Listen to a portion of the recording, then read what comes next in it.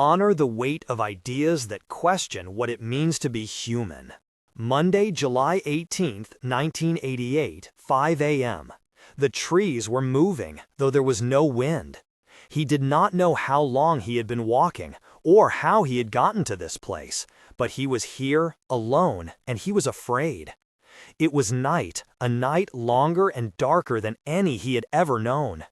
Moonlight painted the landscape in shades of black and gray, but the moon was obscenely swollen, the color of rotting flesh. He looked up at it once, and for one awful moment it seemed to pulse. He knew he must not look again. Whatever he did, he must not look again. He walked. On and on he walked.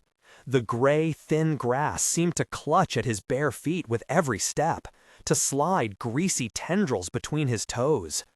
And the trees moved. Windless, they moved. Long, cruel branches, barren of any leaves, writhed and twisted as he passed, and whispered secrets he did not want to know. If he stopped for only a moment, he would hear them clearly, he would understand, and then surely he would go mad. He walked. Beneath that sickly sweet moonlight, things that did not bear thinking of woke and stirred. Vast, leathery wings beat against the air, filling the night with the smell of corruption. Gaunt spider shapes, leprous and rotten, slipped between the trees just out of sight, their legs rustling softly as they moved, never seen, but never far behind him. Once a long, low moan shuddered across the landscape, growing louder and louder until even the trees grew still and silent and afraid. And then, when the feeling of dread was so thick he thought he might choke on it, he saw the subway kiosk up ahead. It stood in the middle of the forest, bathed in that awful moonlight, but he knew it belonged, somehow. He began to run. He seemed to be moving very slowly, as if each stride took an eon. Slowly, the mouth of the kiosk grew. The steps descending into the dark, the worn railing, the familiar signs, they called him home. Finally, he reached the top of the stairs, just when he felt he could run no farther. There were sounds behind him, but he dared not look around. He started down the steps, holding the handrail, faint with relief. It seemed as though he descended a long way. Trains rumbled through dark gulfs far, far below him. Still he descended. Now he could taste the fear again. The steps twisted around on themselves, spiraling down and down. Then, well beneath him, he glimpsed another passenger, descending. He moved faster, bare feet slapping against the cold stone, down and around, and saw him again, a big man in a heavy black coat. He tried to call out to him, but here, in this place, his voice was gone. He ran even faster. He ran until his feet began to bleed. The steps had grown very narrow. They opened suddenly, and he stepped out onto a long, narrow platform, suspended over a vast blackness, a darkness that swallowed all light. The other man stood on the platform.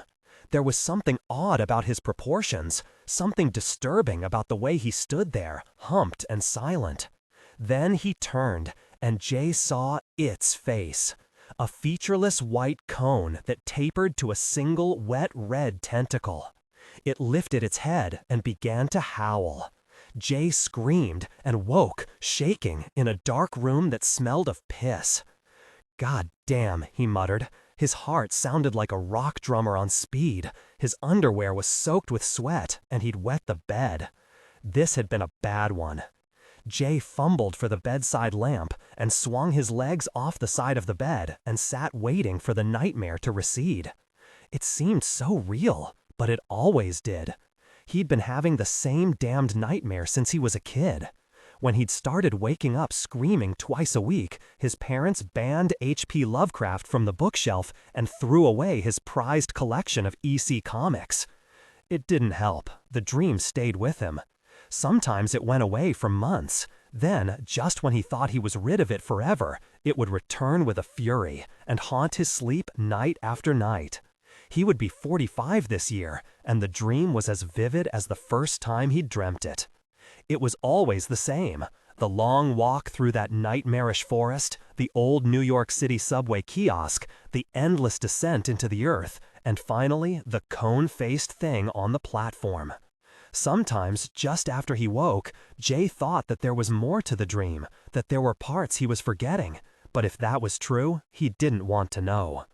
Jay Ackroyd made his living as a private detective. He had a healthy respect for fear that had saved his life a time or two, but he didn't scare easily, at least not when he was awake. But he had one secret terror, that some night he would find himself standing on that platform, and the cone-faced thing would turn and lift its head and howl, and he wouldn't wake up. "No fucking thanks," Jay said aloud. He looked at the clock. A few minutes past 5 in the morning. No sense trying to get back to sleep. He was due at the Crystal Palace in less than 2 hours. Besides, after one of his dreams, nothing short of cardiac arrest would close his eyes again. Jay stripped the bed, bundling sheets, blankets, and underwear in his hamper to take to the laundromat the next chance he got. He'd be sleeping on Crystal Palace sheets for the next week or two, however long this gig with Chrysalis lasted. He hoped like hell the nightmare went away for a little while. He didn't think Chrysalis would be too thrilled to learn her new bodyguard had a recurring nightmare that freaked him out so bad, especially if she was in the bed when he wet it. Jay had been hitting on Chrysalis for years, but she'd never succumbed to his charms. He was hoping this might be his chance. Her body was so alive. Beneath that transparent skin, you could see the blood rushing through her veins, the ghostly movement of half-seen muscles, the way her lungs worked under the bones of her rib cage. And she had great tits, even if they were mostly invisible. He opened the window to air out his bedroom, although the odors wafting up the dingy air shaft to his third-floor walk-up were almost as foul as those in the room. After a long soak in his clawfoot tub, he dried himself off in a beach towel decorated with a rather threadbare picture of Opus the Penguin.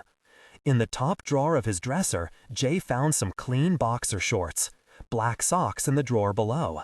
Then he went to the closet and looked at his suits. He had a cool white linen number that was fashionably rumpled, a charcoal gray Brooks Brothers three-piece, a pinstripe from Hong Kong that had been precisely tailored to his measurements. Hiram Worcester had given him all three. Hiram was always after Jay to dress better. He'd get more respect, Hiram promised. He'd get noticed. He might even get girls. The part about the girls tempted him, but otherwise, Jay was having none of it. Hiram, he had explained, "I'm a PI. I sit in parked cars and donut shops. I shoot Polaroids through motel windows. I bribe doormen and hide in bushes. I don't want to be noticed. If they made a suit out of Holiday Inn wallpaper, I'd buy 6 of them." But every Christmas, Hiram gave him another goddamn suit. It looked like it was gonna be hot. Jay picked out a short-sleeved white shirt with a button-down collar, a pair of dark brown slacks to match his hair, and a tan blazer. No tie. He hated ties. 7 a.m. Brennan woke from a deep, dreamless sleep as the light from the rising sun shone through the window and touched his face. Jennifer Malloy turned over, murmuring, as he slipped silently from under the sheet that covered their futon and padded noiselessly to the chair where his clothes were laid out. He put on shorts, t-shirt, and running shoes and went quietly through the back door that opened to the outside.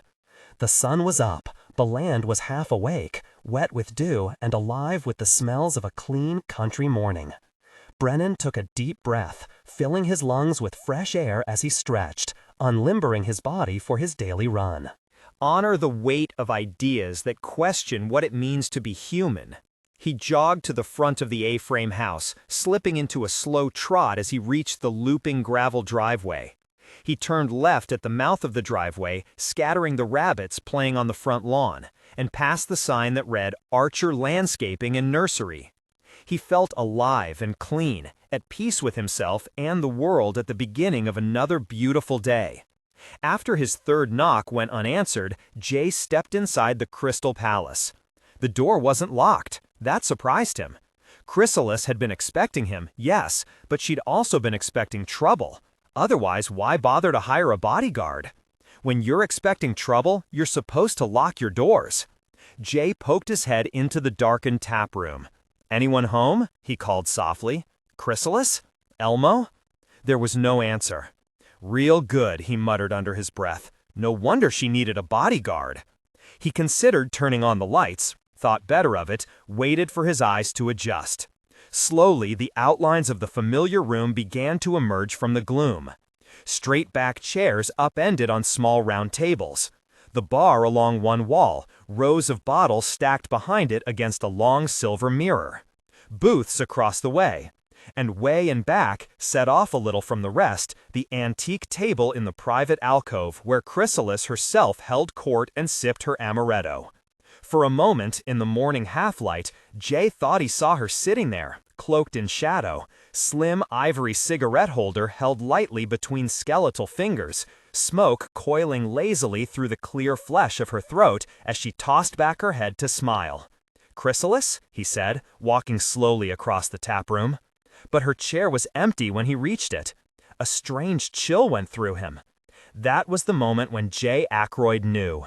He stood quietly beside the table, listening, remembering what he knew of the Crystal Palace. Chrysalis lived on the 3rd floor, her chambers crowded with expensive Victoriana. Elmo, her dwarf bouncer, lived on the 2nd floor. So did Sasha, the eyeless telepath who tended bar for her. All the public rooms were on the 1st floor. So was her office. Jay decided to start there. The office was in the back of the building under the stairs. It had a wooden door, ornately carved, with a crystal doorknob. Jay took a rumpled handkerchief out of his pocket and turned the knob carefully with 2 fingers. The door swung open. The room was windowless and black, but Jay didn't need eyes to know what he'd find inside. Death has a smell all its own. The hard, coppery scent of blood, the sweaty stench of fear, the stink of shit. He'd smelled it before. The familiar miasma was there, waiting for him, and under it all was her perfume. "God damn you," Jay said quietly to no one in particular. He reached over, handkerchief still in hand, and found the light switch.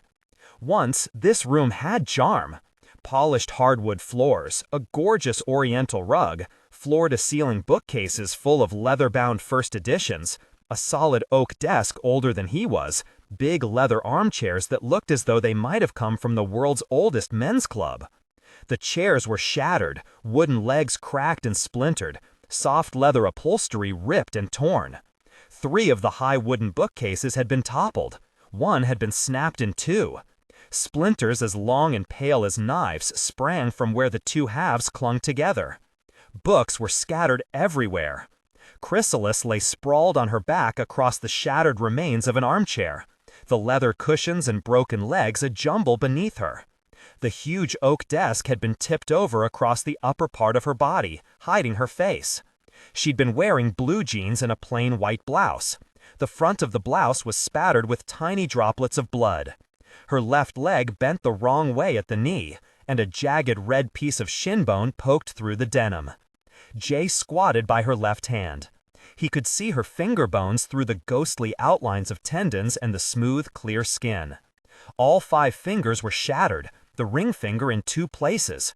Her crystalline flesh was suffused with the rosy glow of burst capillaries. Jay took her broken fingers in his own. A faint warmth still clung to her body, but she was cooling even as he held her. After a moment, he released her hand and tried to lift the desk off her. It was heavy. He grimaced, shoved harder, and righted it with a grunt. Only when the desk was back against the wall did he look back down at Chrysalis. Her face was gone. Her skull hadn't been crushed as much as it had been obliterated. The back cushion of her chair was sticky with dried blood. Bits of mashed brain oozed out between fragments of bone. Everything was red and wet. A small pool of blood had gathered under what was left of the chair, soaking into the oriental rug. Jay looked up and saw more blood, a faint spray of it across the front of the desk and low on the walls, around the light socket. The patterned antique wallpaper was a gloomy purple color, very Victorian. It was hard to see the blood spatters, but they were there when you looked. Jay stood up and tried not to feel anything. He'd seen bodies before, more than he cared to think about, and Chrysalis had been playing dangerous games for a long, long time. She knew too many secrets. Sooner or later, something like this was bound to happen. He studied the position of the body, committing it to memory. It wasn't Chrysalis now, just dead meat, just evidence. When he'd seen all there was to see, Jay turned his attention to the rest of the room. That was when he first noticed the small rectangle of cardboard lying beside her left thigh. He moved around her and squatted for a closer look.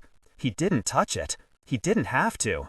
There wasn't a drop of blood on it, and it was lying face up. A playing card. The ace of spades. "Son of a bitch," he said. He was closing the office door behind him when he heard footsteps on the stairs. Jay pressed himself against a wall and waited. A moment later, a slender man with a pencil-thin mustache stepped into the hall. He wore slippers and a silk dressing gown, and there was an unbroken expanse of pale skin where his eyes should have been. His head turned slowly until he was looking into the shadows at Jay. "I can see your mind, Poppin' Jay," he said. Jay stepped out. "Call the police, Sasha," he said, "and don't call me Poppin' Jay, damn it." 8 a.m. Brennan leaned into the hill, arms pumping, breath flowing easily, sprinting up the steep grade near the end of the run that had taken him over foresting hills and through dew-drenched meadows. The route he followed varied, but always ended at the unpaved county road that led him, sweaty and pleasantly winded, back to the gravel driveway with Archer Landscaping and Nursery posted at the entrance. The driveway looped around a series of gardens that were living advertisements of his horticultural skills. First was a Japanese miniature hill garden in the Tsukiyama form, then an English shrubbery, and third a traditional flower bed blooming with a dozen different species of a dozen different hues. The driveway circled the flower bed and led past 2 greenhouses, one for tropical foliage, the other for desert species, and the A-frame house. Brennan finished his run with a gut-busting sprint that brought him around behind the A-frame. He took a few minutes to cool down and calm his breathing, then folded himself comfortably into a meditative posture and gazed out over the Carré Sansu, the raked gravel bed rippling like frozen water in the morning breeze. Nested in the gravel were 3 rock triads. Brennan spent a timeless time sunk in the pool of zazen, not studying the rocks, their shadows, or the patterns of the moss that grew on them, then stood smoothly, relaxed, refreshed, and ready for the day. Honor the weight of ideas that question what it means to be human. He went back into the bedroom that was sparsely furnished with a futon on the polished wood floor, a comfortable chair with a reading lamp and side table stacked with books, and a large wicker clothes hamper Jennifer had gotten out of bed. He could hear water running in the shower of the connecting bathroom. Brennan took off his sweat-soaked t-shirt and dropped it in the hamper as he passed on through to the room that served as a combination living room office. He flicked on the television to get the morning news, then sat at his desk and fired up the PC to check his schedule. He watched the television as the computer tracked down the proper file. Most of the news was devoted to the Democratic National Convention convening today in Atlanta. Nothing of substance had happened yet, but the analysis and predictions already seemed overblown and overdone. Greg Hartman was the favorite, but his nomination would be a struggle, particularly with the man directly opposite him in political philosophy and belief, the Reverend Leo Barnett. Brennan distrusted all politicians, but if you could vote, he would cast his ballot for Hartman. The man seemed honest and caring, especially when compared with the demagogue Barnett. A lot of jokers were backing Hartman. The news cameras panned the Atlanta public parks, where they had gathered by the thousands to noisily show the nation their depth of support for the senator. Brennan watched a few interviews with the joker on the street, then turned down the volume on the television set and turned his attention to the computer screen. He wished Hartman and his Joker supporters well, but the day was already getting old and he had his own worries. His schedule had come up on the screen, and it promised to be a full day. Archer Landscaping was in the middle of 2 jobs. Brennan was building a hill garden with a Sutayochi, a miniature waterfall trickling over a bed of emplaced rocks for a Japanese-American banker who had just moved into the area, and he was also constructing a multi-terraced shrubbery with a fish pond for a doctor who lived down the road. Joachim Ortiz, Brennan's foreman, would boss the crew at the doctor's while he took care of the other job. Japanese gardens were his personal specialty. Brennan leaned back in the chair, still mildly surprised at the contentment he felt as he contemplated the upcoming day. Abandoning death and destruction and returning to the country to nurture life was the best thing he had ever done. He felt cleansed, content, and at peace for the first time in years.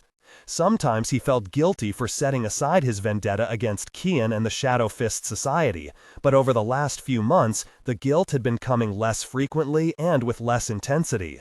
He took his copy of Sakuteki, Tachibana Tashisuna's classic treatise on garden design, from his reference shelf.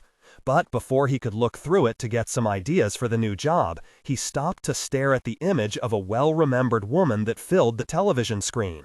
He turned up the volume. A mysterious woman known only as Chrysalis was found dead this morning in the office of her nightclub, the Crystal Palace. The police have so far refused comment, but an ace of spades found on her body has linked the slaying to the mysterious bow and arrow vigilante known as Yeoman, who was responsible for at least 50 deaths in 1986 and early 1987. Brennan was still staring at the screen as Jennifer Malloy walked through the wall, damp from her shower, carrying 2 cups of tea. "What's the matter?" she asked when she saw the expression on his face. "What happened?" Brennan turned to her, the coldness back in his eyes, the hardness back on his face. "Chrysalis is dead." "Dead?" she echoed, unbelievingly. "Murdered. How? By who?" Jennifer asked as she sank down into the chair facing him. She handed him one of the cups. He took it mechanically and put it aside. Report didn't say, but her killer tried to frame me by putting an ace of spades on the body. "Frame you? Why?" Brennan looked at her for the first time. "I don't know, but I'm going to find out. The police think I did it." "That's insane," Jennifer said. "We haven't been to the city for over a year." They'd been so busy that it hadn't seemed that long since Brennan had called off his vendetta against the Shadow Fist's crime lord named Kian and left New York City with Jennifer. They'd spent some time traveling, some time resting and healing and learning to love one another, then settled down outside of Goshen, a small town just north of New York City. Jennifer had begun writing what she hoped would become the definitive biography of Robert Tomlin. Brennan, weary of dealing in death, wanting to build rather than destroy, had started a landscaping business. He found that he had a genuine talent for horticulture, and Jennifer was happy researching and writing her book. They'd been quite content with their quiet, peaceful, isolated existence. "Someone set me up," Brennan said in a low voice. "Who?" He looked at Jennifer. "Kian." She leaned back, considering it. "Why?" Brennan shrugged. Maybe he found out that Chrysalis knew he was head of the Shadow Fists. Maybe he thought that he could get rid of her and me at the same time. "The police would never find you if we stay here." "Maybe," Brennan conceded, "but maybe they'll never find Chrysalis's real killer either." "We're building something here," Jennifer said. "We can't just let it go." Let it go. It should be easy, Brennan told himself, to let the past go, to live for the present and the future. But he couldn't. Someone had murdered his ex-lover. He couldn't forget that. And then the murderer had framed him for it. He couldn't forgive that. He stood up. "I'm not letting anything go. I can't." Jennifer just looked at him. After a moment, he turned and went out to the back and unlocked the shed where he kept his bows and guns. He loaded the van and sat waiting in it for several minutes, wondering if Jennifer was going to join him. After a while, he started the engine and drove away, alone. Noon. Masaryk played the good cop, Kant played the bad cop, and both of them deserved rave reviews. Ackroyd had seen the act before, though. Masaryk was lean and dark, with intense violet eyes. Kant was a hairless scaled joker with nictating membranes and pointed teeth. As Jay ran through his story for the 7th time, he found himself wondering whether they swapped roles when the suspect was a joker. He took one look at Kant and decided not to ask. By lunchtime, even the two detectives had gotten tired of going round the mulberry bush. "If you're playing games with us, you're going to be real sorry," Kant said, showing his incisors. Jay gave him a "who, me?" look. "I'm sure Mr. Ackroyd's told us everything he knows, Harv," Masaryk said. "If you do happen to remember anything else that might be of use, you'll give us a call." Masaryk gave him his card, Kant told him not to leave town, and they walked him to the squad room to sign a copy of his statement. The precinct house was full of familiar faces. The doorman from the Crystal Palace was giving a statement to a uniformed cop, while a waitress that Chrysalis had fired last month sobbed loudly in the corner. Other palace employees waited on long wooden benches by the window. He recognized 3 waiters, a dishwasher, and the guy who played ragtime piano in the green room on Thursday nights. But the most important faces were the ones he didn't see. Lupo, the relief bartender, sat alone by an unoccupied desk. After he dealt with the paperwork, Jay drifted over. "Can you believe it?" the Joker asked. "What's going to happen to us?" Lupo had deep-set red eyes and a wolf's face. He'd been shedding. There were hairs all over the shoulders of his denim shirt. Jay brushed them off. Lupo hardly seemed to notice. "I hear it was you found the body," he said. "Was it really the ace of spades guy?" "There was a card," Jay said. "Yeoman," Lupo muttered angrily. Son of a bitch! I thought he was gone for good. He used to drink Tullamore Dew. I served him once or twice. Ever see him without the mask?" Lupo shook his head. "No. I hope they catch the fucker." His long, red tongue lolled from a corner of his mouth. Jay looked around the room again. "Where's Elmo?" "No one's seen him. I heard the cops got an APB out on him." Kant came up behind them. "Your turn, Lupo," he said, gesturing toward an interrogation room. He stared at Jay. "You still here?" I'm going, Jay said, "as soon as I use the little cop's room." Kant told him where to find it. By the time Jay emerged, Kant and Masaryk and Lupo were off doing their thing. Jay went back to the captain's cubicle and walked in unannounced. Captain Angela Ellis was behind the desk, chain-smoking as she scanned a file, flipping pages like a speed reader.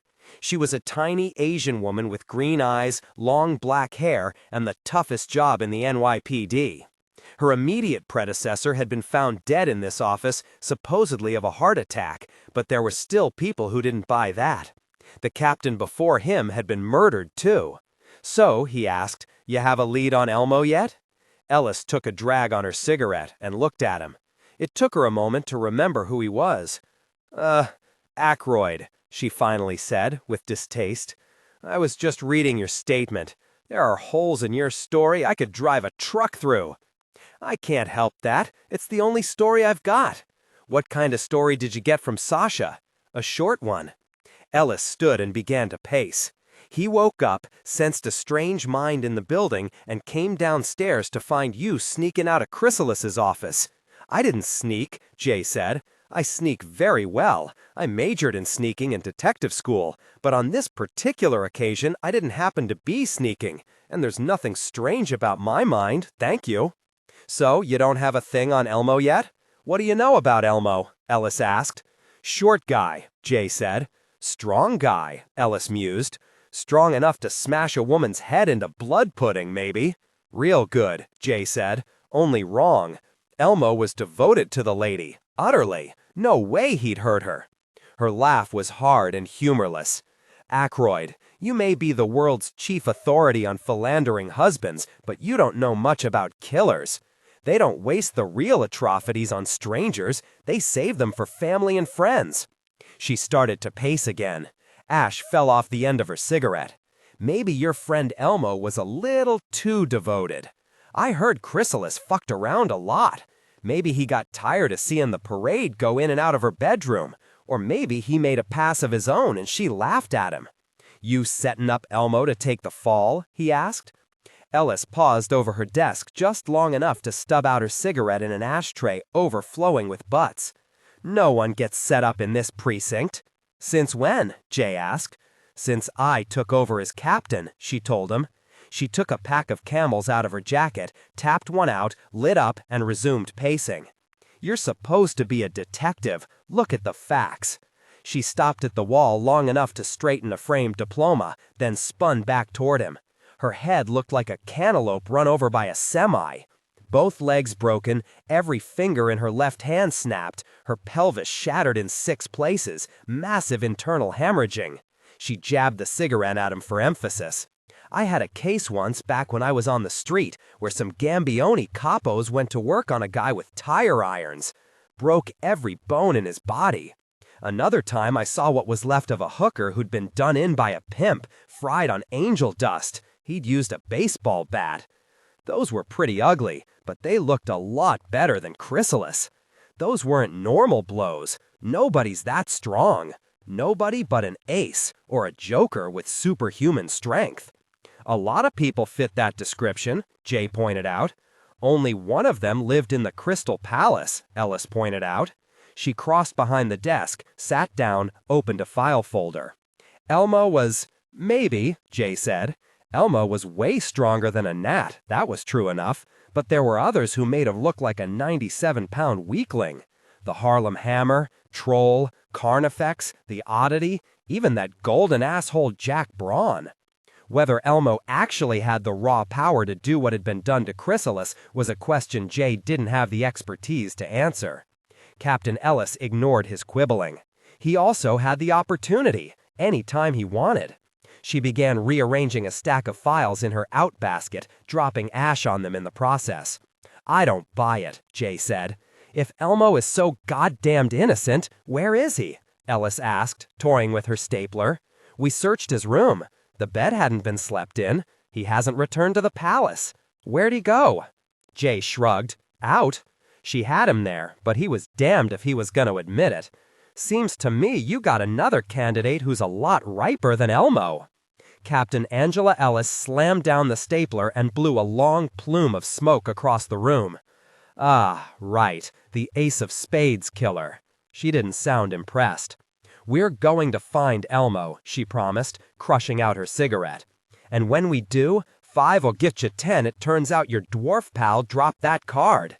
You can buy a deck of playing cards at any 5 and 10. You're supposed to be a bright boy, Ackroyd. Figure it out for yourself." "Maybe I will," Jay said. Angela Ellis didn't like that one bit. Her bright green eyes narrowed as she stood up. "Let me make one thing real clear. I don't like PIs, and I don't like aces. So you can probably guess how I feel about ace PIs. You start getting in our way on this one, you can just kiss your license goodbye." "You're beautiful when you're angry," Jay said. Ellis ignored him. "I don't like bodies cluttering up my precinct either." "You must be unhappy a lot of the time," Jay said as he headed for the door. He paused in the doorway to study her little glass-walled cubicle. "This really where they killed Captain Black?" he asked innocently. "Yes," she snapped, irritated. Jay figured he'd hit a sore point. Knowing the NYPD, they probably hadn't even gotten her a new chair. "What the hell are you doing?" she said. "Getting a good picture of the place in my head," Jay said. He smiled crookedly and made his right hand into a gun, 3 fingers folded down, thumb cocked like a hammer, index finger pointed at Angela Ellis. "I'm a good boy, Captain. If I bump into your killer, I'll want to send him right here to you." She looked puzzled for a moment, then flushed when she remembered what he could do. "Aces," she muttered. "Get the hell out of here." He did. Kant and Masaryk were back in the squad room. "Captain on the rag?" Jay asked as he passed. They exchanged looks and watched him leave. Jay went out the front door, walked around the block, went back in, and took the steps down to the basement. The precinct records were kept in a dimly lit, low-ceilinged room next to the boiler, part of which had been the coal cellar once upon a time. Now it held a couple of computer consoles, a Xerox machine, a wall of overflowing steel filing cabinets, and one very pale, very short, very nearsighted policeman. "Hello, Joe," Jay said. Joe Mo turned around and sniffed at the stale air. He was just under 5 feet tall, stooped and pot-bellied, with a complexion the color of a mushroom. Tiny pink eyes peered out from behind the largest, thickest pair of tinted spectacles that Jay had ever seen. White, hairless hands rubbed together nervously. Mo had been the first Joker on the NYPD, and for more than a decade, he'd been the only Joker on the NYPD. His appointment, forced through under the banner of affirmative action during Mayor Hartman's administration in the early 70s, had drawn so much fire that the department had promptly hidden him down in records to keep him out of public view. Joe hadn't minded. He liked records almost as much as he liked basements. They called him Sergeant Mole. "Popinjay," Mo said. He adjusted his glasses. The milk white of his skin was shocking against the dark blue of his uniform, and he always wore his cap, night and day, even indoors. "Is it true?" "Yeah, it's true," Jay told him. Mo had been a pariah when he joined the force, even in Fort Freak. No one had wanted to partner him, and he'd been made unwelcome in the usual cop bars. He'd been doing his off-duty drinking in the Crystal Palace since its doors first opened, paying for every drink in a rather ostentatious show of rectitude, and collecting 10 times his tab under the table for acting as Chrysalis's eyes and ears in the cop house. "I heard you were the one found the body," Joe Mo said. "Nasty business, wasn't it? Makes you wonder what Jokertown is coming to. You'd think she'd be safe if anyone was." He blinked behind the dark, thick lenses. "What can I do for you, dear boy?" "I need to see the file on the Ace of Spades killer." "Yeoman," Joe Mo said. "Yeoman," J. Ackroyd repeated thoughtfully. It came back to him then. "Yeoman, I don't care for this," Chrysalis had said with ice in her voice, that night a year and a half ago when they'd faced off in the darkened tap room of the palace. She was always a master of understatement. "I remember," he said. "Why, there hasn't been a new bow and arrow killing in more than a year," Mo said. "You really think he's the one?" "I hope not," Jay said. Yeoman had entered the tap room silent as smoke, and before anyone even noticed him, he'd had a hunting arrow notched and ready. But Hiram Worcester had stepped in the way in righteous indignation, and Jay had gotten the drop on the guy. Suddenly, Yeoman was gone in a pop of inrushing air. J. Ackroyd was a projecting teleport. When his right hand made a gun, he could pop his targets any place he knew well enough to visualize. Only he'd sent that fucker Yeoman to the wrong damn place. "I had the son of a bitch dead to rights, Joe," he said. "I could have popped him right into the tombs. Instead, I sent him to the middle of the Holland Tunnel, God knows why. Something about his tone when he'd replied to Chrysalis maybe, or the loathing in his eyes when he glanced toward Wyram. Or maybe the fact that he'd had the decency to hesitate when Hiram stepped forward and blocked his shot. Or it could have been the girl he had with him, the masked blonde in the string bikini who seemed so fresh and innocent. It hadn't been what you call a deliberate, conscious decision. A lot of the time, Jay just went on gut instinct. But if he'd been wrong that night, then Chrysalis had paid for it with her life. "I really need to see that file," he said. Joe Mo made a sad little clucking sound. "Why, that file's up on the captain's desk, Jay. She sent down for it right away, soon as the squeal came in. Of course, I made a Xerox before I sent it up. It always pays to make a Xerox. Sometimes things get misplaced, and you don't want to lose any valuable documents." He blinked slowly, looked around. "Now, where did I put that? It's a wonder I ever find anything, with my eyes." The copies were on top of the Xerox machine. Jay riffled through the folder, rolled up the papers, and slid them under his blazer, replaced them with 220s. "I'm sure you'll sniff 'em out," he said. "If not," Joe said, with a wide pink smile, "I can always wait till the captain returns the originals, and Xerox another set." He busied himself with some filing, but when Jay opened the door to leave, he called out quietly, "Popinjay." Jay looked back. "What?" "Find the bastard," Joe Mo said. He took off his tinted specs, and his pale pink eyes implored. "All of us will help," he promised, and Jay knew he wasn't talking about the police. As he drove down Route 17, alone, Brennan was already missing Jennifer. He couldn't blame her for not accompanying him on a quest to find Chrysalis's murderer. And it didn't help any that she'd been right. They had a quiet, beautiful life. Why was he so ready to return to the death waiting him in the city? It wasn't, Brennan knew, because he enjoyed the killing and the violence. He'd rather build a garden than dodge bullets in a stinking, garbage-choked alley. It all came down to what Jennifer had said about letting things go. He just couldn't get Chrysalis out of his mind. He didn't think of her often. He was too satisfied with his life with Jennifer to dwell morbidly on what might have been with another woman. But sometimes at night he'd lie awake with Jennifer asleep beside him and remember the Crystal Lady. He'd remember her invisible flesh flushed to a delicate pink with the passion of their lovemaking. He'd remember her cries and moves in the dark. He'd remember and wonder what it would have been like if she'd accepted his offer of protection and love. He would look at Jennifer asleep at his side and know that he was happy and content. But he would still wonder. The memory of her was a throbbing ache that wouldn't leave him alone. He buried the van in the Tomlin International parking lot and caught a taxi to Manhattan, where he took a room in a cheap but dirty hotel on the fringe of Jokertown. The first thing to do, he decided, was visit the Crystal Palace. He slipped on his mask for the first time in over a year and left the hotel carrying his bow case. 3 p.m.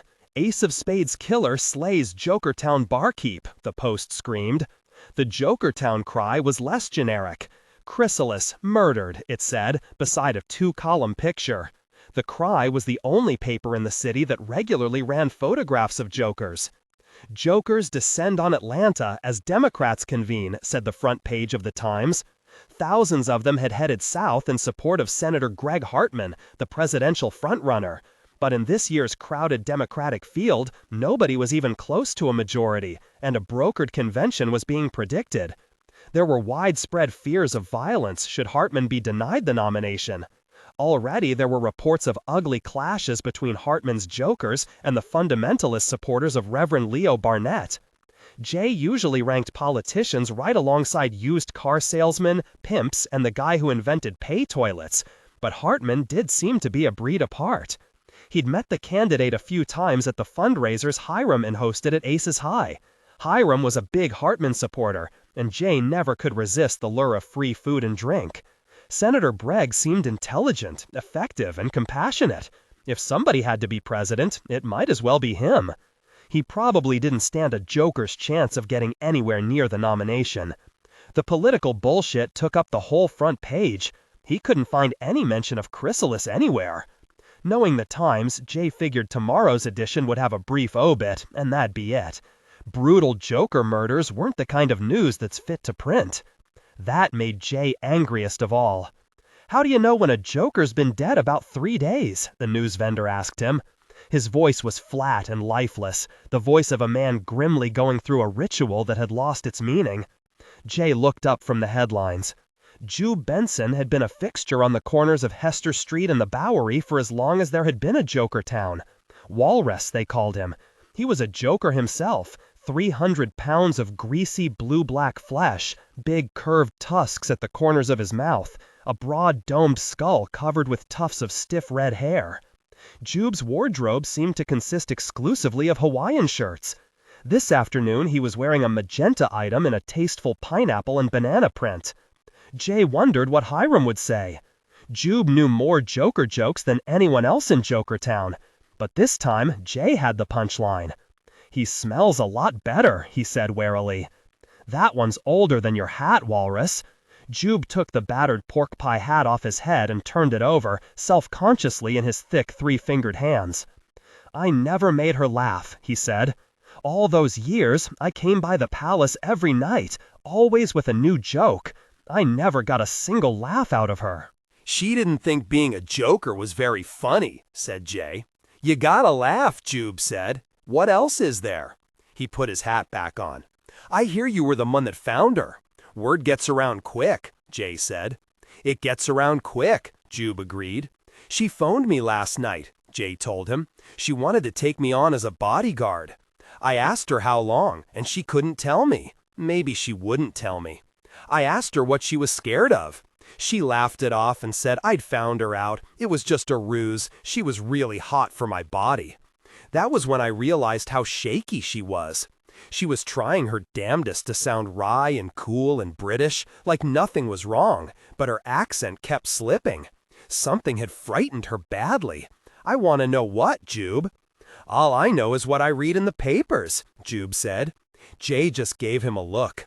As long as Chrysalis had been brokering information, the Walrus had been one of her chief snitches. All day long, Jube stood in his kiosk, watching and listening, joking and gossiping with everyone who stopped to buy a paper. "Come on, Jay," said impatiently. Jube glanced nervously up and down the street. No one was near them. "Not here," the fat joker said. "Let me close up. We'll go to my place." Brennan watched with wry amusement as the armless joker Pickpocket worked the gawkers who had gathered around the Crystal Palace. The Dipper was dressed in threadbare but carefully patched clothes. His pants were specially tailored to fit his third, centrally located leg that ended in an oddly configured foot whose toes were more dexterous than most people's fingers. He was using this limb to pick the pockets of his unsuspecting victims. A bright yellow crime scene ribbon roped off the palace's canopied entrance. The crowd gathered before it was gossiping, mostly wildly and inaccurately, about the Crystal Palace and its mysterious proprietress.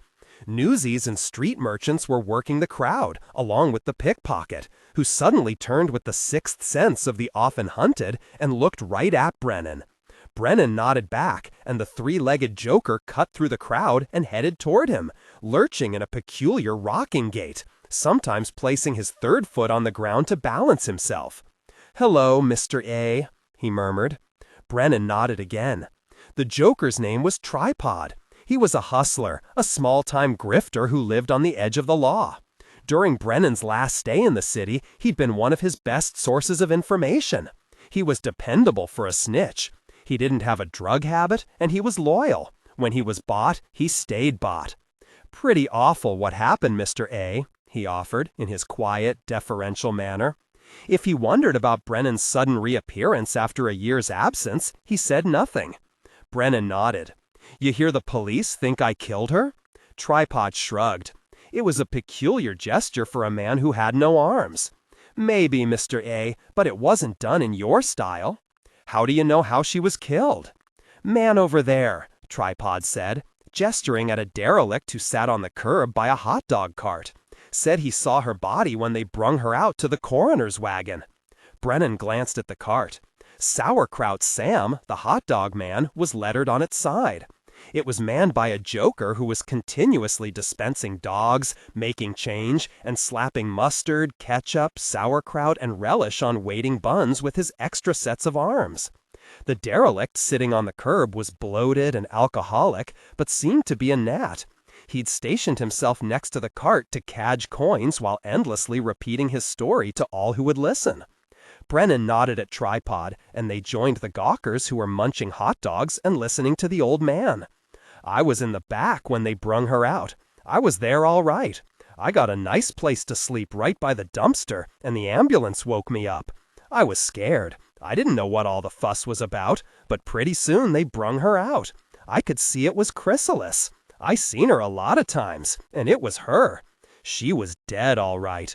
He lowered his voice and leaned forward to whisper conspiratorially to his 24 or so listeners. "Her head was squashed, just squashed. If it weren't for her invisible skin, you couldn't tell who it was.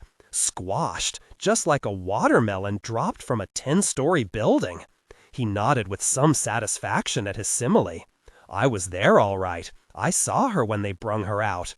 Brennan, impotent anger knotting his stomach, turned away from the cart as a cop came up and hassled the vendor about his license. Sauerkraut Sam complained in a loud voice with angry gesticulations of all his arms, but it didn't seem to get him anywhere.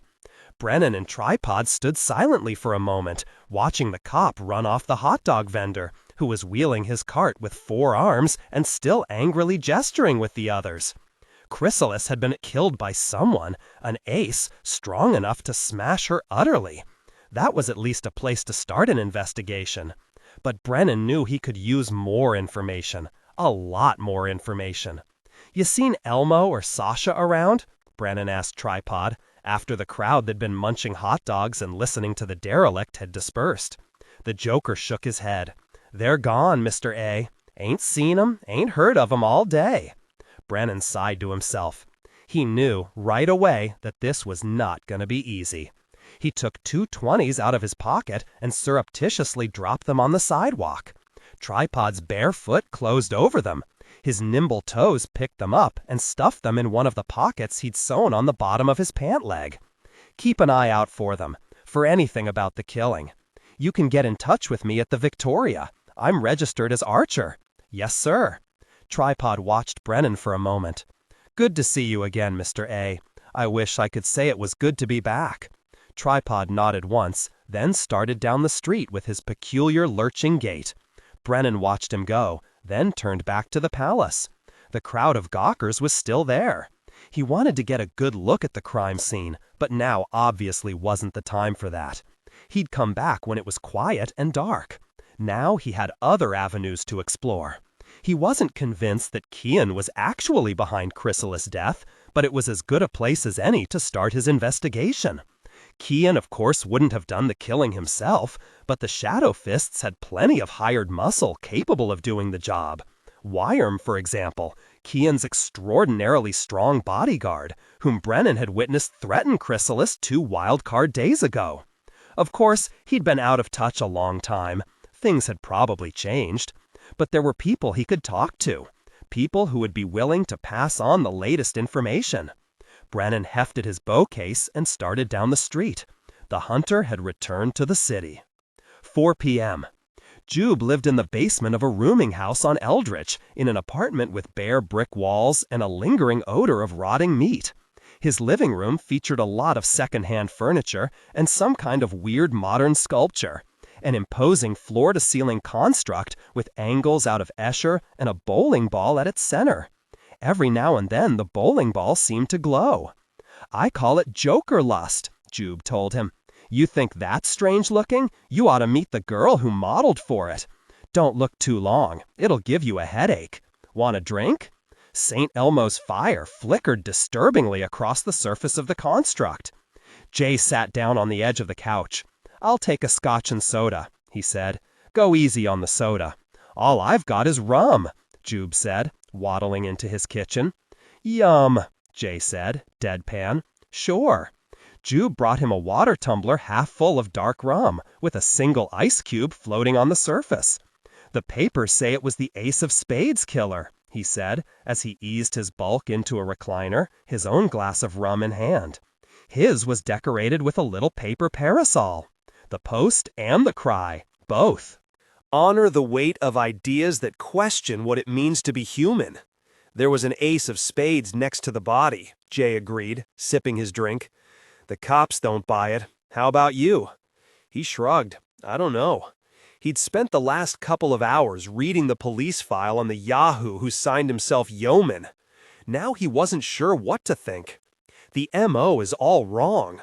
Our friend likes to litter the landscape with corpses, but most of them have arrows sticking out of sensitive parts of their anatomy.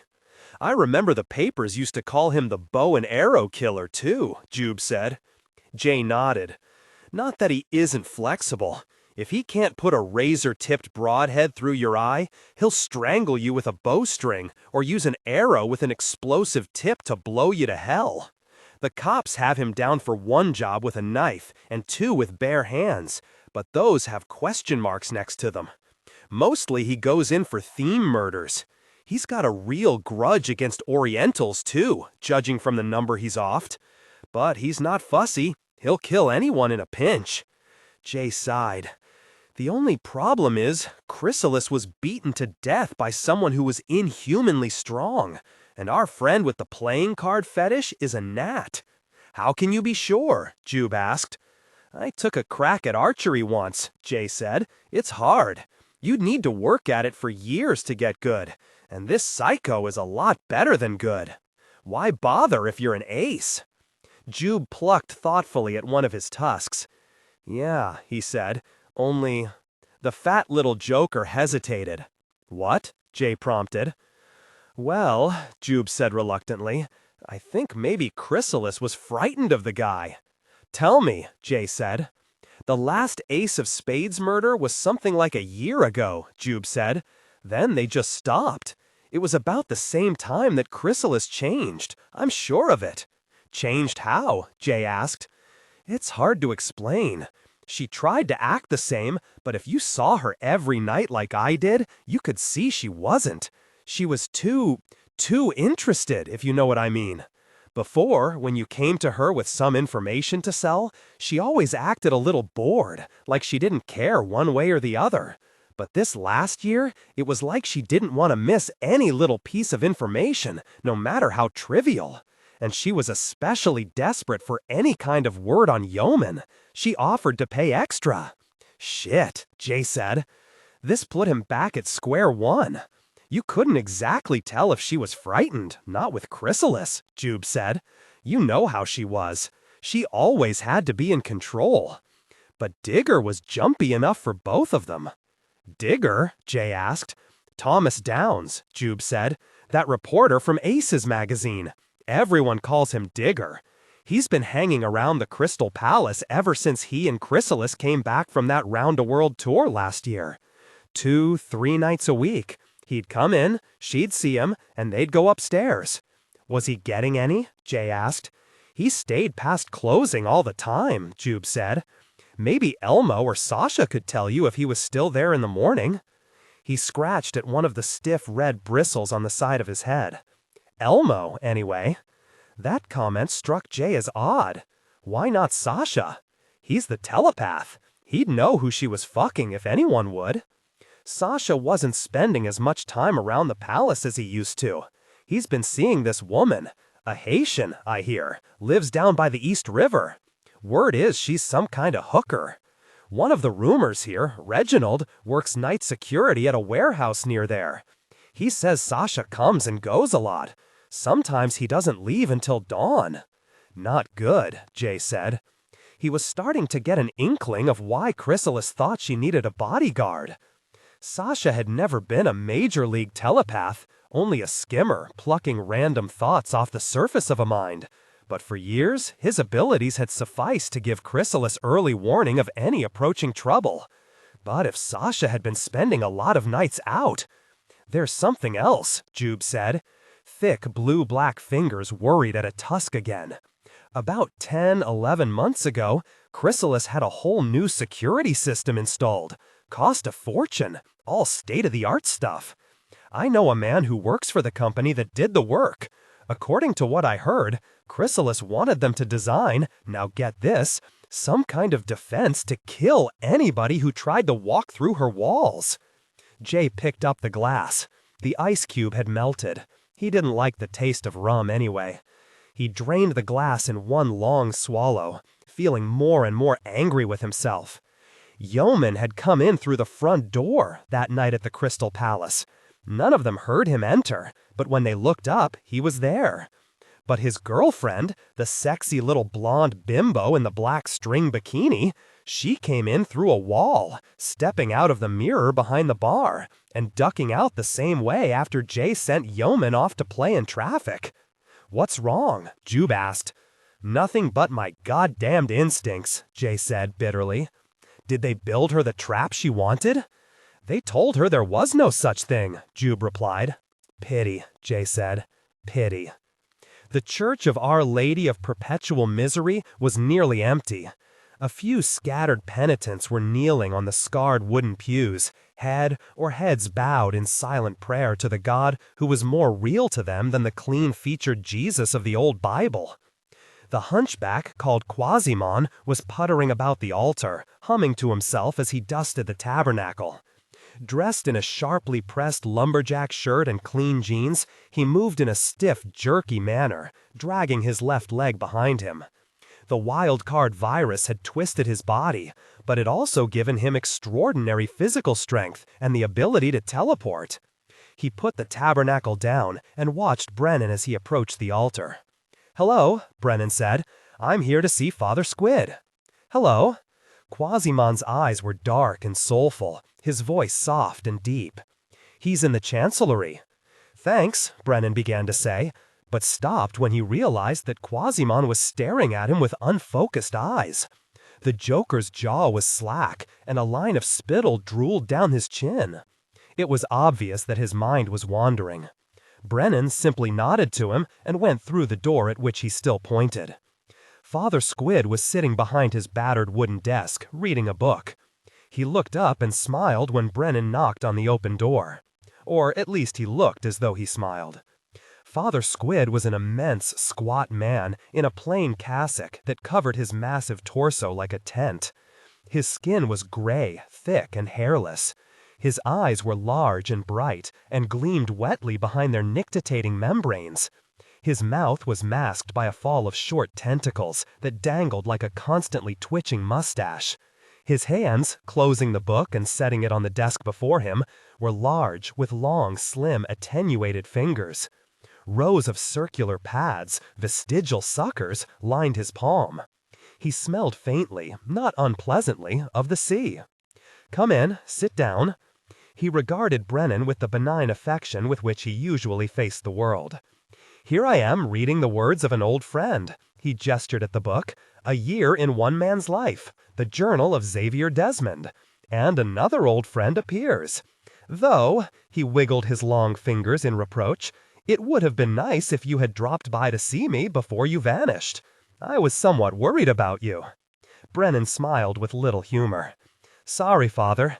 I told Tachyon my plans, trusting he'd pass the word to those who cared. I hadn't figured on ever returning to the city, but recent events have made me change my mind."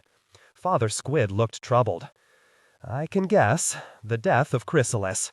I knew that you two were close at one time." "The police say I killed her?" "Yes, I'd heard."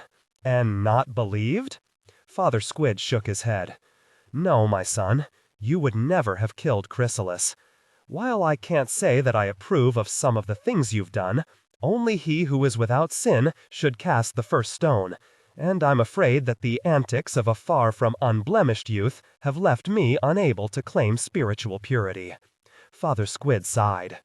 Honor the weight of ideas that question what it means to be human. Chrysalis, poor girl, was a sad soul searching for salvation. I hope that now she has at least found peace. "I hope so too," Brennan said. "And I'll find her killer." "The police," Father Squid began, "think I did it?" The priest shrugged massive shoulders. Perhaps.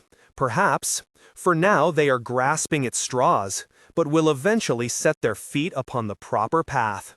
I'll not deny you my help if you are determined to proceed on your own. If, that is, I know anything of value." He rubbed the spot where his nasal tentacles gathered. "Although, I cannot conceive what I would know that would be useful in tracking her killer. Maybe you can help me find someone who does know something." "Who?" "Sasha. He does belong to your church, doesn't he?" "Sasha Starfin is a faithful churchgoer," the priest said. "Though, upon thinking about it, it has been quite a while since he's partaken of communion." "He's disappeared," Brennan said, more concerned with tracking down Sasha's body than with the state of his soul. "You know that he lived at the palace. I think he's gone into hiding because he witnessed the murder." Father Squid nodded. "That may be. Have you tried his mother's apartment?" "No," Brennan said. "Where is it?" "The Russian section of Brighton Beach," Father Squid said, giving specifics. "Thanks, you've been a big help." Brennan rose to leave, then hesitated and turned back to the priest. "One last thing. Do you know where Quasimon was early this morning?" Father Squid looked solemnly at Brennan. "Surely you don't suspect him. He has the gentlest of souls. And very strong hands." Father Squid nodded. "That is true. But you can take his name off your list of suspects. As you may know, it has become something of a nat fad to acquire Joker remains, bodies, skeletons, what have you, as conversation pieces. Quasimon was guarding our cemetery last night. At least I hope he was. He forgets things, you know. I've heard. Was he there all night?" "All night. Alone?" Father Squid hesitated a beat. "Well, yes." Brennan nodded. "Thanks again." Father Squid raised his hand in benediction. "God go with you. I shall say a prayer for you. And," he added quietly as Brennan left, "for Chrysalis' murderer. With you on his trail, he shall certainly need someone to pray for the repose of his soul." 7 p.m. A small crowd had gathered on the sidewalks outside the Crystal Palace, and 4 police cruisers were parked out in front, a 5th by the alley in back. As Jay climbed out of the cab, he recognized Mazarek standing beside one of the cop cars, talking on the police radio. The building was sealed off. The steps up to the main entrance had been blocked with sawhorses, and a yellow crime scene banner was draped across the door. There were lights in the 3rd-floor windows. He figured they were giving her private rooms a real good hard look. A couple of uniforms prowled through the rubble-strewn lot next door, shining flashlights into holes, looking for God knows what. The gawkers watched everything with interest, muttering to each other all the while.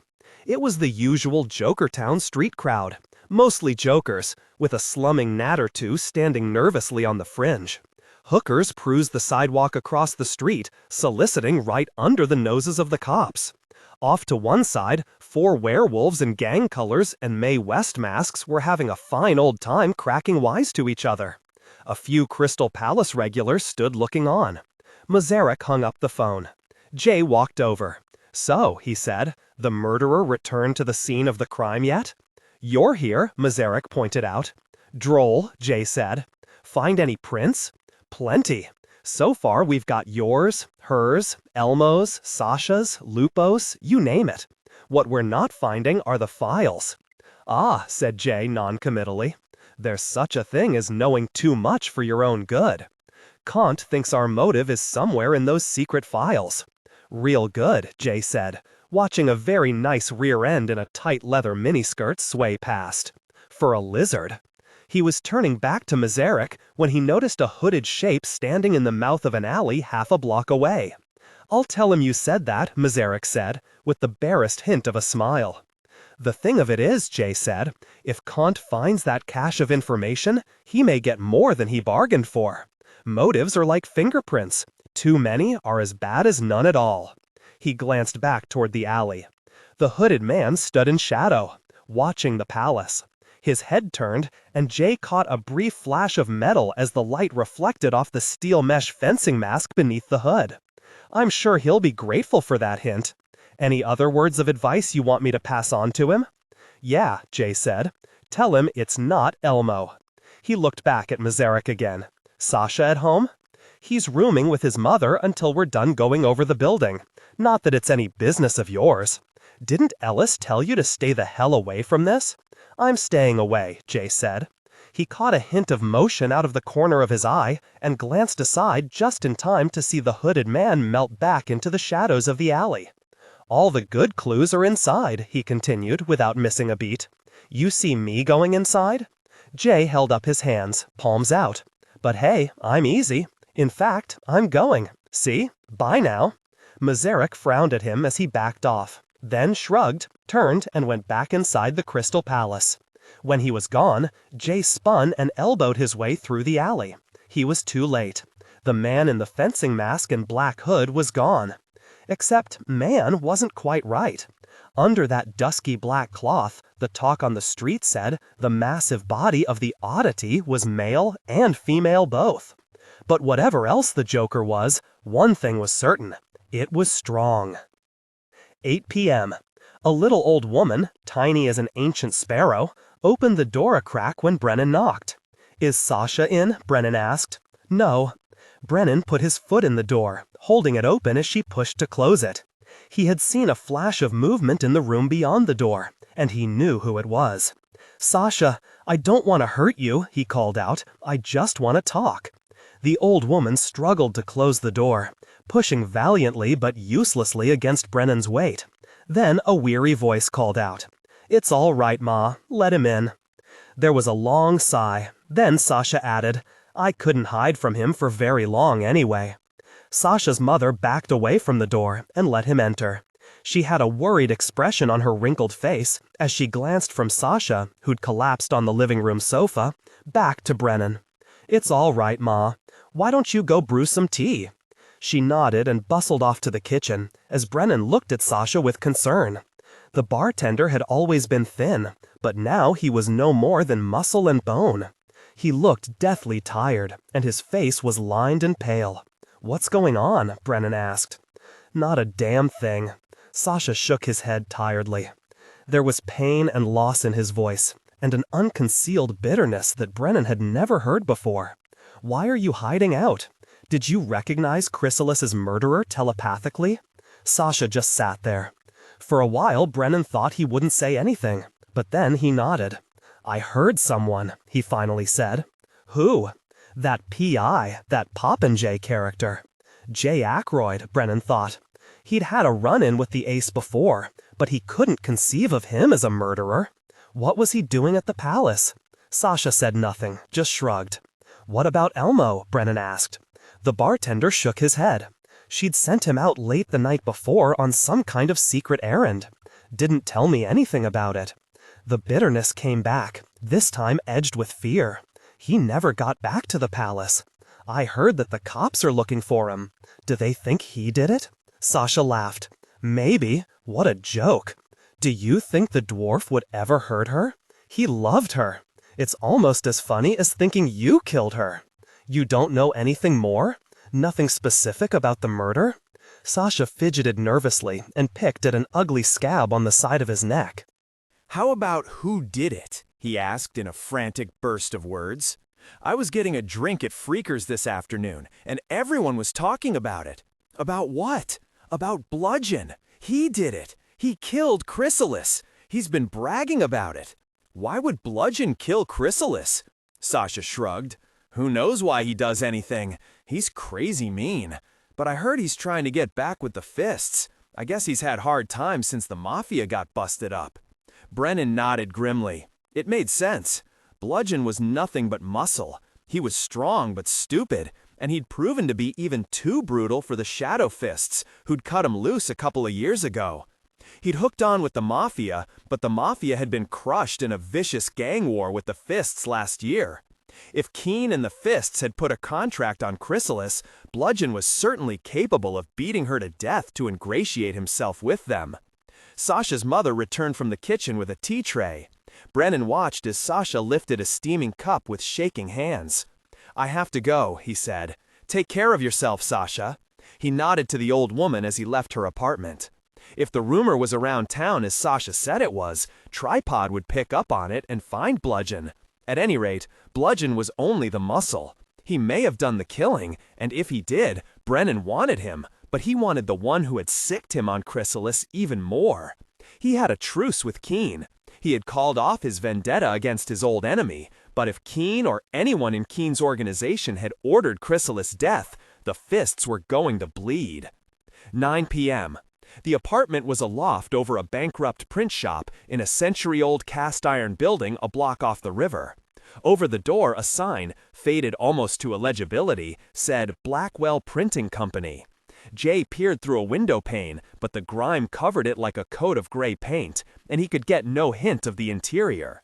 He shoved his hands into the pockets of his blazer and walked slowly up and down the sidewalk. As far as he could see, there were 2 ways into the loft. An old iron fire escape clung to the backside of the structure. He could probably pull the ladder down and climb in through a window. Or he could just ring the bell. He could see lights in the loft windows. To hell with it, he thought. He went around to the steel-reinforced door by the alley. There was no name on the bell. Jay jabbed it with his thumb. After a moment, there was a metallic rasping noise, and the lock on the steel door disengaged. That was easy, Jay thought, as he pushed his way inside. He found himself at the bottom of a narrow flight of stairs in a ghastly little hallway that smelled of mold and printer's ink. A light bulb dangled from the ceiling, swaying slightly from side to side as moths fluttered around it. The bulb was hot and bright, probably way too high a voltage for the old wiring in this fire trap, but it did light up the place.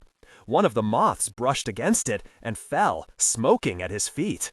Its burned wings beat a frantic tattoo against the bare wood floor. Jay stepped on it and felt it crunch as he ground it into the floor with his heel. He wondered what the hell Sasha saw in a place like this. A door opened on the landing above him. "Aren't you coming up?" a woman's voice called down. Jay had no idea whom she was expecting, but he didn't figure it was him. "I'm looking for Sasha," he said as he started up the steps. They were so cramped and steep it was hard going. "Sasha's not here." The woman came out of the loft and stood on the top step, smiling down at him. "I am all alone." Jay looked up. He stopped right where he was. He stared. The woman ran the tip of her tongue across full, pouty lips. She was dressed in a short red teddy that barely reached her hips. No panties. Her pubic hair was black and thick, and when she stood with her legs apart like that, he could see a lot more than just hair. Her skin was a light brown color, the kind Hiram would call café au lait. A tangle of wild black hair fell across her shoulders and back, longer than her teddy. Under the wisp of fabric was the most magnificent pair of tits that J. Ackroyd had ever seen. "Come on," she said to him. Her accent was as provocative as the rest of her. "Come on," she repeated, with more insistence. Jay resisted the urge to look over his shoulder to see if somebody else was on the steps behind him. He couldn't take his eyes off her anyway. When Jube had said that Sasha was seeing a Haitian prostitute, he'd expected some gaunt, pockmarked girl with hungry eyes and needle tracks along her arms. He cleared his throat and tried to sound like he ran into half-naked women all the time. "Ah," he managed. Sasha bores me," the woman said. "I am Ezili. Come." She smiled again and held out her hand. "I'm Jay Ackroyd," Jay said. "I'm a friend of Chrysalis," he added. "Sasha, too," he went on. "I need to talk to him again," he explained. "About her," he clarified. "Chrysalis, that is." All the time walking up the stairs. Ezili just listened, nodding, smiling, nodding. Jay was 2 steps below her when he saw that her eyes matched her lingerie. 2 small black irises surrounded by a sea of liquid red. "Your eyes," Jay blurted out, stopping suddenly. Ezili reached down, took his hand, and put it between her legs. Her heat was like a living thing. Moisture ran over her fingers and down the inside of her coffee-colored thighs. She moved against him and gasped as his fingers slipped up inside her, moving almost of their own accord. She had her first climax right there on the stairs, grinding her hips furiously against her hand. Afterward, she licked her fingers like a greedy child, sucking the fluids off them one by one, then drew him wordlessly into the apartment. By then, Jay had forgotten all about her eyes. 10 p.m. There was never a werewolf around when you needed one. Egrets were scarce, too. Brennan pounded the streets for 2 hours before he spotted one of the gang members, a werewolf, staggering out of Freakers. The werewolf was big, hairy, and muscular. He wore faded and torn jeans and enough chains and leather straps and cords to fill Michael Jackson's closet. The plastic Mae West mask that covered his face added more than a touch of incongruity to his appearance. He stopped on the street in front of Freakers to extort a few bucks from some slumming Nat tourists who were trying to decide whether or not to go into the bar, then lurched past them into an alley half a block down the street. Brennan followed him. The alley was suitably dark and isolated. The Joker was urinating against a brick wall and singing "I'm so lonesome I could die" to himself, lowly and badly. He was zipping up his fly when Brennan laid the edge of his knife against his throat and said conversationally, "I think your voice would sound a lot better if I cut you right here. What do you think?" The Joker stood paralyzed until Brennan stepped back. Then he turned around, carefully holding his hands out and away from his sides. "You some kind of crazy gnat?" the Joker finally asked. "Just visiting the big bad city to check in on some of my old friends." Brennan reached into the pocket of his denim jacket with his left hand. "My card," he said, holding up an ace of spades. The huge Joker seemed to shrink back into himself. "You the real thing, man?" "Try me," Brennan offered, but the Joker just shook his head. "I don't want to dance," Brennan said. "I just want to talk. I'm looking for one of the bigger fish. Warlock, Lazy Dragon, maybe Fade Out. Seen any of them tonight?" "I seen Dragon earlier. He said he was going to be spending the night at Chickaday's, but he wasn't too happy about it. He was bodyguarding some fist wheel, so he couldn't party." Brennan nodded. Lazy Dragon was a freelance ace who worked part-time for the Fists, often directly for a Shadow Fist lieutenant named Philip Cunningham, who was fairly high in the organization. Honor the weight of ideas that question what it means to be human. Cunningham, who was also called Fade Out because of his ability to turn invisible, would know if Kian had put out a contract on Chrysalis Brennan, had once worked for Fade Out himself when he joined the Fists undercover in an attempt to bring them down from within. In fact, he'd saved Fade Out's life when the Mafia had attacked his headquarters. Perhaps they could come to some kind of accommodation. "Okay," Brennan said. He gestured with his knife. "That the model the werewolves are wearing this week? Huh? Your mask? Sure, give it to me." Brennan watched the werewolf carefully. The common mask the gang wore was their symbol, their badge of belonging. Some fanatic werewolves would kill before giving it up. This one visibly tensed, then sighed and relaxed. He obviously knew Brennan's reputation, and, despite his size and ferocious appearance, had no wish to tangle with the man who had decimated Shadow Fist ranks the year before. He slipped the mask off and gave it to Brennan, turning his face down and away. Brennan took the mask, glanced at the man's face, and said nothing. He'd seen worse, a lot worse, though he could understand why the fierce-looking werewolf was ashamed of his face. It looked as if it had stopped growing during the man's first year. It was a baby's face, soft and beautiful, perched grotesquely in the middle of his oversized head. It contrasted weirdly with the Joker's savage metal and leather appearance. Brennan stepped back, and the werewolf edged around him and backed away, face still averted. He started off down the alley. "Your fly's still undone," Brennan called out after him. "Sleep," Esley whispered to him afterward. He was very drowsy. He felt as though he could just surrender, settle slowly into the deep, soft pile of the carpet beneath him, close his eyes, and drift peacefully. Until this moment, he hadn't realized how exhausted he was. Esley was smiling down at him, the soft weight of her breast against his arm. They'd never even bothered to turn on a light, but he could see her dimly by the light from the street lamp outside, filtering through softly blowing curtains. Her nipples were large and dark, the color of bittersweet chocolate. He remembered the taste of them. He reached out a hand, stroked the soft skin on the underside of her breast, but this time her fingers caught his wrist and gently took his hand away. "No," she whispered, "just sleep. Close your eyes, little boy. Dream." She kissed his brow. Dream of Esley Jarouge. Some part of Jay realized how crazy this was, but the rest of him didn't care. He wondered if Esley was going to try and hit him up for money. She was supposed to be a hooker, after all. He didn't care. Whatever she charged, she was worth it. "How much for all night?" he whispered drowsily. Esley seemed to find that amusing. She laughed a light musical laugh and began to stroke his forehead with languid, knowing fingers. It was incredibly soothing.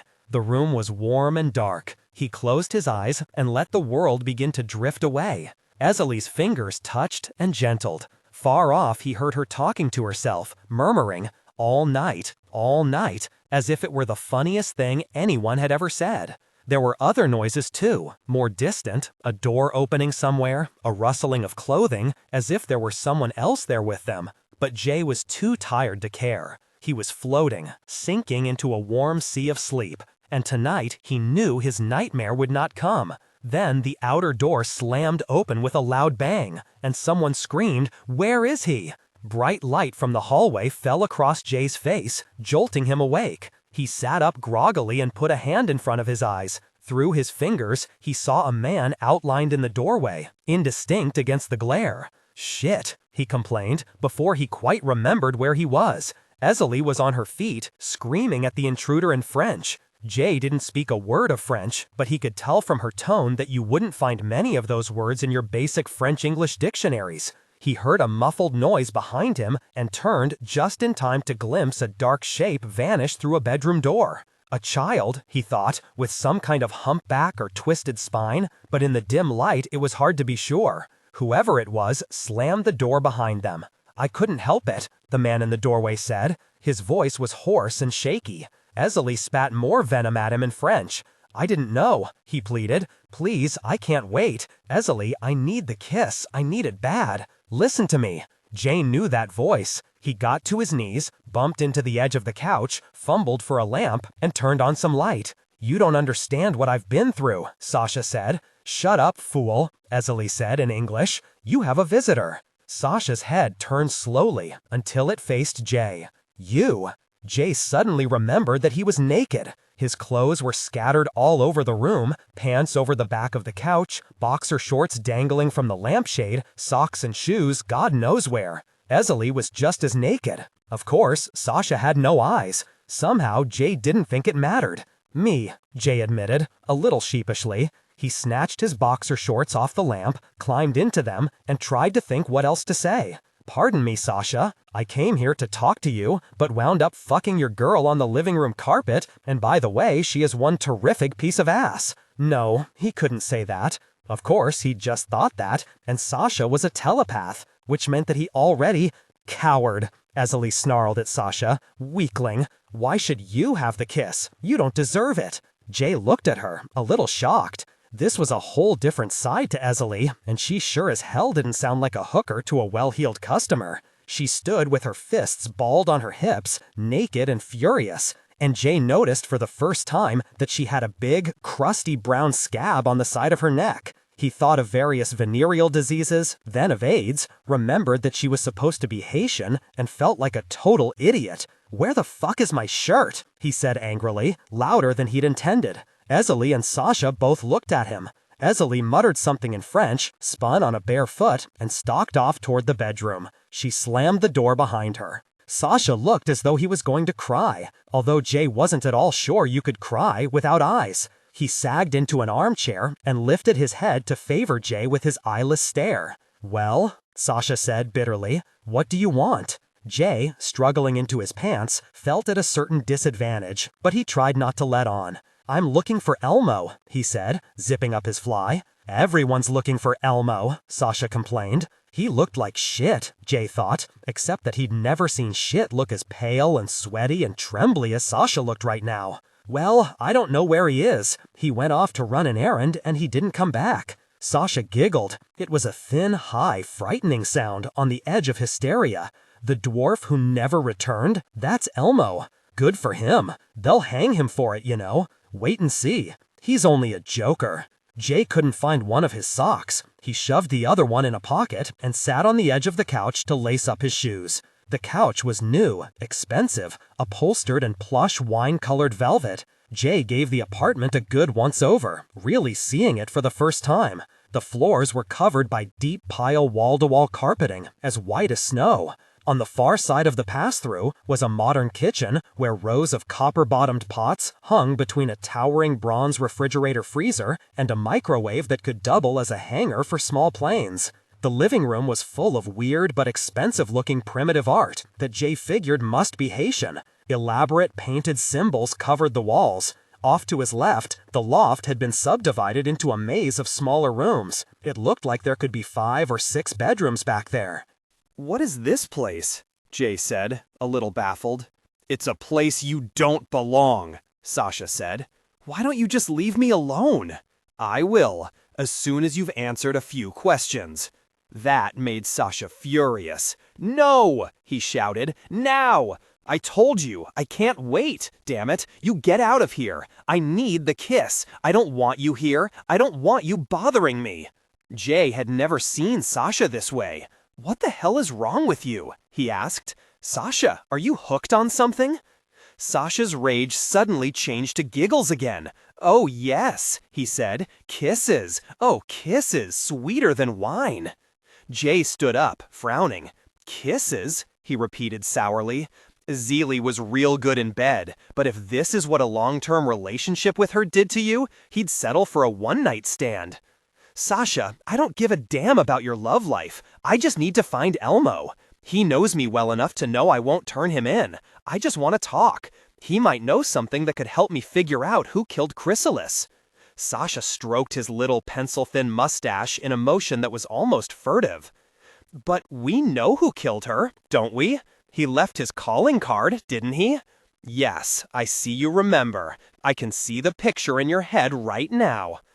It made Jay feel a little creepy to have Sasha fooling around in his mind.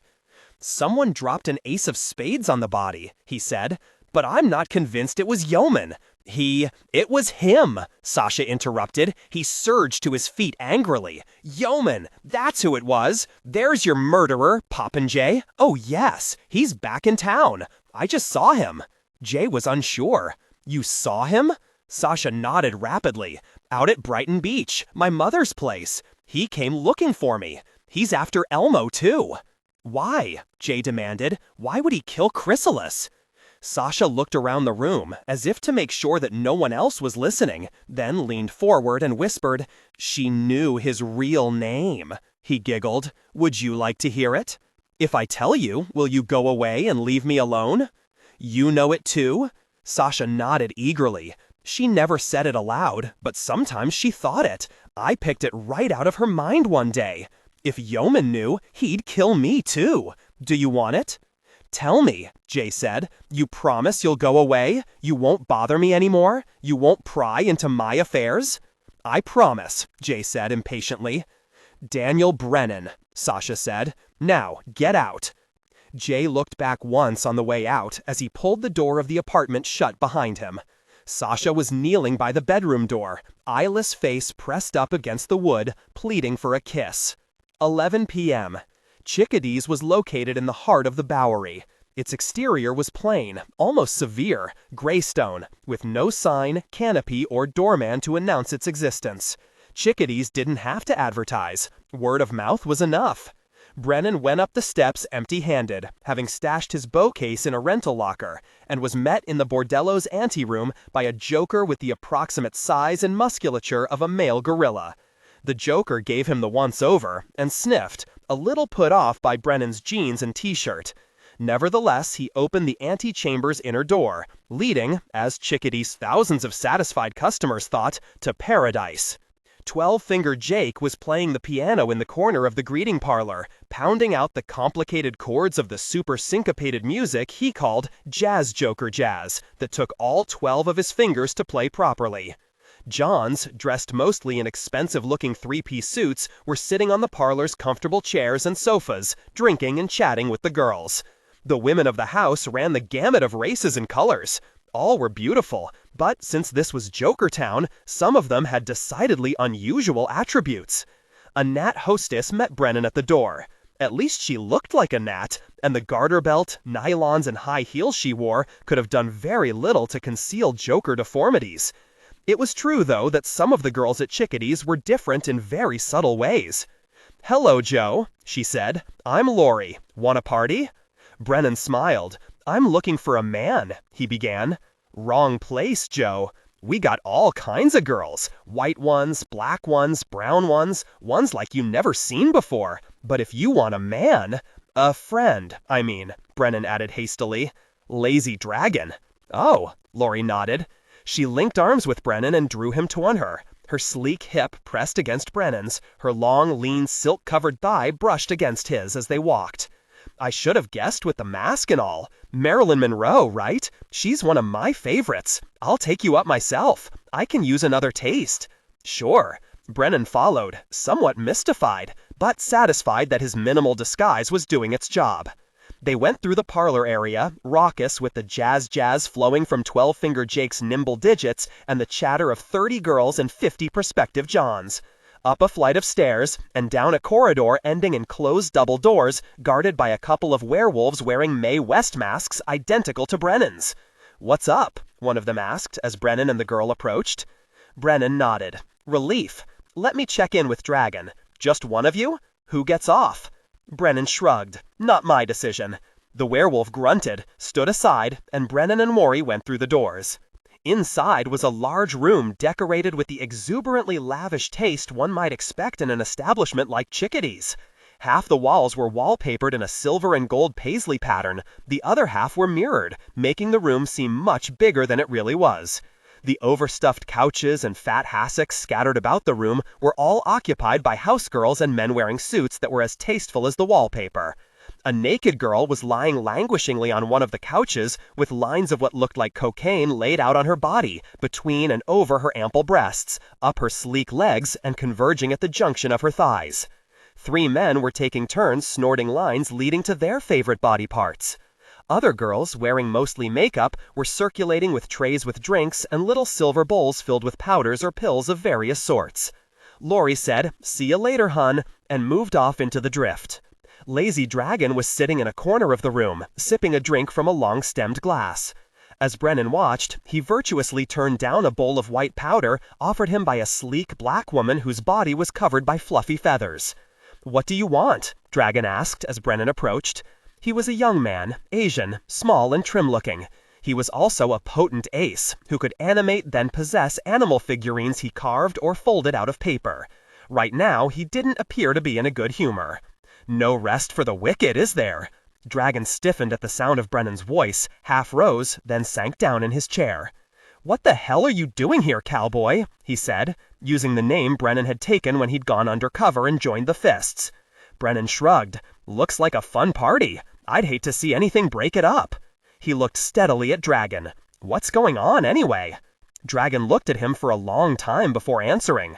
The guy over there, he said, indicating a tall, thin, wasted-looking man in white linen trousers, jacket, and shirt, is Quinn the Eskimo. You've heard of him. Brennan nodded. Quinn the Eskimo, his real name was Thomas Quincy, was head of the scientific arm of the Shadow Fists. He specialized in the development of synthetic drugs with extraordinary special effects.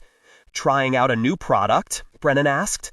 As Brennan watched, Lori approached Quinn and spoke to him.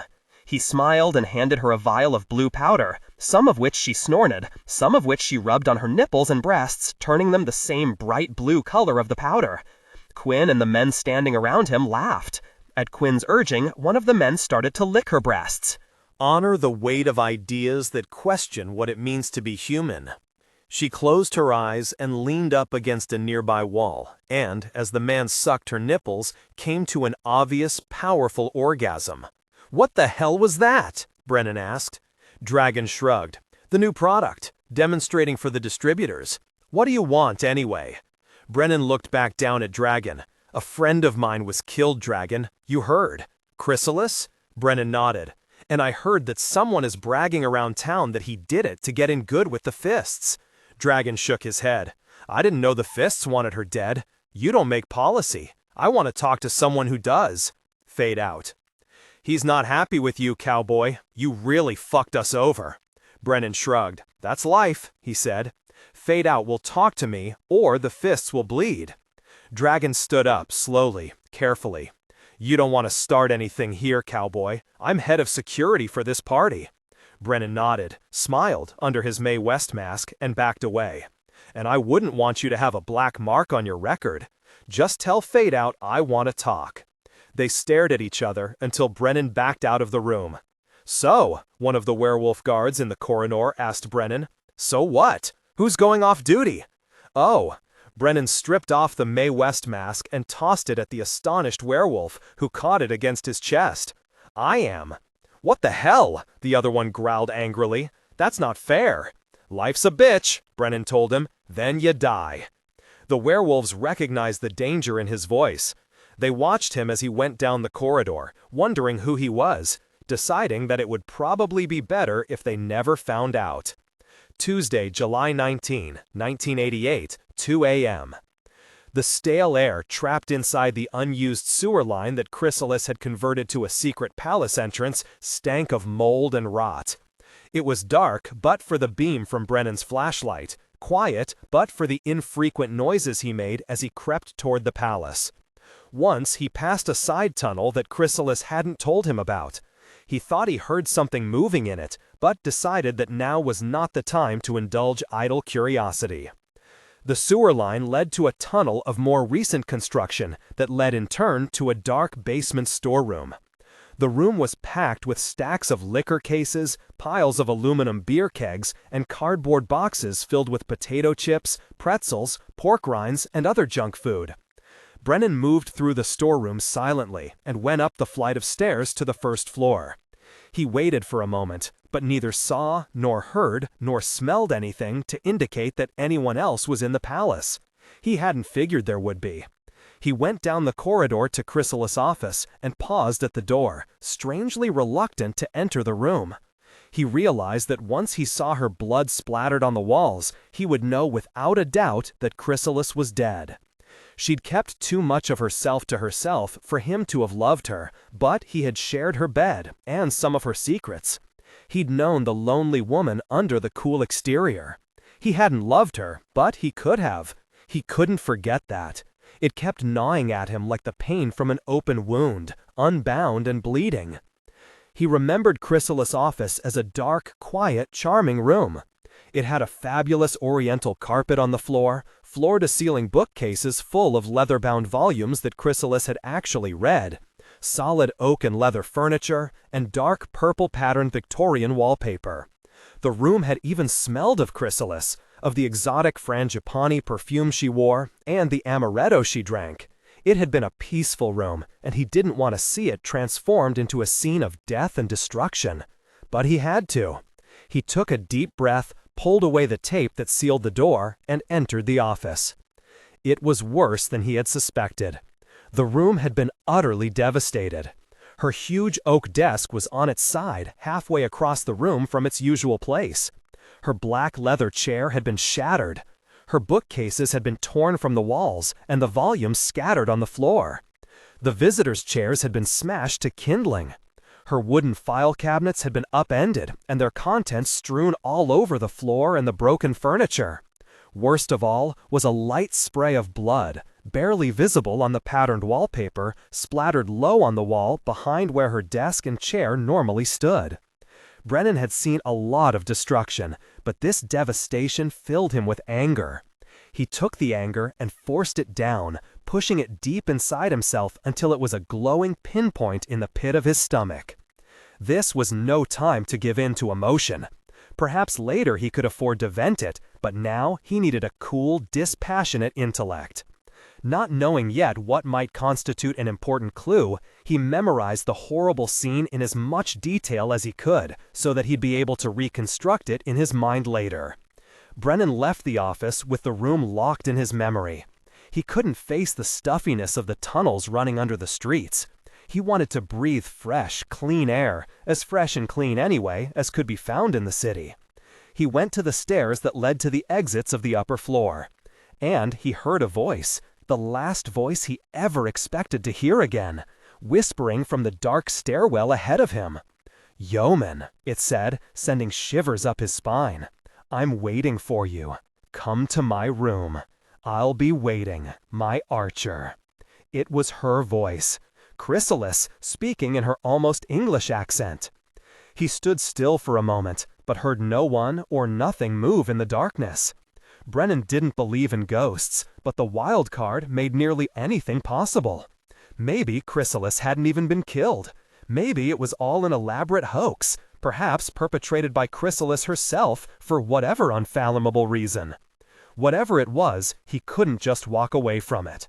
He drew his Browning high power from his hip holster and crept up the stairs as quietly as a stalking cat.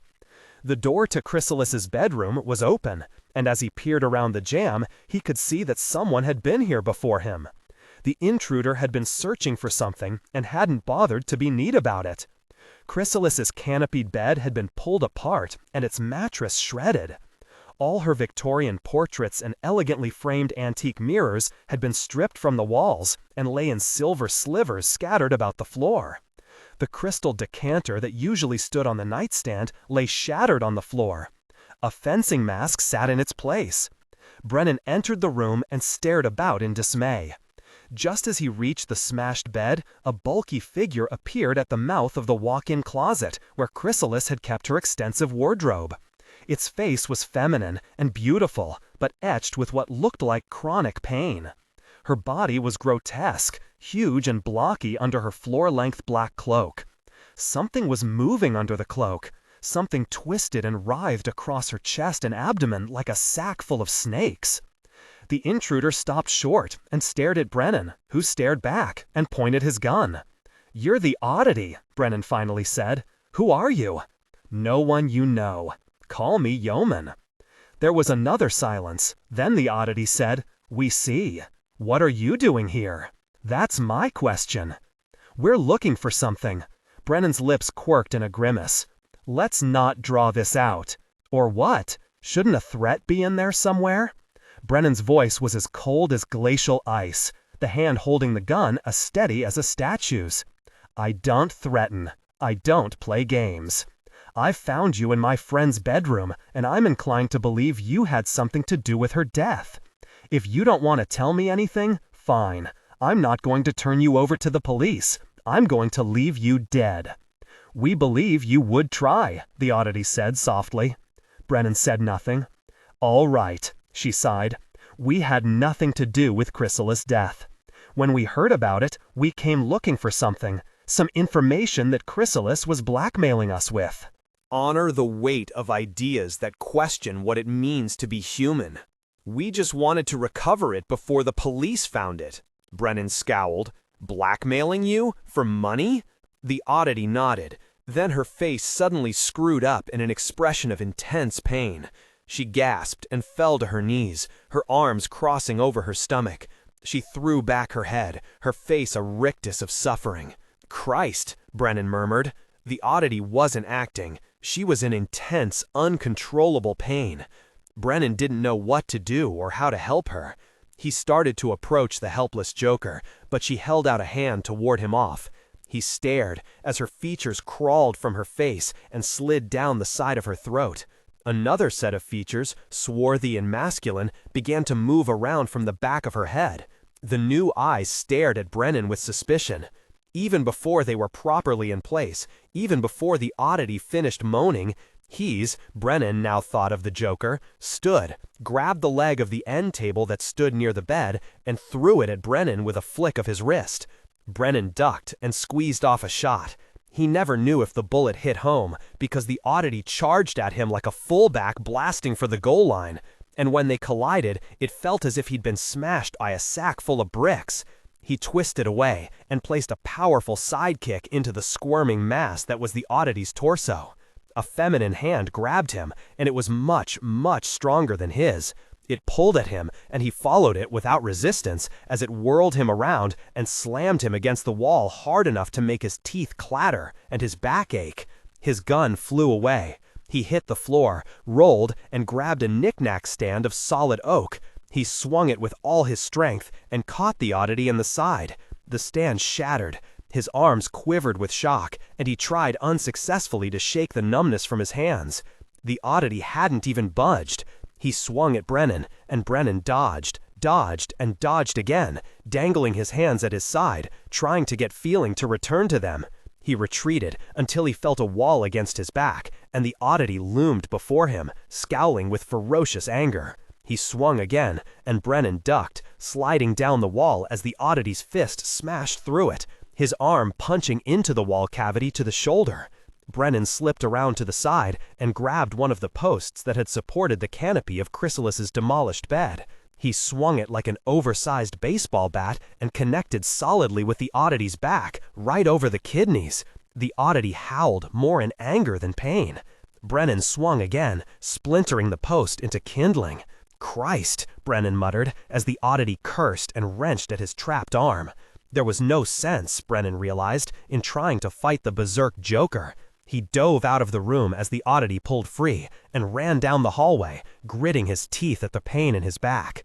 "Well, get you, you bastard!" the oddity cried. His voice was slurred, as if perhaps two people were fighting for control of it. "Well, get you!" Brennan took a deep breath as he ran. No bones were broken, but his whole back felt bruised. There was no time to waste moaning. The police could arrive at any moment to investigate the commotion. He went up the stairs and out through the roof, replaying the oddity's story in his mind. Chrysalis might have extorted favors or information as part of the game she liked to play, but she would never blackmail anyone for money. Brennan knew that wasn't in her. So why was the oddity lying? And what was they, whatever, really looking for in the closet of Chrysalis' bedroom? 9 a.m. "You've got a reporter named Thomas Downs," Jay said. The receptionist looked at him dubiously. She was a chic little number who looked like she'd been specially bred to sit behind the high-tech chrome and glass reception desk. The offices of Ace's magazine were a lot classier than Jay had anticipated. If he'd known they had 2 entire floors at 666 Fifth Avenue, Jay might have stopped for that shine in the subway. Obviously, there was money to be made in stories about Peregrine's love life. "Digger didn't come in today," the receptionist said. On the wall behind her, the magazine's logo had been burned into a chrome steel plate by Jumpin' Jack Flash. Elsewhere around the reception area, various distinguished Ace visitors had transmuted a chrome ashtray into some kind of weird purple glass, twisted steel bars into new and fanciful shapes, and constructed a perpetual motion machine that had been whirring happily away for 4 years now. Little brass plaques commemorated each of these feat.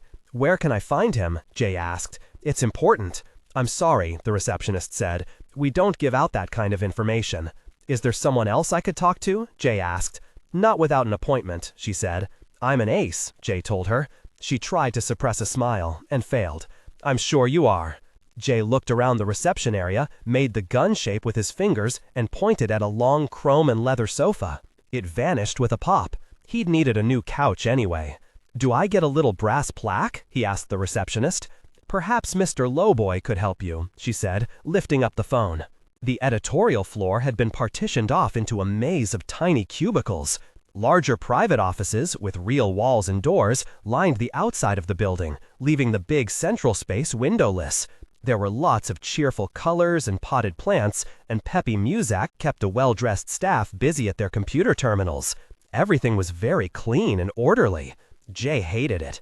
Mr. Lowboy's corner office had no computer terminal, no cheerful colors, and no music. Just a lot of wood and leather, and two huge tinted windows looking out over the Manhattan skyline. Mr. Lowboy wasn't there when they arrived, so Jay wandered around the room looking at the framed photographs on the walls. He was studying a faded black and white print of Jet Boy shaking hands with a wizened little man who looked like an anemic gnome when Lowboy finally made his entrance. "That's my grandfather," he said. "He and Jet Boy were like that." Lowboy crossed his middle and index fingers. He was a couple of inches shorter than Jay and wore a three-piece white suit with a pastel shirt and a black knit tie. "Why is he handing Jet Boy a check?" Jay asked. "Oh, well, truth is, he was lending the kid money all the time. Jet Boy never did know how to manage his finances, just like a lot of these modern aces." He held out his hand. "I'm Bob Lowboy. I understand you're looking for Digger."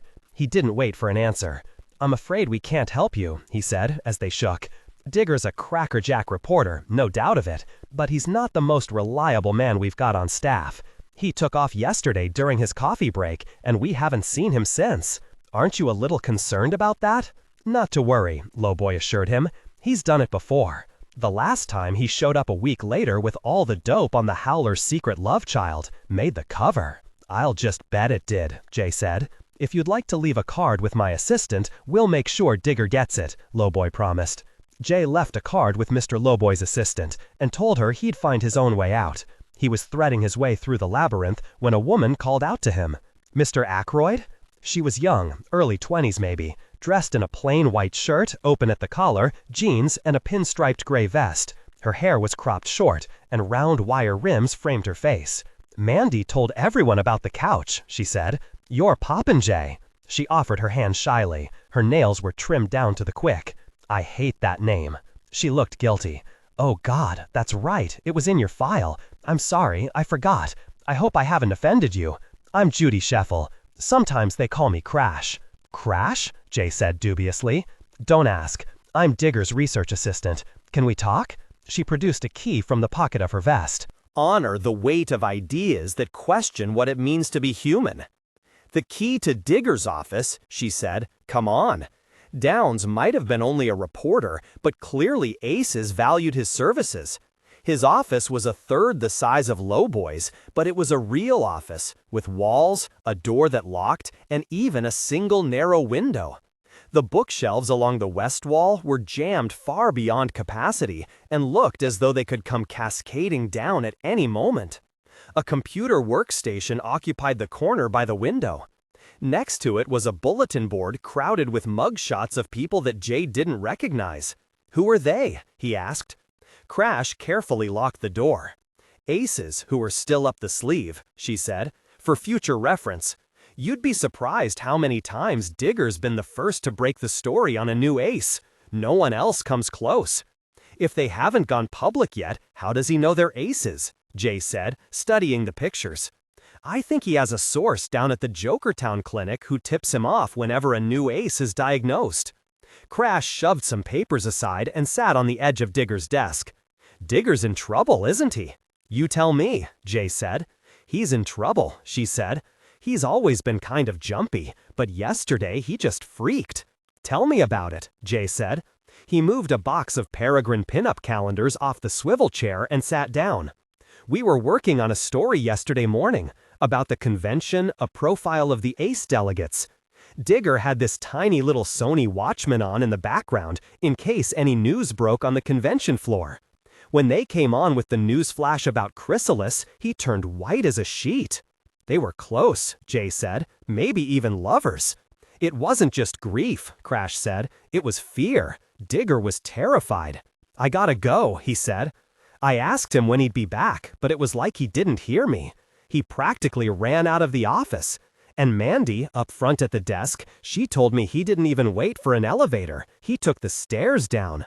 Jay had to admit, that didn't sound like a man going underground for a story. It sounded like a man running for his life. Downs ever do a story on the bow and arrow killer? No. Aces doesn't run a lot of crime stories. He ever mention Chrysalis being afraid of someone? She shook her head. Some of his stories must have pissed people off. Was there anyone in particular had it in for him?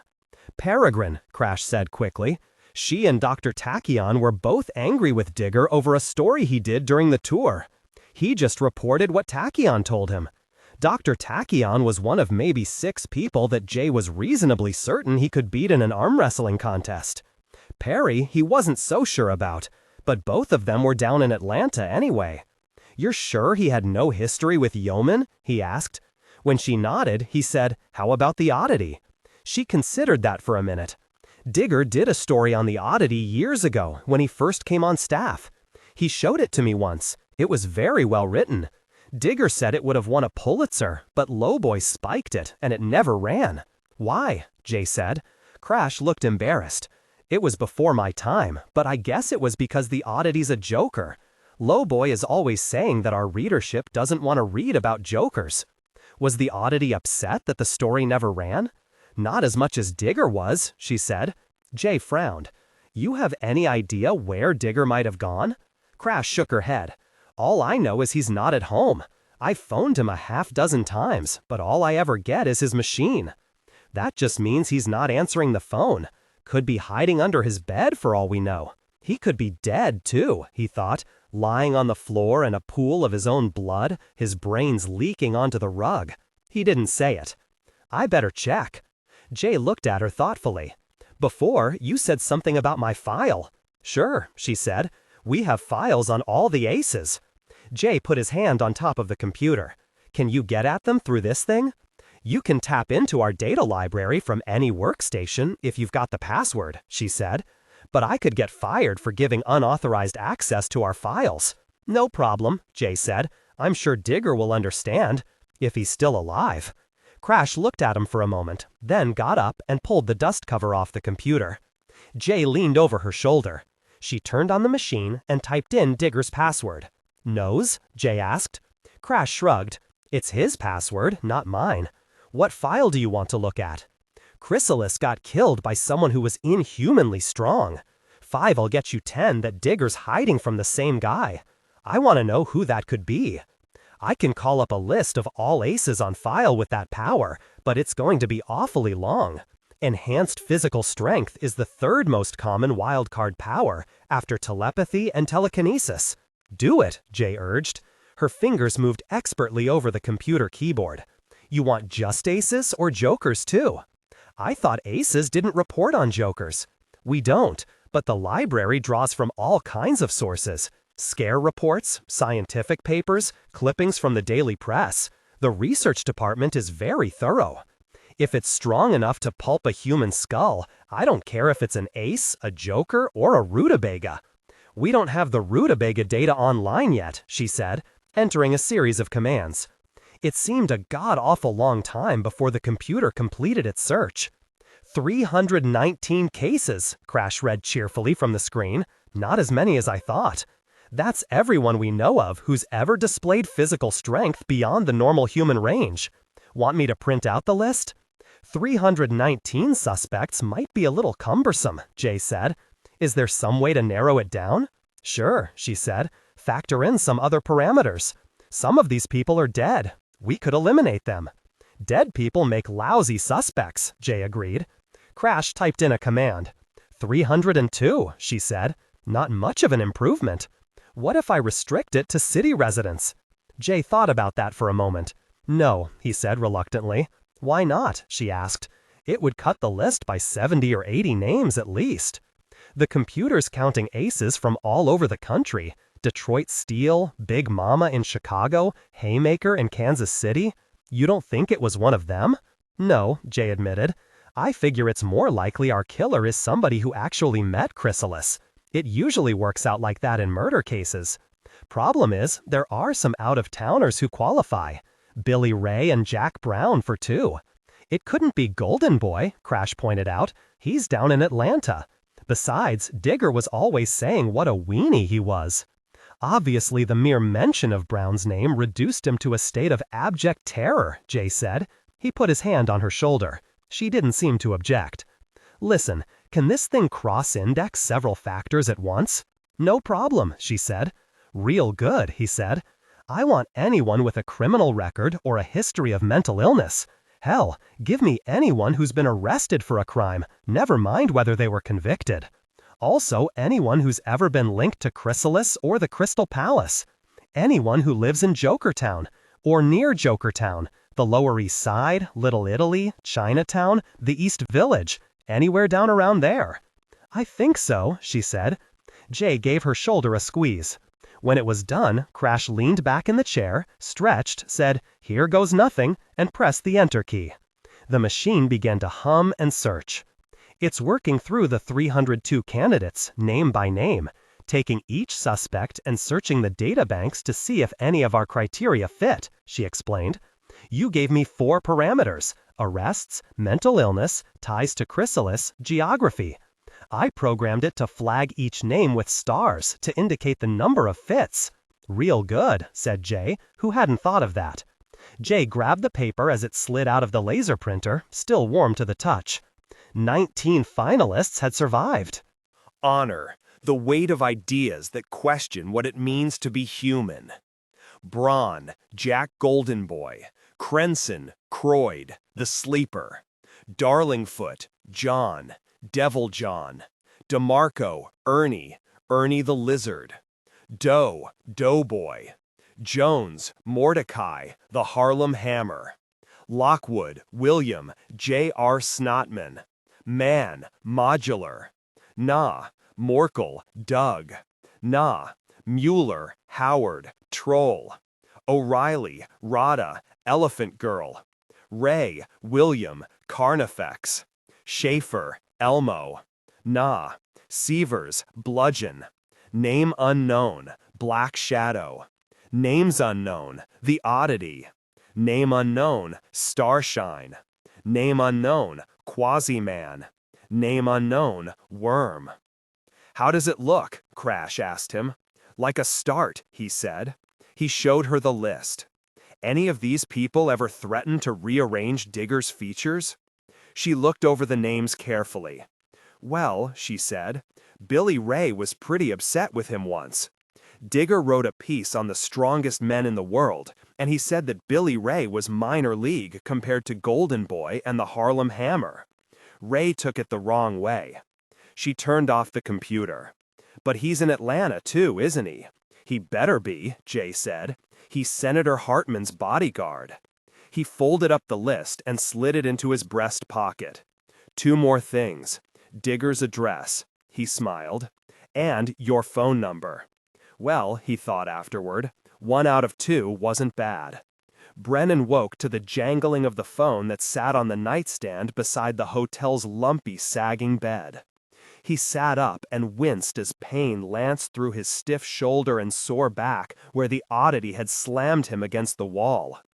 Hello? Morning, Mr. Y. It was Tripod. I've found someone you may want to have a word with.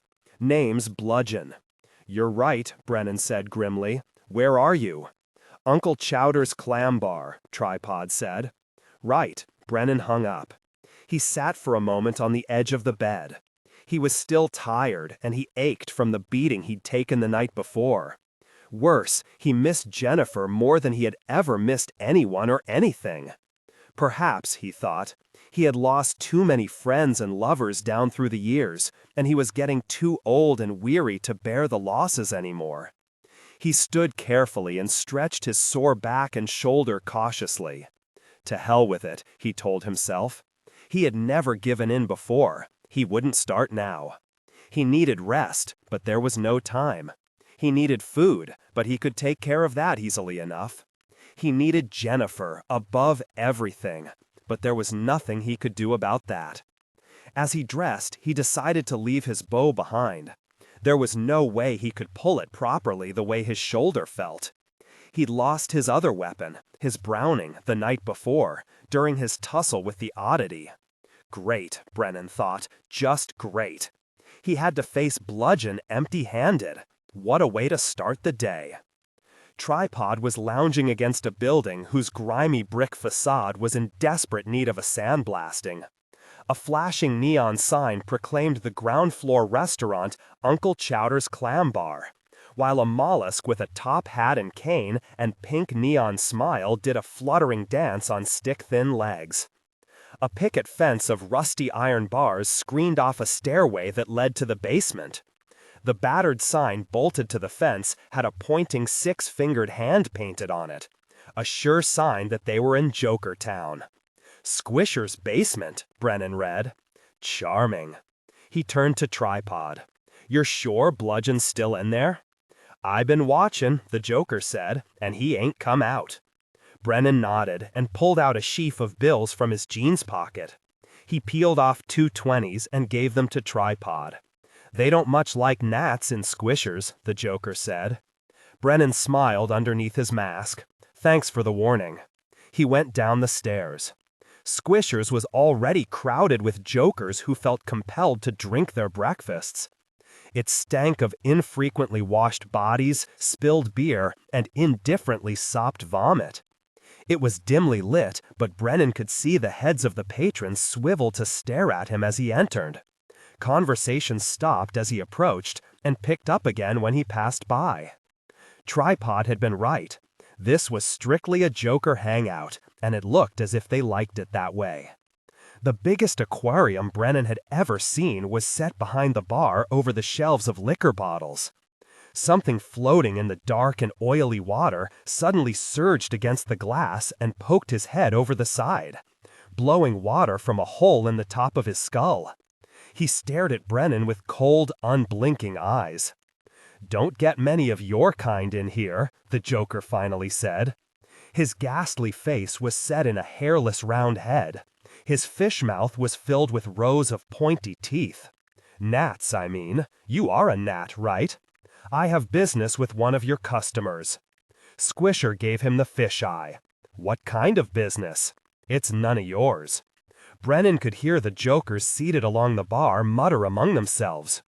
This is my place, Squisher said. Whatever happens in it is my business. He glanced down into the water, reached out a long boneless arm, and caught something. Brennan saw orange scales flash as Squisher dropped a small fish into his mouth, gulped twice, and swallowed, then looked back at Brennan. Brennan removed an ace of spades from his hip pocket and held it out toward the Joker. Squisher squinted, then reached out a long sinuous arm that ended in a collection of twitching tentacles and took the card from Brennan. He brought the pasteboard close to his face, looked from it to Brennan, then silently slid under the water of his aquarium. Brennan turned to face the room where everyone was suddenly very interested in their drinks, and spotted Bludgeon sitting alone at a table in a far dark corner. He recognized the Joker instantly. He'd only seen him once before, during a crazy, confused brawl in Times Square almost 2 years ago. But Bludgeon didn't have the kind of face you could easily forget. He was 7 feet of ugly, with a puckered, scarred face, and a right hand that was a twisted club of muscle and bone. He was thinner than the first time Brennan had seen him, so thin that his filthy clothes hung loosely on his frame. His skin was blotchy, his hair long and greasy. He sat alone, staring at nothing and mumbling to himself as Brennan approached. The whites of his eyes were a clouded yellow, shot through with scarlet veins. Brennan stared at him, unsure whether to feel pity or disgust. "What a fuck you want?" Bludgeon asked after a long moment. "Talk on the street is that you killed Chrysalis," Brennan said lowly. A spark of animation kindled in Bludgeon's sick eyes. "Yeah," he rumbled, "it was me. I offed the cuck-sucking bitch. Buy me a drink and I'll tell you all about it. First, tell me how you killed her." Bludgeon held up his clubbed right fist. "I beat the fucking whore's brains out with my hand. It's all I ever needed. Never needed a fucking gun, never needed no goddamn knife. Just my hand." The twitch of disgust in Brennan's face, the loathing in his eyes, went unnoticed by the drunken Joker. "Where?" Brennan said softly. "Where what? Where what? Where'd you kill her?" "In that shithole saloon of hers, man," Bludgeon mumbled. "I threw her on the bar and stuck my dick in her and fucked the living shit out of her." He laughed, and a mad light shone in his sick eyes. "Then, just to make sure she was dead, I beat her fucking head in, just to make sure." "You scum," Brennan said through clenched teeth. "You shit-eating scum. I'd kill you where you sit if I didn't know that you're lying." Bludgeon blinked, his porcine eyes staring at Brennan without comprehension. He stood up when Brennan's words finally soaked into his clouded brain and screamed a stream of obscenities. He pushed the table at Brennan, but it only scraped slowly across the floor, and Brennan sidestepped it easily. Bludgeon howled and swung his clubbed arm. Brennan avoided the slow-motion punch and grabbed Bludgeon by his wrist and shoulder and threw him against the bar, scattering jokers right and left. Squisher rose agitatedly from the depths of his aquarium. "My tank!" the Joker screamed. "Don't break the glass." Bludgeon, pinned against the bar and breathing hard, looked at Brennan with fear and pain in his eyes. Brennan swung the chair, smashing him across the gut, and Bludgeon gasped like a fish out of water. Brennan swung again, catching Bludgeon on the side and slamming him down across 3 bar stools. Bludgeon made a feeble attempt to stand, but his slack muscles wouldn't work. He sighed, bubbling the bloody froth on his lips, and made weak swimming motions with his arms. Brennan checked his 3rd blow when he saw that Bludgeon had nothing left in him. He dropped the chair, the tubular metal of its back and legs twisted into an ornate abstract sculpture. "You didn't kill her," Brennan said in a low voice. "Why say you did?" "I need a fucking job," Bludgeon panted. "No one will touch me. No one will give me a fucking chance. I just figured Fade Out or somebody in the Fists would give me a chance, you know? Just give me a fucking chance." "You pathetic lying shit," Brennan said in a low voice. He had known it wouldn't be this easy. Partly out of frustration, partly because he wanted Chrysalis' killer to know that he was on his trail, he turned to face the room and said, "I was Chrysalis' friend, and I'm going to find her killer. Bet on it." He dropped an ace of spades on Bludgeon and stalked out of the bar. Before he got out the door, one of the bar's bolder patrons was stripping the leather jacket off Bludgeon's back, slapping him in the face when he protested in a sad, tremulous whine. 11 a.m. Digger's apartment was a 5th-floor walk-up on Horatio in the West Village. In the playground across the street, some teenagers were shooting baskets, shirts against skins. Jay stopped to watch for a few minutes. They had a couple girls playing, but they were both on the shirt side, more's the pity. A heavy-set man with a shaved head sat on the stoop of Digger's building, drinking a can of Rheingold. When Jay stepped off the sidewalk, he got up and blocked the door. "You got business here?" The man had 3 inches and 50 pounds on him, not to mention an eagle tattooed on his right biceps and a gold hoop in one ear. "I'm looking for Digger Downs," Jay told him. "He ain't home." "I'll check for myself, thanks." "The fuck you will. We had enough freaks coming around for a free look." Jay didn't like the sound of that. "You had trouble here?" The man crushed the beer can in his fist. "Nothing like the trouble you're gonna have." He mulled over the idea of popping this asshole down inside an abandoned subway station, but decided to try it the easy way first. "I want to know what happened here," he said. He took a fold of bills out of his pocket. "So does Mr. Jackson." "I don't know no Mr. Jackson," the man said, "but you lay a 10 spot on me, you can go inside and look." Wit was a lost art, Jay decided. On the other hand, he just saved $10, so he shouldn't complain. He unfolded a $10 bill and put it in the man's thick, calloused hand. "Come on," the man said. "I ain't got all day." They went inside. The entryway was small and dark, doorbells mounted beside the mailboxes. While the big man fumbled for a key, Jay found Downs and pressed his button. There was no answer. "You're really looking for Digger?" his host said, grunting again as he opened the inner security door. Like I told you, he ain't here. They stepped through the door, and he pointed up the staircase. You want to see the bloodstains? They're up on 4 and 5. I've been humping up and down all gay. I'm sick of all them fucking steps. Are you gonna tell me what happened here, or should we play 20 questions? Fuck, I thought the whole city knew, the way the cops were crawling all over the place yesterday. You ought to read the Post, mister. Double murder. Oh shit, Jay said, a sinking feeling in the bottom of his stomach. This iced the cake, he supposed, but the frosting was a real ugly flavor. Downs? Nah, it was Mrs. Rosenstein. She's got the apartment across the hall from Digger, and Jonesy the super. Let me guess, Jay said. They were beaten to death? Fuck no. It had been a long time since Jay Ackroyd had been that surprised. No, he said. Nah, they was cut to pieces, both of 'em, by some nutcase with a buzzsaw. I was the one that found 'em. God, you should have seen it. I took off early yesterday, had this some bitch of a hangover, and when I come home, there's this shit lying right in front of my door. I'm up on 3. Fuck, I almost stepped in it. It was all bloody, like something you'd find in the garbage behind a butcher shop, some piece of meat nobody wanted, you know? So I nudge it with my foot, and I seen it had an eye in it. Know what it was? He leaned forward, and Jay could smell the beer on his breath. Jonesy's face. Not the whole thing, only half of it.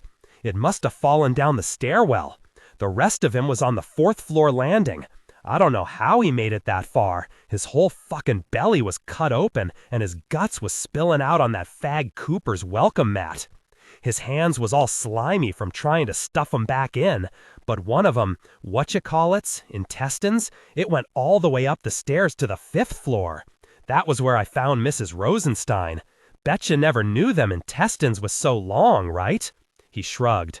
Well, the cops took the bodies away, but there's still blood all over the goddamn walls. Now that fucking landlord is gonna have to hang some new wallpaper. Bet it takes him 6 months, though. What about Downs? Jay demanded. Fuck if I know. He ain't been home. The cops checked his door, but it was still locked. He's just off doing some write-up for that fucking magazine. He's gonna be pissed when he finds out what he missed. What a laugh. A riot, said Jay, who didn't think Digger would be pissed at all. Hey, you ever been in Newark City Jail? Fuck no, the man said with a frown. Oh good, Jay said. I spent a night there once. It really sucks. He pointed. Air rushed into suddenly empty space with a pop that sounded almost like a hiccup, and Jay was alone in the hallway. He started up the stairs, smiling. That was pointless and petty, and if he kept doing stuff like that, he was going to get himself sued one of these days. But sometimes it just felt so good. He spotted red-brown traces on the 3rd floor landing and droplets on the wooden banister between 3 and 4. But the serious bloodstains began on the 4th floor. The faded wallpaper showed long, dark streaks in 2 places, where the custodian must have staggered against the wall as he tried to flee, maimed and bleeding, holding himself with his hands. That was pretty bad, but the 5th floor landing was a lot worse. There were dried brown smears where a body, or a piece of a body, had struck the wall. The carpet runner had soaked up so much blood it looked black in places. The spray had gone everywhere. The walls were spotted by it, as if the hallway had come down with measles. Over his head was a trapdoor to the roof, and even that had caught a few stray droplets. Jay looked around and tried to reconcile what he was seeing with what he'd seen yesterday morning in the Crystal Palace. It didn't add up.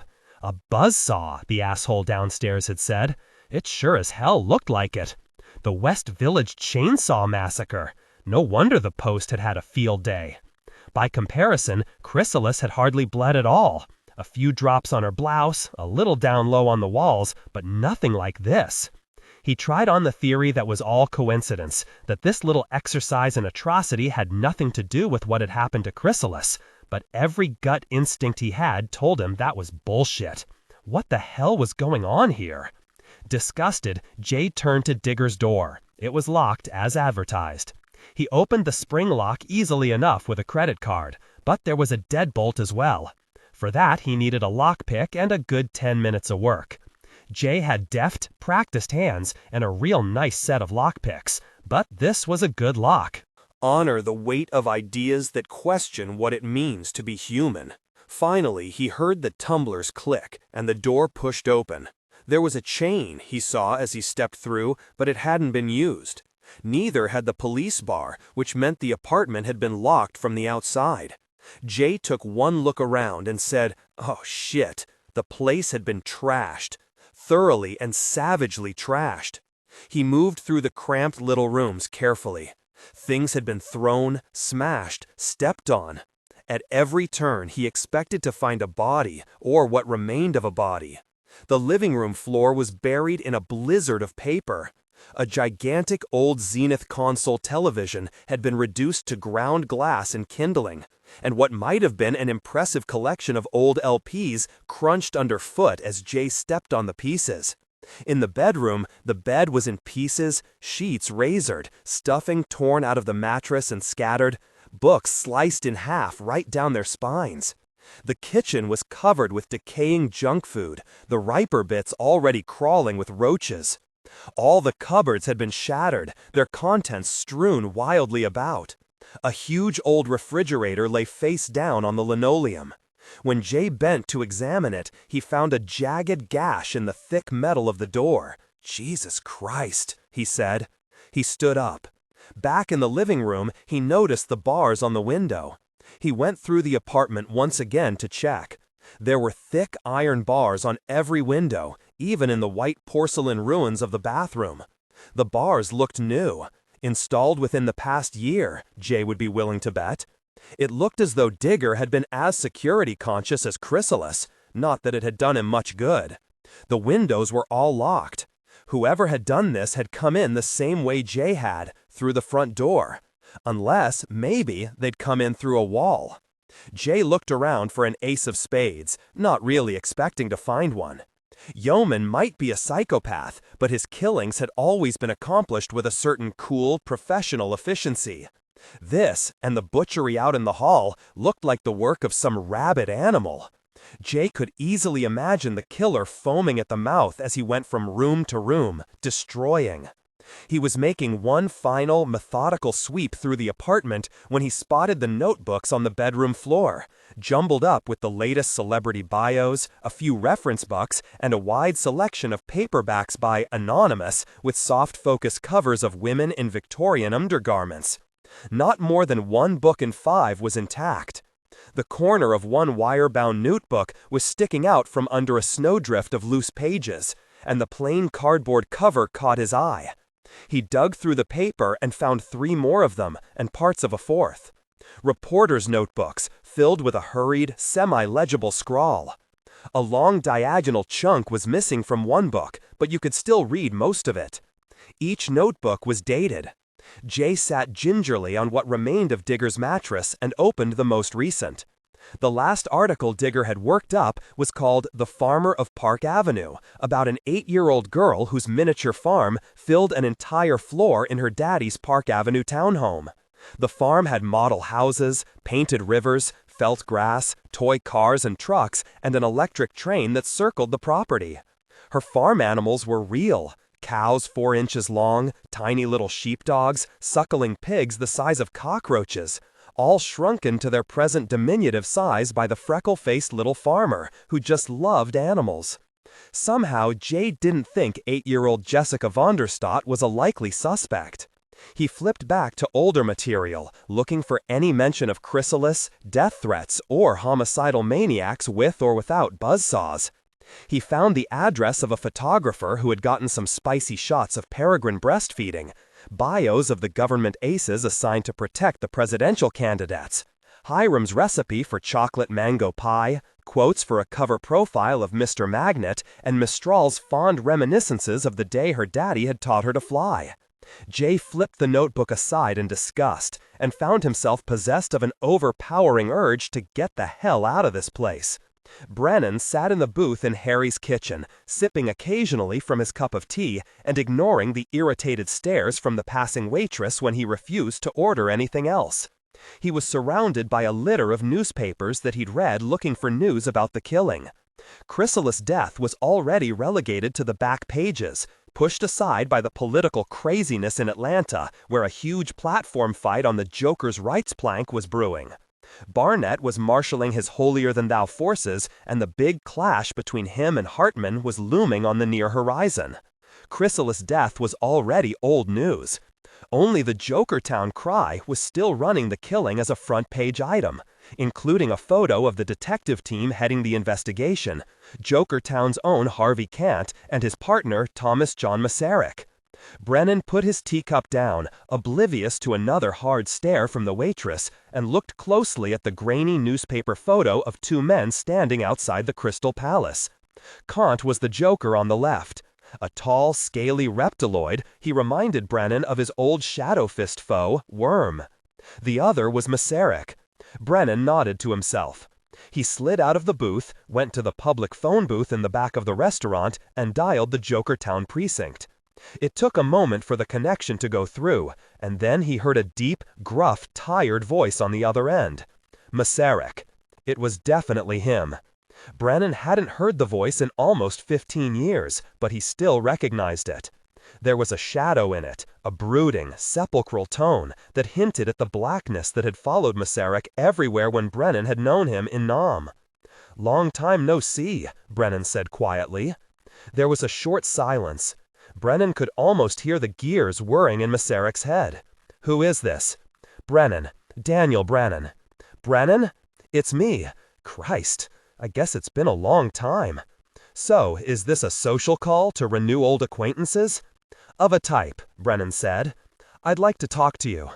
"About what, after all these years?" "About Chrysalis murder." "What's your interest in that?" "Personal. She was a friend of mine." You always did take things personal." "Okay, where shall we have this chat?"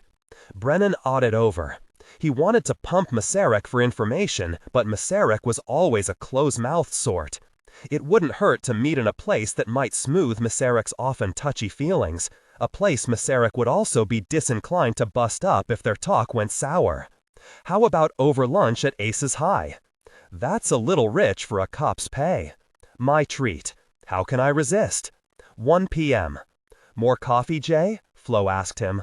"Please," Jay said, pushing the cup across the Formica counter. It was his 4th cup. Flo had removed the evidence of his patty melt and fries 20 minutes ago. "Working a puzzle?" the waitress asked as she refilled his cup. Some of the coffee slopped over into the saucer. "Something like that," Jay admitted. The list was spread out on the counter. He'd been going over it name by name while he ate. A translucent smudge on the paper marked the spot where a bit of onion had slid out of his patty melt. "Well, call me if you need any help," Flo said. "I work them TV Guide crosswords every week." She went off with her coffee pot to a booth in back where a chicken hawk in a white linen suit was trying to recruit a blonde boy fresh off the bus from St. Paul. The Java joint was on 42nd Street between Times Square and the Port Authority bus terminal. The food wasn't quite up to Ace's High, but Jay liked the prices. Besides, it was a half block from his office. He chewed on the pencil he'd bummed from Flo and looked at the list again. The original 19 finalists were down to 11. Honor the weight of ideas that question what it means to be human. Snotman was in jail at the moment. He'd gone first. Most of the one-star candidates had followed in short order. Chrysalis's office wasn't big enough to hold an elephant, which eliminated Rhoda O'Reilly. Modular Man and Starshine had both made the list strictly on the basis of geography. Neither had any particular reason to want Chrysalis dead. Carnifex had been in Atlanta, as had Jack Braun. Jane knew Elmo hadn't done it, no matter how many stars the computer had assigned him. That left the list looking like this. Jay considered the names that remained. Ernie the Lizard DeMarco owned a Jokertown bar, but it was strictly a neighborhood place, no competition for the palace. He crossed him out. Devil John Darlingfoot was hired muscle with a record as long as a Joker's dork, but all his strength was in one deformed leg. Maybe he kicked in Chrysalis's face. Somehow it didn't feel right. Besides, Jay had the vague impression that Devil John drew the line at murder. He crossed out that name too. Doughboy had tremendous strength and the mind of a child. He'd become somewhat of a cause when the cops arrested him for murder a few years back. But he hadn't done that one, and Jay didn't think it was very likely that he'd done this one either. He went. Mordecai Jones lived in Harlem, half a city away from Jokertown. Except for that world tour last year, he didn't move in the same circles as Chrysalis. He went too. He hesitated for a couple minutes over Howard Mueller, better known as Troll, the chief of security at Dr. Tacyon's Jokertown clinic. Mueller was a palace regular, and the 9-foot-tall Joker was up there with Golden Boy and the Harlem Hammer in the strength department. But as far as Jay knew, Troll was one of the good guys. Maybe he wasn't as clean as he looked. Maybe Chrysalis had dug up some dirt on him, a secret out of his past, and tried to leverage him with it. It was possible, Jay supposed. Of course, it was also a complete supposition. You could make the same theory fit Ernie the Lizard, the Harlem Hammer, Starshine, hell, any of them. What a great theory, one size fits all. No, that road would take him back to 319 names in no time at all. He put pencil to paper and resolutely scratched out Troll. That left 7 little Indians, 7 real strong Indians. Wyarm, Quasiman, the Oddity, Black Shadow, Bludgeon, the Sleeper, and Doug Morkel, whoever the fuck he was. Wyarm was an ugly bit of business, a major player in the Shadow Fist Society.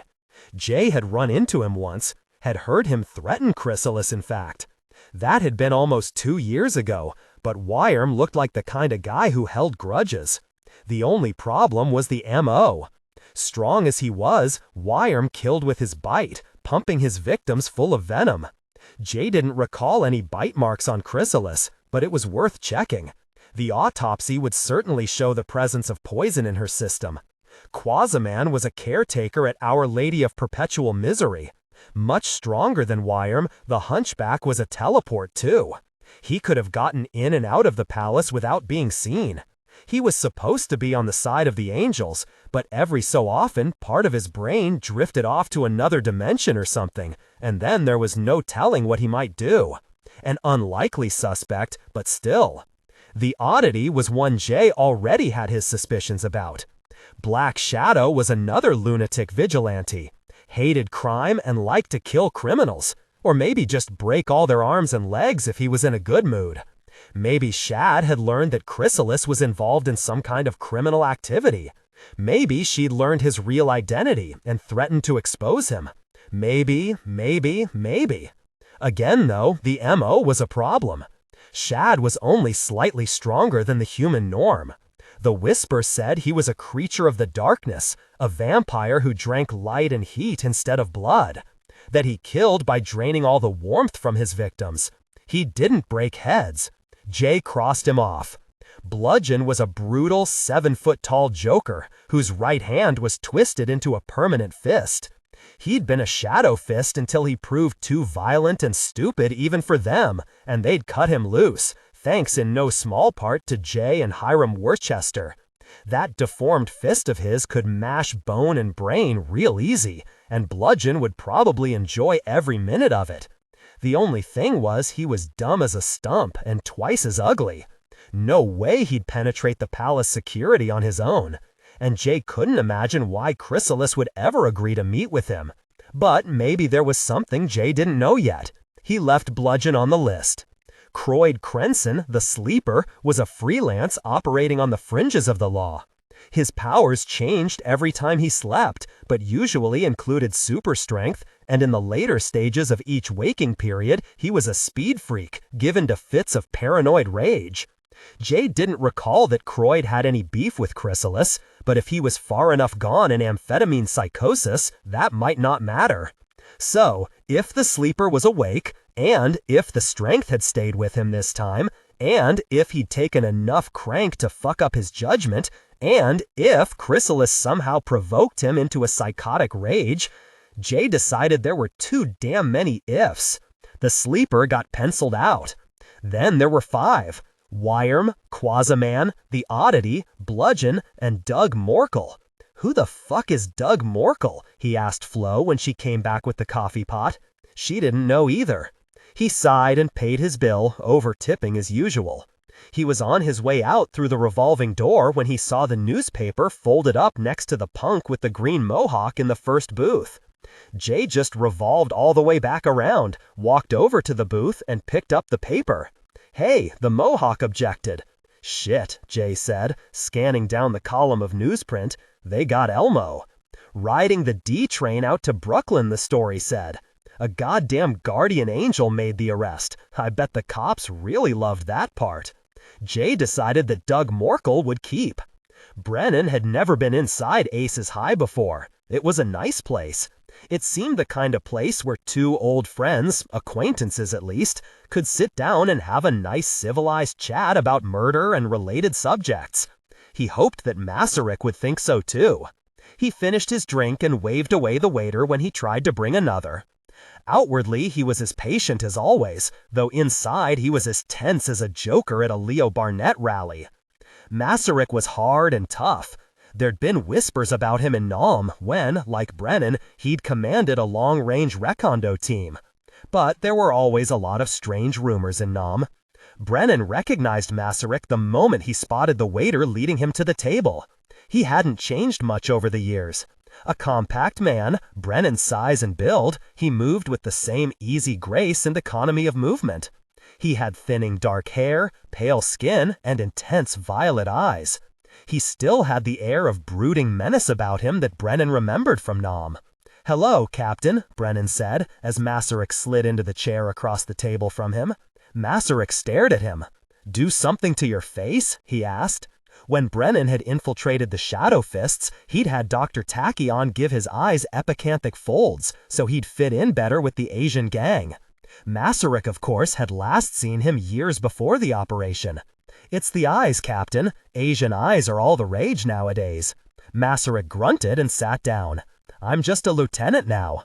Brennan nodded, gestured at the waiter. "It's your party," Masaryk said. "2 more Tullamores then, on ice." "Very good, sir." The waiter bowed a precise millimeter, then laughed. Brennan wondered where to begin, and in the wondering, they sat in silence until the waiter returned with their drinks. "Do you care to order now?" he asked, stepping a pace backward and holding his pen poised expectantly over his pad. Masaryk glanced at the unopened menu before him on the table. "I hear the blackened redfish is pretty good, though on a cop's salary, I've never had the opportunity to try it." "It is very good, sir," the waiter said, faintly astonished that anyone could possibly think otherwise. He turned to Brennan with a raised eyebrow and poised pen. "And you, sir?" "Seafood salad." "Very good, sir." The waiter collected the menus and was gone. Masaryk took a sip from his drink, set it aside. "So, what's this about? Neither of us are exactly the type to get together to talk over the good old days we spent chasing Charlie through the jungle." "Chrysalis murder," Masaryk grunted. "You said that. What was she to you?" "We were lovers." Masaryk's eyebrows rose. "Chrysalis had a lot of lovers. You the jealous kind?" "Come off it," Brennan said flatly. "Why would I be talking to you if I killed her? You had no idea I was involved in this until I called you." "Murderers sometimes do strange things," Masaryk said. Brennan snorted. "I thought the bow and arrow vigilante was your prime suspect." Masaryk looked at him carefully. "A playing card was found on her body," he admitted, "but it wasn't the ordinary kind of card he used. This was a fancy one from Chrysalis' own antique deck." Brennan nodded. Something that had been bothering him since his break-in at the palace suddenly clicked into place. "And the rest of the deck?" "That's right," Masaryk said. "How did you know?" Brennan smiled tightly. "Someone told me that J. Ackroyd was at the palace early that morning." "That's right, too," Masaryk said. "He found the body. Why was he there?" "You're awfully full of questions," Masaryk said. "You're not thinking of interfering with an ongoing police investigation, are you? I want her killer brought to justice. If you find him, fine. If I—" His voice trailed off, and he shrugged. "Look, Brennan," Masaryk said, in a sudden, hard voice, pointing his forefinger at him. "None of this vigilante shit." "If you did your job," Brennan replied, in a voice just as hard, "there wouldn't be any need for this vigilante shit. I could be home where I want to be, instead of pushing my ass on the line. Masaryk was about to reply when the waiter appeared at their table and slipped their plates in front of them. He glanced from one man to the other. Will that be all? Brennan tore his gaze from Masaryk's and nodded at the waiter. For now. Enjoy your meal, sirs, the waiter said, and hustled away. If you answer my question, Brennan said in a soft, conciliatory voice, I'll give you another one you should ask somebody. Masaryk looked at him a long time, then finally sighed. All right, I'll bite. The PI said Chrysalis had hired him to be her bodyguard. He did one hell of a job. Brennan nodded thoughtfully and picked at his seafood salad. Well, Masaryk prompted, what do you have for me? Ask the oddity what he, she, whatever, was looking for in Chrysalis' bedroom last night. Masaryk scowled at his dish as Brennan speared a bit of crab. Do you want to tell me what's going on? He finally asked. Brennan shook his head. Not now. I have nothing you'd believe. He popped the crab in his mouth and chewed, his gaze far away. Masaryk frowned. You better not be jerking me around. Enjoy your meal, Brennan said. Masaryk nodded. Cut another slice. I will. It's a damn fine fish. Damn fine. They ate their food, saying little. Neither was much for small talk, and both were absorbed in their own thoughts. Masaryk refused the waiter's offer of coffee and dessert when they had finished. Brennan ordered a cup of tea. I'll be in touch, Brennan said as Masaryk rose from the table. Don't do anything foolish, Masaryk advised him. Brennan nodded. The waiter set a teacup in front of him and left. Brennan lifted the cup to his lips. He frowned. There was a note on the saucer. It was written on a ragged scrap of paper in a childish, impossibly tiny hand. If you want to know what the shadow fists are hitting, it read, go to Stony Brook, 8800 Glen Hollow Road. Be careful. Brennan quickly looked around the restaurant, and then immediately felt foolish for doing so. Someone had to be trailing him or reading his mind. Someone knew as much about what he was doing as he did. It gave him a chilly, uncomfortable feeling, as if he were the hunted instead of the hunter. He looked again at the note. It was unsigned, of course. It appeared as if it were sent by someone who was friendly, and seemed childishly innocuous, with its semi-legible scrawl and misspelled words. Brennan decided to check out the tip it offered, but also to follow its final hint and be very, very careful indeed. 2 p.m. Kant didn't look pleased to see him. I thought we got rid of you yesterday, he said. The reptile ranch was closed, so I came here, Jay said. Where's your partner? Kant snapped at him. Like you. Only with you it's a permanent condition. He showed his teeth. They were still pointed. Is that a joke? Jay asked. It was. He was almost sure of it. He turned to a passing uniform. Kant just made a joke, he said. The cop ignored him. I don't think he was real impressed. You keep playing games with me, I'm going to make you real sorry, Kant promised. His moment of levity had obviously passed. What the fuck do you want? He asked irritably, rubbing at a big green scab under his collar. The starch must chafe his scales. I want to talk to Elmo, Jay said. Kant was so surprised he stopped scratching his scab. Get the hell out of here before I throw you out. You again? Masaryk said as he sauntered up to the desk. He was chewing on a toothpick. It must have been a good lunch. He wants to see Elmo, Kant told his partner, in a tone that suggested it was the funniest thing imaginable. Masaryk didn't laugh. Why? Jay shrugged. Might as well. Can't dance. Elmo isn't talking, Masaryk said. We told him he had the right to remain silent, and damned if he didn't take us up on it. Hell, talk to me, Jay said. Kant and Masaryk exchanged glances. And you'll tell us what he said? Masaryk suggested. Wouldn't be sporting, Jay said. Kant gave him one of his sideways blinks. Get out of here before I lose my temper. I wouldn't want you to get hurt. Uh-oh, Jay said. You hear that, Masaryk? Your partner was threatening me with police brutality. Do all lizards have such nasty dispositions, or is it just him? Kant came around his desk. He towered over Jay, all teeth and scales. That's it. Come on, asshole, let's dance. Jay ignored him. I've got a proposition for you, he said to Masaryk. Why don't you tell your partner to go sun himself on a rock while we talk privately? Masaryk looked at Kant. Give us a moment, Harv. You're going to buy into this bullshit? Kant said. Masaryk shrugged. He might have something. They walked down to an empty interrogation room. Masaryk shut the door, swung a chair around, and sat down with his arms crossed on its back, studying Jay with those piercing violet eyes. This better be good, he said. It's a modest little deal, but I think you'll be amused by its presumption, Jay said. You give me 10 minutes with Elmo, I'll give you the name of the Ace of Spades killer. Stonybrook, or, as the note had said, Stonehebrook, was a small suburban town in Suffolk County, Long Island. Brennan stopped at a gas station in his rented Toyota to ask directions to Glen Hollow. Thank heavens his unknown informant had managed to spell that right, road.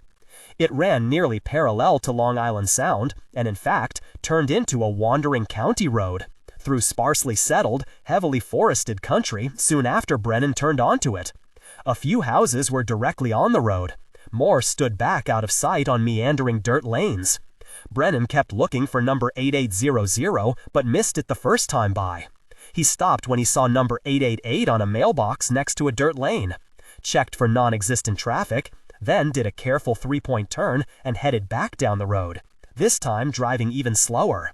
This time, he passed number 8700 without finding the address he was looking for, but remembered going by an unnumbered lane that could have been the missing 8800. Brennan pulled over to the side on a relatively wide section of the road. He parked, got out of the car, and went to the trunk where he had stashed his bow case. He glanced up and down the road. There was still no traffic. He opened the bow case and with practiced, assured ease assembled his compound bow. He drew the string smoothly. His shoulder burned, but he decided he could handle the pain. He slipped his hood over his head and then faded into the trees crowding the roadside. The hunter returned to the forest. The lockup in Fort Freak had special cells for special customers. Elmo raided a windowless cubicle with a reinforced steel door. There were unseemly bulges in the metal where some previous tenant had tried to punch his way out. When they entered, Elmo was seated on the narrow bed, feet dangling a foot off the floor. His arms were locked in the most massive pair of handcuffs Jay had ever seen. Custom design, Masaryk told him, for perps with more muscles than Mother Nature intended. He was using his bad cop voice, hard-edged and nasty. Maybe he and Kant really did swap roles with jokers. Take them off, Jay said. That wasn't part of our deal, Masaryk said. You've got 10 minutes. He locked the cell behind him. They listened as his footsteps receded down the corridor. Elmo looked up for the first time. Popinjay, the dwarf said. He was about 4 feet tall and almost as wide. His arms and legs were short but massive, thick with cords of muscle. They tell me you're not talking. Nothing to say. I still got my phone call coming. Know any lawyers? Try Dr. Pretorius, Jay said. He any good? He's a pain in the ass, but yeah, he's good. And he's had lots of practice defending scapegoats. You don't think I did it? Jay sat down on the toilet. She was scared. No offense, Elmo, but I can't imagine her being scared of you. She hired me as extra security, told me I'd start the next day. That make any sense if the guy you're scared of lives downstairs? The dwarf's normally stolid features twisted in pain. I was her bodyguard, he said, for years. I never let nothing happen to her. This is my fault. I should have been there. Why weren't you? Elmo studied his hands. His fingers were blunt and stubby, ridged with calluses. She sent me on an errand. Then it's not your fault. You did what she told you to. What kind of errand? Elmo shook his head. Can't say. Her business. She's dead, Jay pointed out, and you're going to take the fall for killing her. You think Jokertown is bad? You ought to see how jokers get treated up in Attica. Talk to me, Elmo. Give me something to work with." Elmo looked around the cell. "I delivered a sealed envelope and an airline ticket to a man in a warehouse," he said after a while. "The meeting went off without a hitch, but when I got back to the palace, there were cop cars out front. I didn't like the looks of that, so I figured I'd lay low until I found out what was going on. When I heard over the radio, I decided it'd be healthier to leave town. I didn't have nothing to go back for anyway." "Who was the man?" Jay asked. Elmo closed his hand into a fist. "Don't know." "What did he look like?" Elmo opened his fingers again. It was dark, and he wore a mask. A bear mask, black with big teeth. Jay scowled. "He looked strong?" Elmo laughed. "We didn't do any arm wrestling. I delivered an envelope, that's all." Then he fell silent, staring at his fingers as he opened and closed his hand. "What else?" Jay prompted. He got no reply. "Come on, Elmo, we've only got 10 minutes. Help me." The dwarf's face was expressionless for a moment, his eyes locked on Jay's. Then he nodded slowly and looked away. "Yeah," he said. "Okay. It's hard. Elmo groped for words. "She didn't tell me not to say nothing, but she never had to. I knew when to keep my mouth shut. If you didn't stay around the palace for long. But now it don't matter, does it? She's gone. Tell me about the meeting." "The envelope was full of money, a lot of money. She was buying a hit. I knew it. She knew I knew. We both pretended otherwise. That was the way she liked to do things." He looked up at Jay. "He must have hit her first, that's all I can figure." Chrysalis had never been a model citizen, Jay knew. She made her own rules. Murder, though? That didn't sound like the woman he'd known. Who did she want dead? In the envelope with the money was a folded-up piece of paper with a name on it, Elmo told him. "I never saw it, but when the guy in the bear mask read it, he made a crack. He said, 'Shit, never ask for anything small.' Then I knew. The money in the envelope was way more than the going price for a hit, and that was only part of the payment. And that airline ticket? Round trip to Atlanta." "Atlanta," Jay said. For a moment, he wondered who the hell Chrysalis could possibly know in Atlanta. Then he got it, and a cold, sick feeling spread over him. "Oh shit," he said. "She was never interested in politics until last year," Elmo confided. "Then she got real interested. I figured, I don't know, maybe some of the stuff she'd seen on the tour. She wasn't like old Dez or some of those other Joker politicos, but she was a Joker." "Leo Barnett?" Jay said. Elmo nodded. "Gotta be." "Great," Jay said. "Just fucking great." For a moment he couldn't think. "Tell me about the hitman," he said. "Tall, skinny, wore gloves. Cheap suit, didn't fit too well. On the ticket, the name was George Kirby, but that was just something Chrysalis made up." "George Kirby," Jay repeated. The name sounded vaguely familiar. "When was this flight?" "Today," Elmo said. "Shit," Jay said. "Shit, shit, shit." He glanced at his watch. His time was almost up. "Masaryk will be here in a minute to chase me out. We need to hurry." "Tell me about Yeoman." "Yeoman? He's history," Elmo said bluntly. "He's been gone for what, a year now? Nobody knew where, not even Chrysalis. She tried like hell to find him. I think she was afraid the Fists had iced him. There was bad blood between Yeoman and the Fists. But it couldn't have been him. He was only a gnat." "The oddity?" Jay asked. Elmo shrugged. "If they had dealings, it wasn't anything she told me about." "Who else?" Jay asked. "Enemies, rejected lovers, greedy heirs, anyone who had a reason to want her dead." "She had a silent partner," Elmo told him. "A joker named Charles Dutton. He helped her buy the palace, way back when she started. I guess the joint is his now." "I'll talk to him," Jay promised. "Anything else?" Elmo hesitated.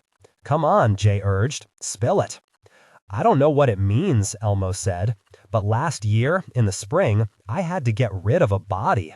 "A body?" Jay said. Elmo nodded. "A woman. Young, dark-skinned, might have been pretty once, before, but not when I saw her.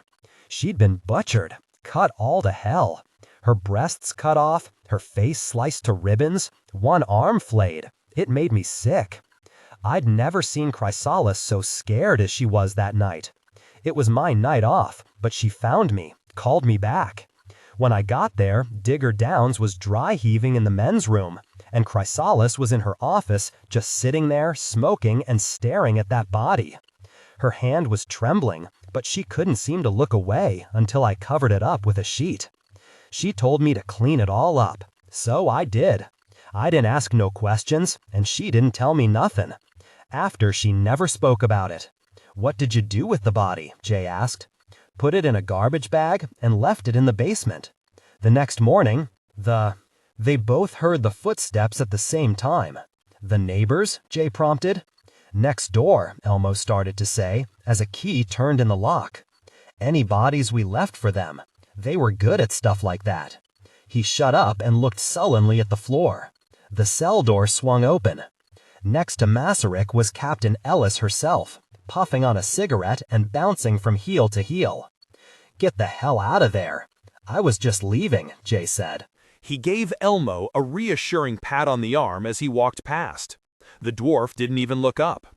"I want you to know that Masaryk made this little arrangement without my permission," Ellis snapped. "But now that it's done, you damn well better deliver that name, and it damn well better pan out, or you and your friend Elmo could be sharing a cell." Jay couldn't even work up the energy to sass her. "Daniel Brennan," he said. Masaryk shot him a look like someone had just slipped an ice cube down his pants. Ellis just snorted and wrote down the name. "Have a nice day," Jay told them, walking out. There were no walls, fences, or other barriers to keep Brennan off the grounds of 8800 Glen Hollow Road.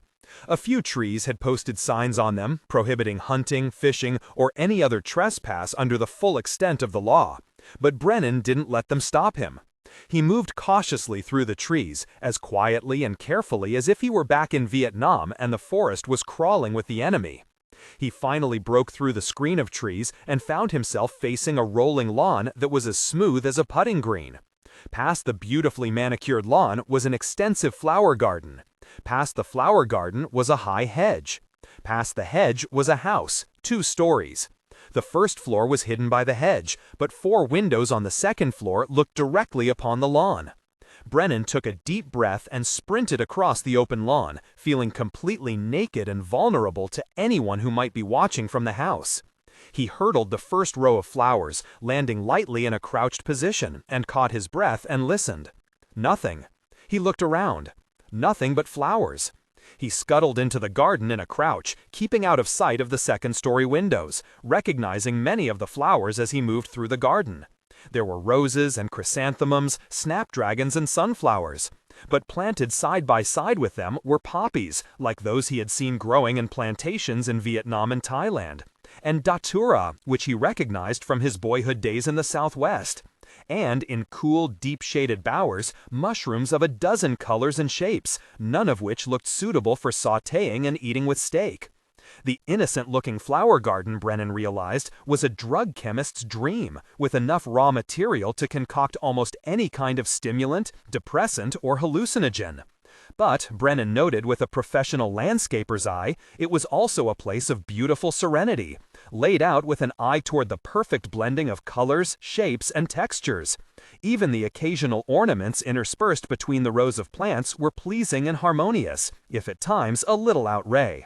Like the 4-foot-high concrete mushroom and the hookah-smoking caterpillar curled up on it. Not your typical garden ornament, certainly, but it fit the theme of this one. Brennan smiled, and then the caterpillar turned and looked at him. Its cheeks puffed out and blew a hazy cloud of smoke, which engulfed Brennan before he could shut his mouth. He sucked in a deep lungful of sweet-tasting smoke, turned, and managed to stagger 3 steps. His head was swimming in unstoppable circles, and his eyes were rolling up in back of his head as he fell heavily on the thick grass. It felt cool on his cheek as the caterpillar spoke in a naggingly familiar voice through mechanical lips. "Welcome to the Magic Kingdom," it said as Brennan's eyes closed. 8 p.m. The cops had the funeral home staked out to hell and gone. Jay spotted the first one selling francs from a pushcart on the corner. 2 more sitting in a parked car halfway down the block. a fourth on a roof across the street. Either they weren't completely convinced that Elmo was their man, or they were hoping for Yeoman to show up and pay his last respects. Cosgrove's mortuary was a sprawling 3-story Victorian monstrosity that looked like a shipwreck from another time. It had a great round turret in one corner, a tall Gothic tower in another, a wide wooden porch that girdled the entire house, jigsaw carpentry everywhere. Chrysalis would have loved the place. He was climbing the steps when the door banged open and Lupo came stalking out. "A bloody farce, that's what it is," he snarled when he saw Jay. His ears were flat against his skull in anger. "Who the hell does he think he is?" He didn't wait for an answer.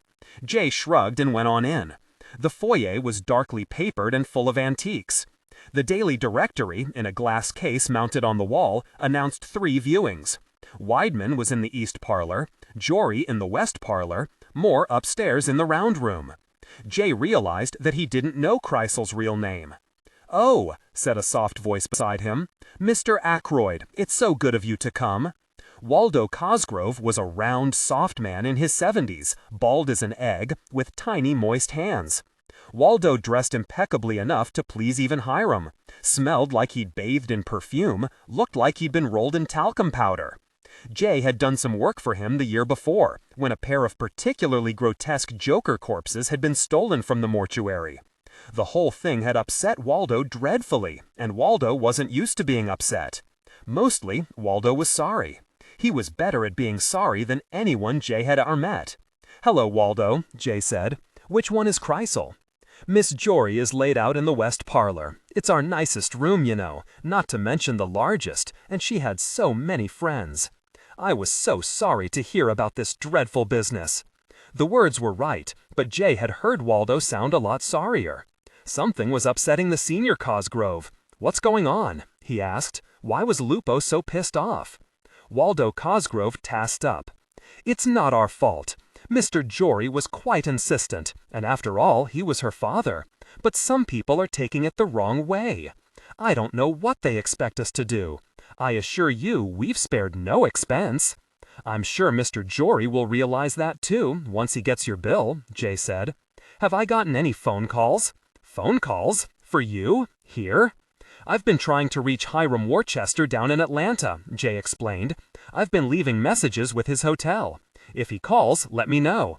"Oh, certainly," Waldo Cosgrove said. Another group of mourners was leaving. Jay recognized a hostess from the Crystal Palace. She didn't look too happy either.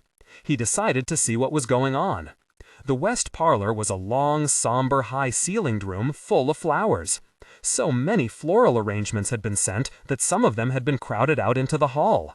A sign-in book had been placed by the door. Yin Yang stood beside it, expressing condolences to a big, robust man in his 60s who could only be Chrysal's father. Jory wore a white shirt and a black suit, and there was something about him that made you think, yes, this was definitely a black and white kind of man. Right now he looked uncomfortable. Maybe it was the suit, maybe it was the occasion, maybe it was Yin Yang, both of whose heads were talking at once as usual. When the Joker finally shuffled into the parlor, Jay stepped up and offered a hand. "Mr. Jory, I'm deeply sorry about your daughter," he said. "She was an extraordinary woman." "Yes," Jory replied. He had a firm handshake and a distinct twang in his voice that was utterly at odds with his daughter's carefully cultivated British accent. "Deborah Jo was a fine girl. Did you know her well, mister?" Jay ignored the question. Jory would undoubtedly recognize the name, and they'd get into the whole thing about how he found the body, a can of worms Jay didn't especially care to open. Not well enough to know her real name, I'm afraid. "Deborah Jo," Jory said. "She was named after my great-grandmother. Real pioneer stock she was, a genuine Sooner. You from Oklahoma?" Jory nodded. "Tulsa. New York's not much to my taste." "Chrysalis loved the city," Jay said quietly. "I knew her well enough to know that much. It was her home." Honor the weight of ideas that question what it means to be human. "Her home was Tulsa," Jory said stiffly, "and no offense, sir, but I'd thank you not to call her by that name. He turned at the sound of footsteps, and Jay saw the revulsion in his eyes as they beheld Jew Benson waddling through the door, a stack of newspapers under one arm. Then his manners got the better of his distaste, and Jory forced a smile and extended a hand. Jay went inside the parlor. There were enough folding chairs to accommodate 100 people. A third were occupied, while another dozen mourners milled around, talking in soft whispers in the corners of the room. 8 out of every 10 faces belonged to jokers. Yin Yang knelt beside Mushface Mona at the casket. The floater bobbed against the ceiling, talking quietly with Troll, whose huge green hands brushed lightly against the chandelier when he gestured, making the crystals ring like wind chimes. Hot Mama Miller wept copiously, her hands smoking as she clutched a lace handkerchief, her small face wrinkled as a prune. Beside her, Father Squid murmured consolations. Another plainclothes cop, out of place as a grape and a box of raisins, sat by an ashtray, smoking a cigarette. The oddity was seated in the last row. Jay thought that was real interesting. He stared, glimpsed motion beneath the black cloth. It looked like some animal under there squirming to get out, but it was only the Joker's body reshaping itself, a metamorphosis that never ended. The hooded face turned, until Jay looked straight into the steel mesh fencing mask. He could feel eyes looking back from beneath the mesh. Jay crossed the room to where Chrysalis had been laid out. Yin Yang was just getting up. Jay stopped in shock. The casket was open. That can't be, he thought wildly. Then he saw Cosmo seated in a folding chair, back in the shadows of the alcove where the casket had been placed, so still and quiet that he was almost invisible in the riot of funeral wreaths, and suddenly Jay understood. 3 Cosgrove brothers had inherited the family mortuary. Waldo, who was very sorry, was the front man. Titus, who was never seen, was the embalmer. Cosmo, the youngest, was the family joker.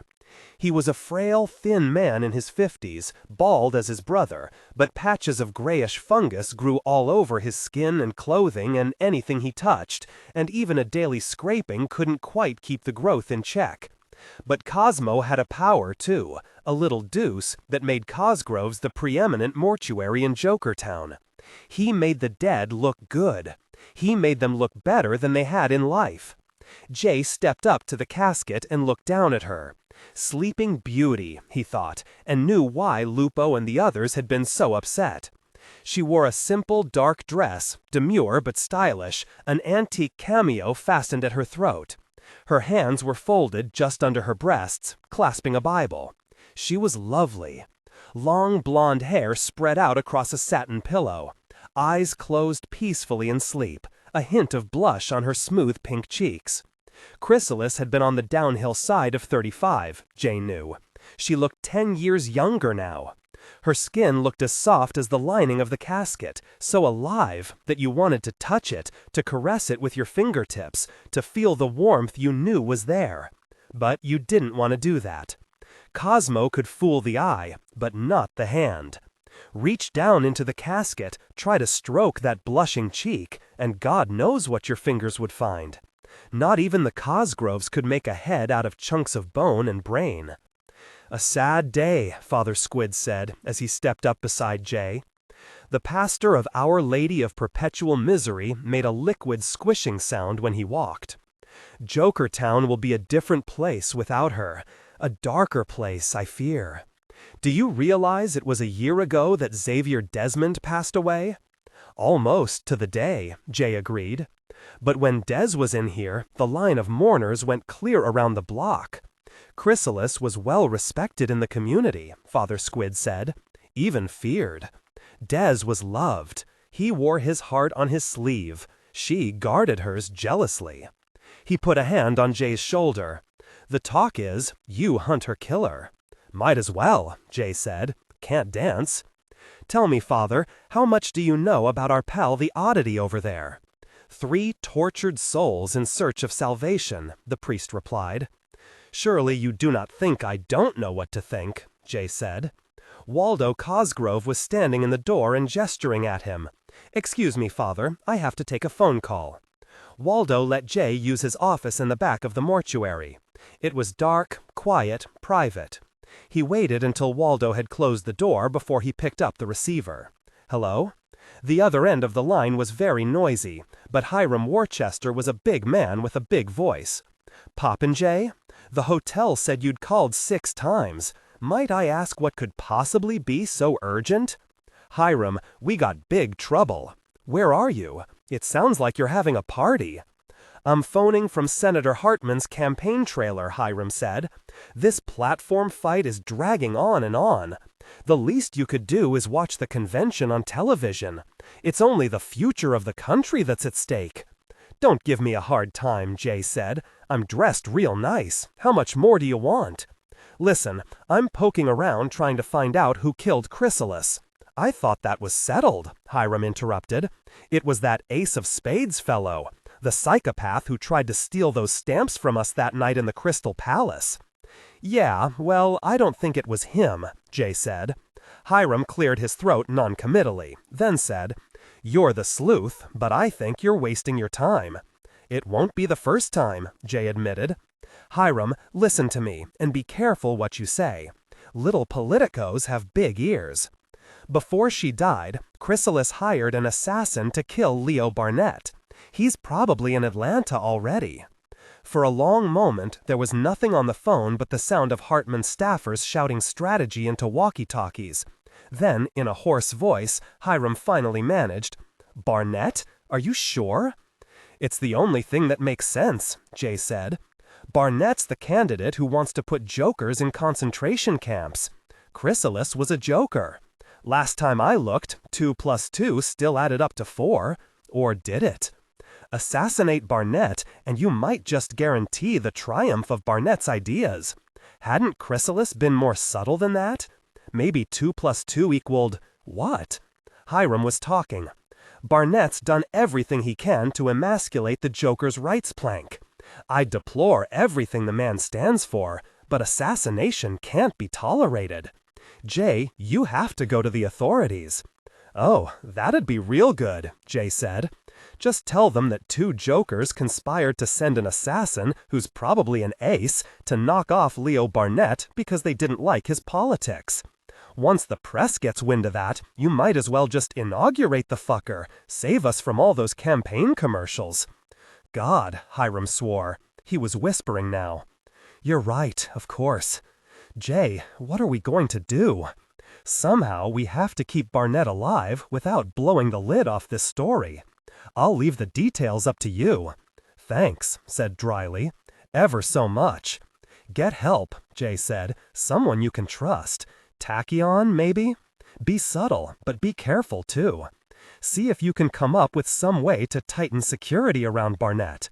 Around all the candidates, Hiram suggested. Fine, Jay said. I'll keep digging on this end. Jay, listen to me. You'd be more valuable down here. Chrysalis is dead. This quixotic investigation of yours won't bring her back. Start your meter and catch the next flight to Atlanta. I'm hiring you. I'll want you to be Senator Hartman's bodyguard. The last body I was supposed to guard wound up short ahead, Jay pointed out. Besides, I thought each candidate had a government ace assigned to babysit. Carnifex is an incompetent braggart, Hiram said. Nothing more than a street brawler, really, and not terribly bright. I have more faith in the Secret Service, but they're only men. At least Barnett has Lady Black attached to him, but Greg is terribly vulnerable. We need your help, Jay. Yeah, well, get in line, Jay said. Hiram, I gotta go. I'll keep in touch. Be careful. Do what you can. Poppin' Jay, will you listen to reason for once? Hiram insisted. Nah, Jay said. It might become a habit. He hung up before Hiram could reply and headed for the door. No sooner did he step out of the office than the phone started ringing behind him. Jay leaned back against the office door and counted the rings. Hiram didn't give up easily. He had to give him that. On the 9th ring, he sighed, went back into the darkened office, and scooped up the phone.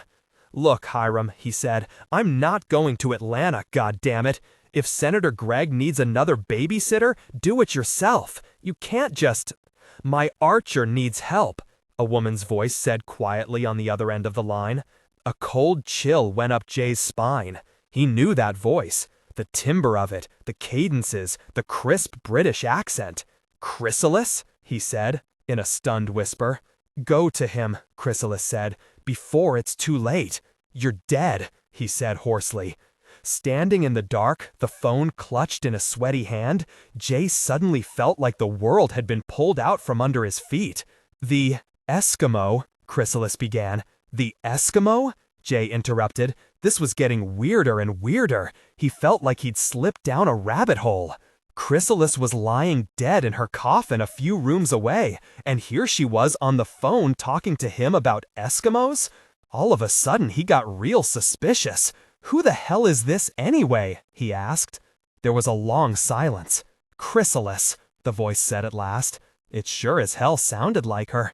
"My God," Jay said, with all the awe he could muster. "You're alive! My darling, my lover. Is it really you, sweet one?" Another hesitation. "Yes," the voice whispered at last. "It's me, darling. Listen, you must save my Archer. Yeah, I know. He's been kidnapped by Eskimos," Jay said. "Maybe you think this is funny, but I don't. You do a damn good impression, but you're not Chrysalis. So why don't you take your Eskimos, put Prince Albert back in the can, and go fuck yourself, okay?"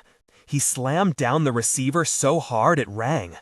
Then he sat there in the dark for a long time, fuming, staring at the phone, daring it to ring again. It stayed silent. 9 p.m. Anne-Marie was 8 months pregnant with their child. They made love slowly and gently, Brennan kneeling before her, Anne-Marie lying on her side with one leg straight out, the other drawn upward. She was a slight, slim woman, now swollen to ripeness with the child in her womb. Her small breasts were heavy with milk, their nipples dark, pointed, and excruciatingly sensitive to the touch of his fingertips, the caress of his lips. Her face favored her Vietnamese ancestry more than her French, and she was beautiful, beautiful and hungry for Brennan's touch. They made love in languorous slow motion, every minute movement of their bodies perfectly mated in rhythm and cadence. And as they made love, Anne-Marie changed. Brennan watched her skin fade and flesh disappear, until he could see the network of blood vessels that laced throughout her body, and the bones and organs underneath, their son in her womb. Then the baby melted away and changed, and Anne-Marie did too.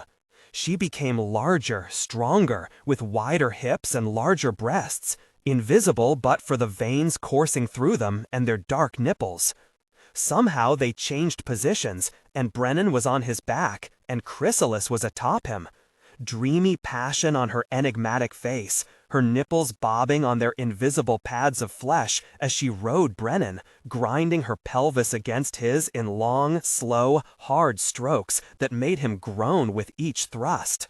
He reached out to grasp her warm, soft, invisible breasts, and they faded like smoke.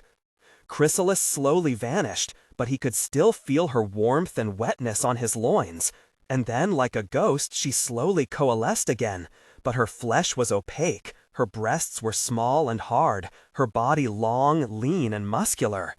"Jennifer?" Brennan whispered, and she smiled sadly at him and pulled away, taking all her warmth and leaving him alone and naked. He wept as the pain of her leaving stung him again and again, and she slowly faded from his sight in a haze of anguish and tears. He squinted through the blur. There was a face swinning in the mist, peering closely at him.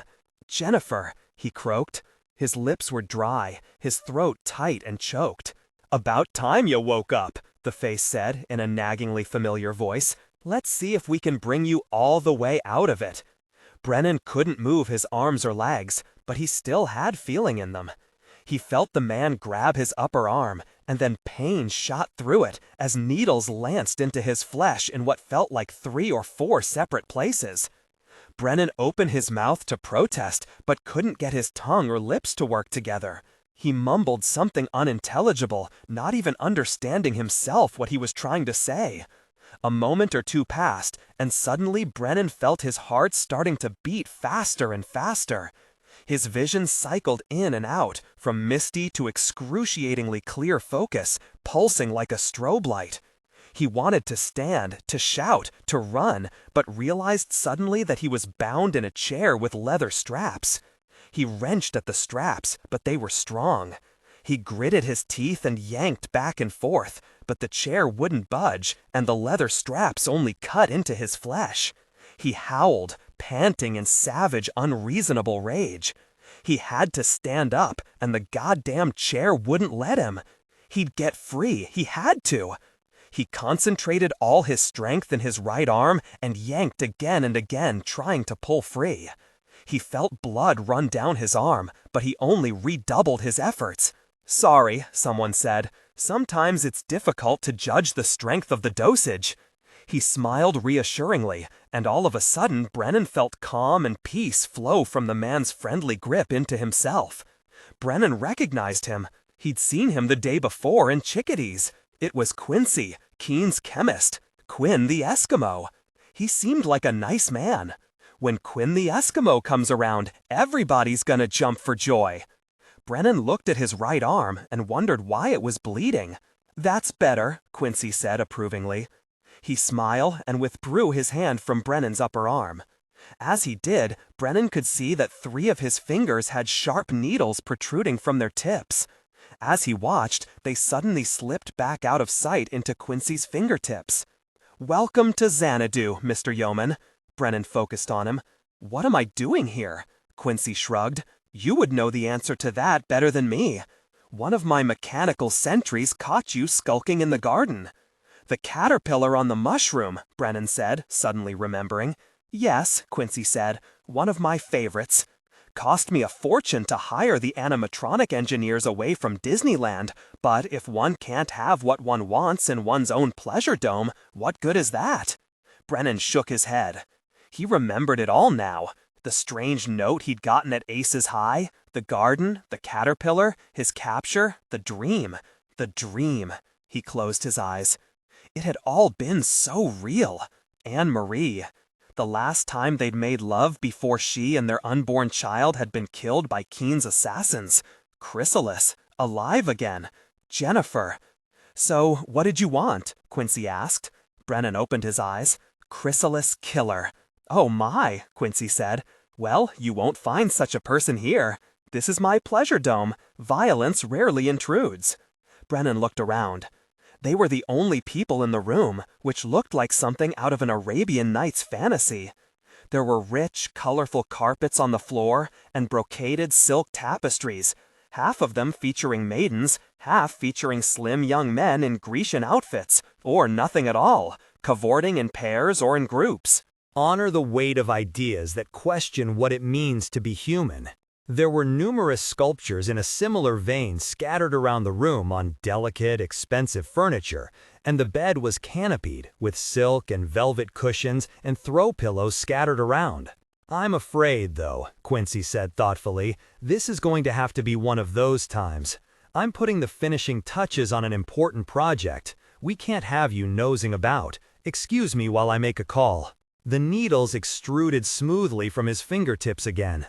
They were white as bone, which they probably were, Brennan realized, and hollow. After a moment, a clear fluid oozed from the central one, and Quincy plunged them into Brennan's arm again. "It'll only hurt for a moment," he confided.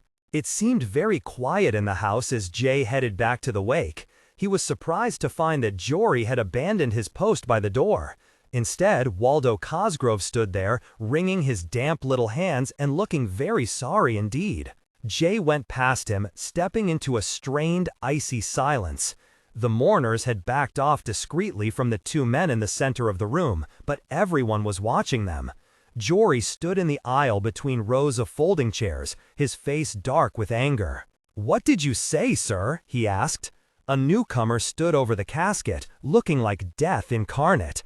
Tall and slender, he wore a hooded cloak over a black wool suit. At first glance, Jay thought he was in a mask. Given the occasion, a singularly tasteless mask, too. Then he spoke, and Jay realized that the death's head yellowed and noseless, teeth bared in an eternal grin, was his real face. I said, the Joker repeated in a deep, chilly voice, that this is not Chrysalis. He waved a gloved hand over the young woman in the casket. His words made Jay's stomach do a sudden lurch. If it wasn't Chrysalis in the coffin, if somehow he'd been mistaken about the body, then maybe she was still alive somewhere. And the voice on the phone? I don't recall asking for your opinion, Jory said, his accent deepening under the stress of the moment. Sir, you're causing a disruption, and I'd thank you to leave. I think not, the man in the black cloak replied. I came here to see Chrysalis one last time, to make my farewells. And what do I find? Some gnat fantasy lying in a coffin, and a room full of people forbidden to speak her name? Her name was Deborah Jo, Jory, and she was my daughter. A vein in Jory's neck had begun to throb. Her name, the Joker replied coldly, was Chrysalis. Father Squid moved close to him. Charles, he's from Oklahoma. He knows no better. We must respect his grief. Then let him respect ours. He does not mean to give offense, the priest said. That makes this charade no less offensive.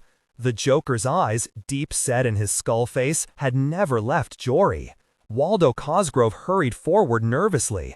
Gentlemen, please don't quarrel. This is not the time or the place, is it? Our dearly beloved Chrysalis. Deborah Jo, that is. Well, surely she would not have wanted. What I want, Jory said suddenly, is for you to throw out this ugly son of a bitch, Cosgrove. You hear that? Either you call what passes for the law hereabouts, or I will, but either way, this asshole is going out onto the street. Waldo looked helplessly around the room, searching for some way out of this mess. Jay felt sorry for him. Finally, meekly, the funeral director turned to the Joker and said, Charles, please, it's customary in these matters to honor the family's wishes. Yes, Charles said. He made a gesture that took in all the Jokers in the room. And we are her family, Waldo, not him. He doesn't even know what her name was. He turned his back on Jory and walked to where Cosmo sat on his chair. Cosmo looked up and adjusted his round wire-rimmed spectacles. There was fungus growing on the back of his hand and a gray 5 o'clock shadow beneath his jaw. He said nothing. I want to see her, Cosmo, Charles told him. Show her to me. Show her to me the way she really was. No, Jory shouted. I forbid it. He stormed forward, jammed a finger at Cosmo. You hear me, boy? Cosmo looked at him, said nothing, looked back at Charles. Someone gasped. All eyes went to the casket. The color had begun to bleach from Deborah Jo's soft skin. God damn you, Jory swore at Cosmo. He spun around to face Waldo. You there! Call the police, now! Waldo's chin trembled as his mouth worked silently. In the casket, the smooth pink flash and hints of rose had faded. Her skin was bone white, as smooth and pale as milk. Here and there, it began to turn waxy and translucent. I'll do it myself then, Jory said. He started for the phone. There was a sound like a stack of 2x4s might make if you broke them all at once. Everything stopped. Jory looked up, and up, and up, into red eyes that stared down from beneath a huge swollen brow ridge. From his 9-foot vantage, Troll gazed down at Jory, cracked his knuckles once more, then closed his huge green hand into a fist the size of a country ham. I don't think that would be such a good idea, Troll said, in a voice that sounded like it came from the bottom of the world's deepest gravel pit. All around the room, the mourners mumbled agreement.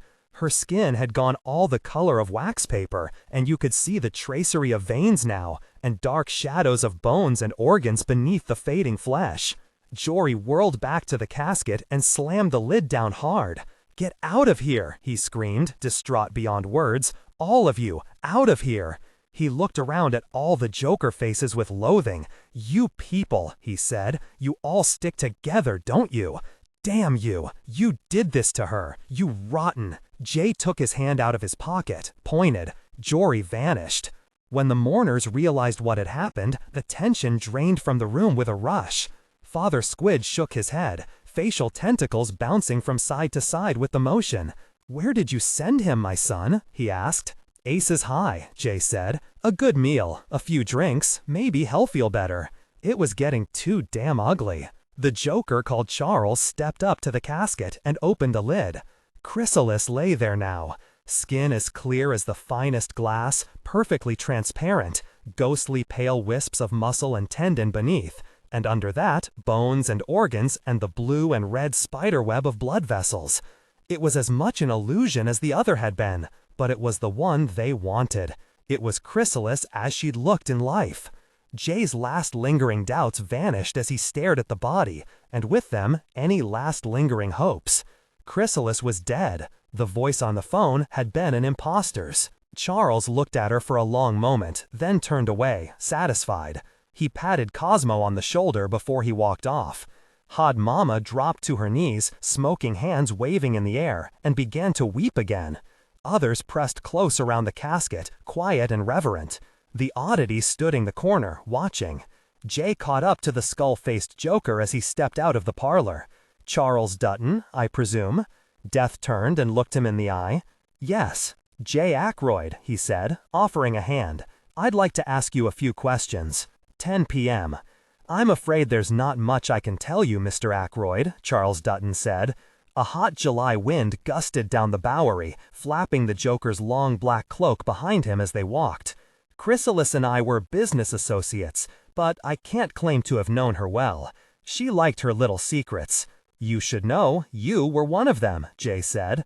"How come no one knew Chrysalis had a partner?" He had to walk quickly to keep up with Dutton's long-legged strides. They passed the Chaos Club, and Dutton waved politely to the doorman.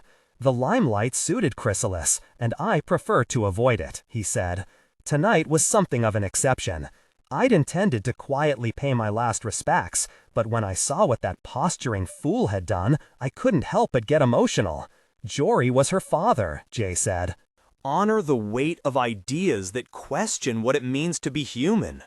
Her beloved father, Dutton agreed, who made her a prisoner in her own home for years because he was so deeply embarrassed by the way she looked. You see, I do know a little of her history. It was not something she liked to talk about, but when she first came to Jokertown, she needed my help to open the Crystal Palace, and I insist on knowing the background of my business associates. You lent her money? Dutton nodded. She arrived in the city with a considerable fortune in bearer bonds. However, she wanted to buy almost half a block, not only the building that became the Crystal Palace, but the adjoining properties as well, all that debris. I don't imagine I have to tell you that Manhattan real estate is expensive, even in Jokertown. There were other costs as well, the restoration, fixtures and furnishings, the liquor license, bribes, Jay suggested. A car passed them, going the other way up the Bowery. Jay watched its lights recede in the long plate glass window of the laundromat they were passing. "The city inspectors work so hard," Dutton said, "as do our police and firefighters. Periodic tokens of esteem are always a wise policy, particularly for a Joker. Costly, though." "So you lent her a lot of bucks," Jay said. He was still keeping an eye on the reflections in the laundromat window. "How much of the joint did you own?" "A third," Dutton said. "She held the controlling interest." "Don't stop and don't look behind you," Jay said quietly. "We're being followed." "Really?" Dutton was good. His pace didn't even falter. "He's across the street, maybe a half block back, trying to slink from doorway to doorway," Jay said. "Real amateur hour. He would have flunked slinking in detective school. He's avoiding the street lamps, but the headlights pick him up every time a car passes."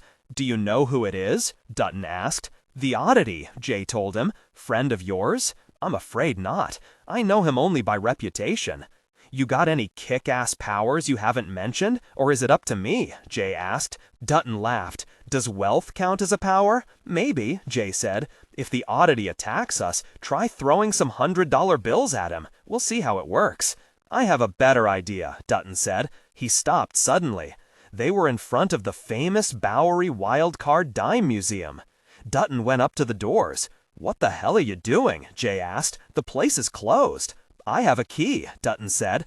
He opened one of the doors and motioned Jay inside. "The management won't mind." "You own the place?" Jay guessed as Dutton relocked the door. "I'm afraid so," Dutton said.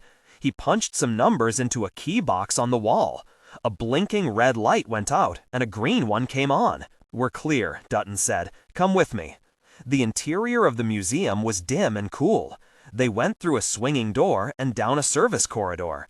"This place do good business?" Jay asked. "Fair," Dutton said. "You've been here, of course." "A long time ago," Jay said, "when I was very young. The only thing I remember is the jars. Dozen of big jars with deformed Joker babies floating inside. It really freaked me out." The memory had been buried for a long time, but the moment he spoke, it came back so vividly. Endless small bodies, twisted and terrible, floating in formaldehyde behind a wall of glass. One of them, bigger than the others and especially grotesque, had been mounted on a rotating pedestal, and Jay could still remember his fear as its face slowly turned toward him. It was going to open its eyes and look at him, he had screamed, and nothing his father had said had calmed him down. "It gave me nightmares," Jay said, astonished by the sudden realization. He couldn't quite repress a shudder. "Jesus," he said to Dutton, "those are long gone, right?" "Sadly, no," Dutton said. "The monstrous Joker babies were one of the original exhibits. The tourists have come to expect them. But I have made considerable efforts to turn this into a legitimate museum since acquiring it from its original owners. And our new attractions are quite different. Let me show you." He led Jay through an access door. "Here," Dutton said, "this is our Syrian diorama." Jay peered through the glass at a dramatic waxwork tableau. In the foreground, Carnifex was wrenching an Uzi away from a terrorist, while a pregnant peregrine raked his face with metal talons. Tachyon, dressed like a colorblind Arab fop, was out cold on the floor. Elsewhere, Jack Brown raced toward a gunman, bullets whining off his body. One of the ricochets had struck Senator Hartman. You could see the blood seeping through his sport coat. Way in back, Hiram Worcester glared up at a giant economy-sized Arab Rambo, while a woman in a black chador held a bloody knife over a fallen prophet. "I'm sure you recall the incident," Dutton said. "Yeah," Jay said, "from the tour. Getting wounded did wonders for Hartman's presidential campaign." "It never hurts to be a hero," Dutton agreed. Jay indicated a panel of buttons in front of the diorama. "What are these?" "Our new exhibits are state-of-the-art," Dutton said. "Sound effects, dramatic lighting, animatronics.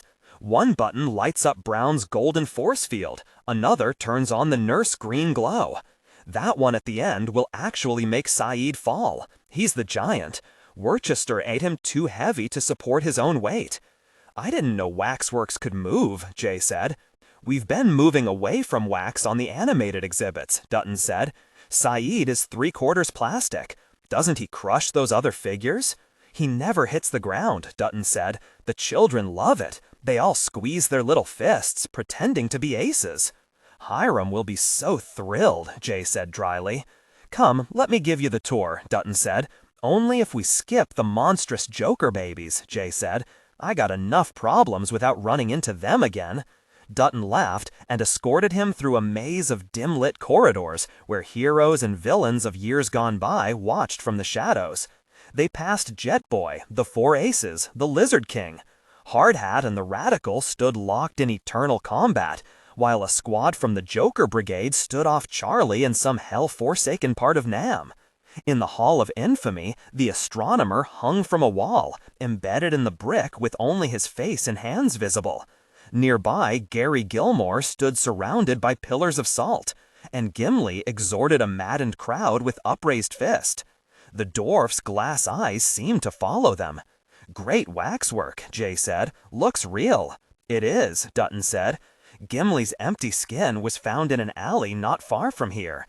There was no family, so we, acquired the remains." Jay gave him a look. "You stuffed him." He'd heard that story on the street somewhere, but somehow he'd forgotten. Dutton cleared his throat. "Yes, well, he has been quite a popular attraction." "I think I've seen enough," Jay told him. "Fine." Dutton took him across a cavernous hall where the turtle's old shells hung suspended. The adjoining gallery was still under construction. Dutton guided Jay through the tangle of ladders, tarps, and sawhorses to a snack room square in the center of the building. He turned on the lights and stood in front of a bank of vending machines. "Would you prefer coffee or a soft drink?" he asked. It was chilly in here, Jay realized suddenly. They must use the air conditioning even at night on account of the waxworks. Coffee would be real good, he admitted. Dutton fed quarters into the coffee machine and came to the table with 2 cardboard cups. He gave one to Jay. They sat. "So, what do you think of my little museum now?" "Museums are like graveyards," Jay said, "full of dead things. Dead things depress me." "The famous Bowery Wild Card Dime Museum is a Jokertown institution." Jay blew on his coffee. "The Palace is an institution too." "Yes," Dutton said, "of a different sort. And now you own it too. Under the terms of our partnership agreement, the surviving partner assumes full ownership of the Crystal Palace, yes." That why you had her killed? Jay suggested casually. Dreams came again, but this time they were vague, formless things that chased Brennan through a cloying mist as he tried to find his way back to a home that didn't exist. The landscape was silent, but for the unknowable twitterings of the things chasing him. Then he heard someone, softly but insistently, calling his name. It was a woman's voice. It was Jennifer. She felt her cool hands on his face, and she was kneeling before him.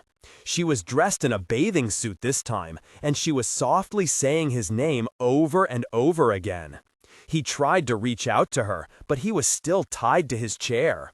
She reached out and touched his bonds, and they dissolved. He tumbled forward.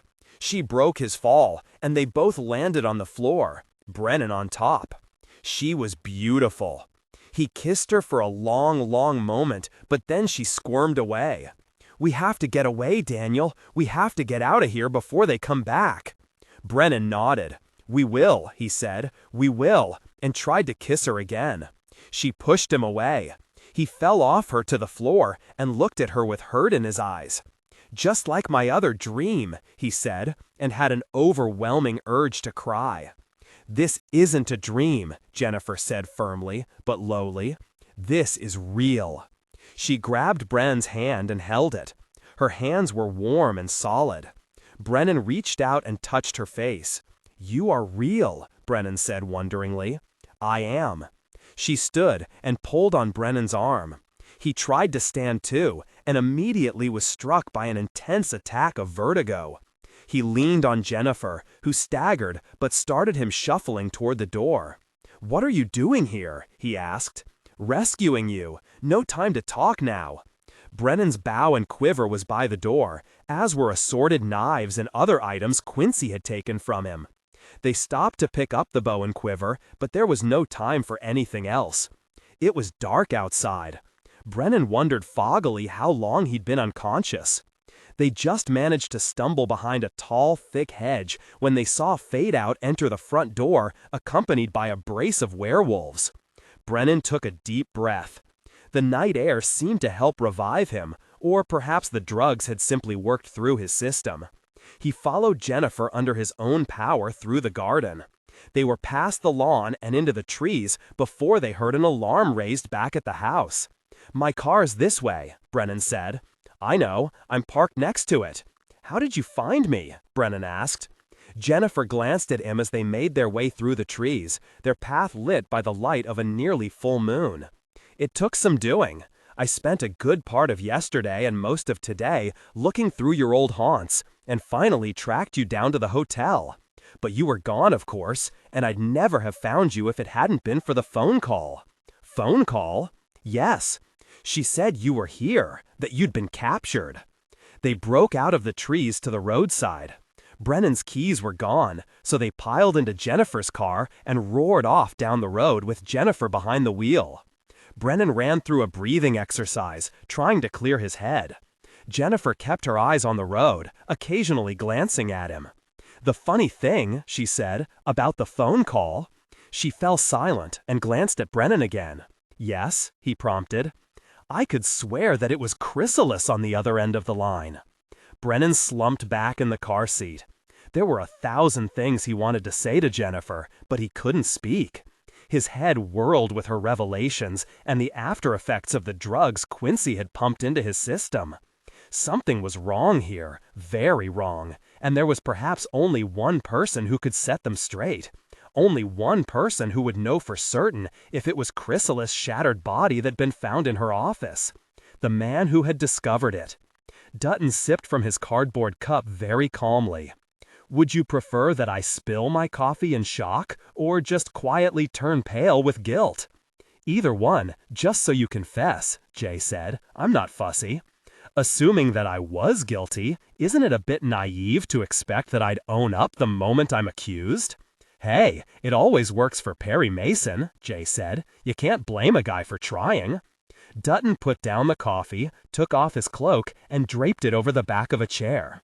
Beneath the banks of fluorescent light, his skin was a ghastly shade of yellow, here and there mottled with dry, dead patches of brown. I happen to look like the popular image of the Grim Reaper, the Joker said. Sometimes that causes people to make unfortunate assumptions about me. I did not kill Chrysalis. Not personally, Jay said, but you had the bucks to hire it done. And you had the motive. Did I? Dutton seemed amused. The land on which the palace stands is worth quite a bit, agreed. The saloon itself is a good tax loss. I may keep it open and I may not, but I'd hardly kill for it.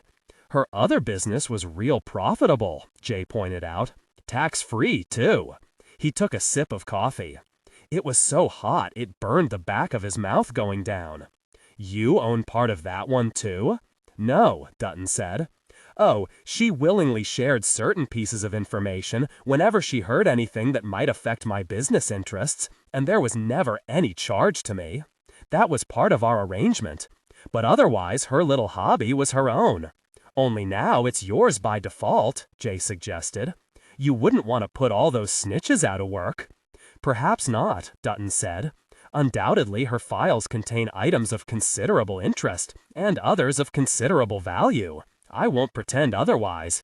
Still, it's nothing I'd bloody my hands for. I could have bought and sold Chrysalis a dozen times over. I didn't need to murder her. So who did? Jay asked. I'm mystified, Dutton said. She was privy to a great deal of dangerous information, of course, but that very thing kept her safe. Alive, she could be dealt with. Kill her, and who knows what skeletons may come out of the closet. There are a lot of closets in the Crystal Palace, said Jay. You take my meaning, then, Dutton said. He shrugged. I wish I could give you something more to work on. Truly, I do. It's okay, Jay said. He took a last swallow of coffee and stood up. Well, time to shuffle home to bed. You got a back door on this place? A side exit on the alley, Dutton said, rising. Come, let me show you. The Joker led him back through the labyrinth of silent wax, their footsteps echoing down the long corridors. They were crossing a small rotunda when Jay heard something behind them. He stopped, looked back. Nothing moving. Are we alone here? Quite, Dutton said. Is something wrong? I heard something, Jay said. And I've got a funny feeling, like we're being watched. Dutton smiled. That's very common. It's the waxworks. People say their eyes follow you around the room. Jay glanced around. They were passing through the gallery of beauty. In the shadows he glimpsed Peregrine, Aurora, Circe. Peregrine's eyes can follow me anywhere, he quipped, but somehow he didn't think that was it. This way, Dutton said. They turned a corner. Jay took Dutton firmly but quietly by the arm and pulled him back into a dark alcove beside a towering metal and wax likeness of Detroit steel. Jay held a finger to his lips. Dutton gave a small, quick nod. In the stillness, Jay heard soft padding footfalls. Coming toward them. It couldn't be the oddity. Whatever it was light-footed as a cat, and barefoot by the sound of it. Jay shaped his hand into a gun. A shadow darted past them, faster than Jay thought possible. It was small, no more than knee-high, and it was out of sight before Jay could react. He jumped out of hiding, saw a hairless gray monkey thing with too many arms, and pointed. Only it was faster than he was. It skittered up the front of a diorama, sliding over the glass quick as a lizard, and Jay popped a waxwork Joker right out of his orgy and into the Aces High meat locker. Damn, he swore. Honor the weight of ideas that question what it means to be human. He pointed again, but the monkey thing jumped before he drew a bead, swung on a fluorescent lighting fixture, and somersaulted right over Jay's head. He turned to give chase and bumped into Dutton. "Where did it go?" he said. "Into the rotunda," the Joker said, but Jay ran. It was gone when he hit the rotunda, but he caught a glimpse of motion down one corridor. He sprinted after it, turning the corner just in time to see it grab hold of an overhead pipe.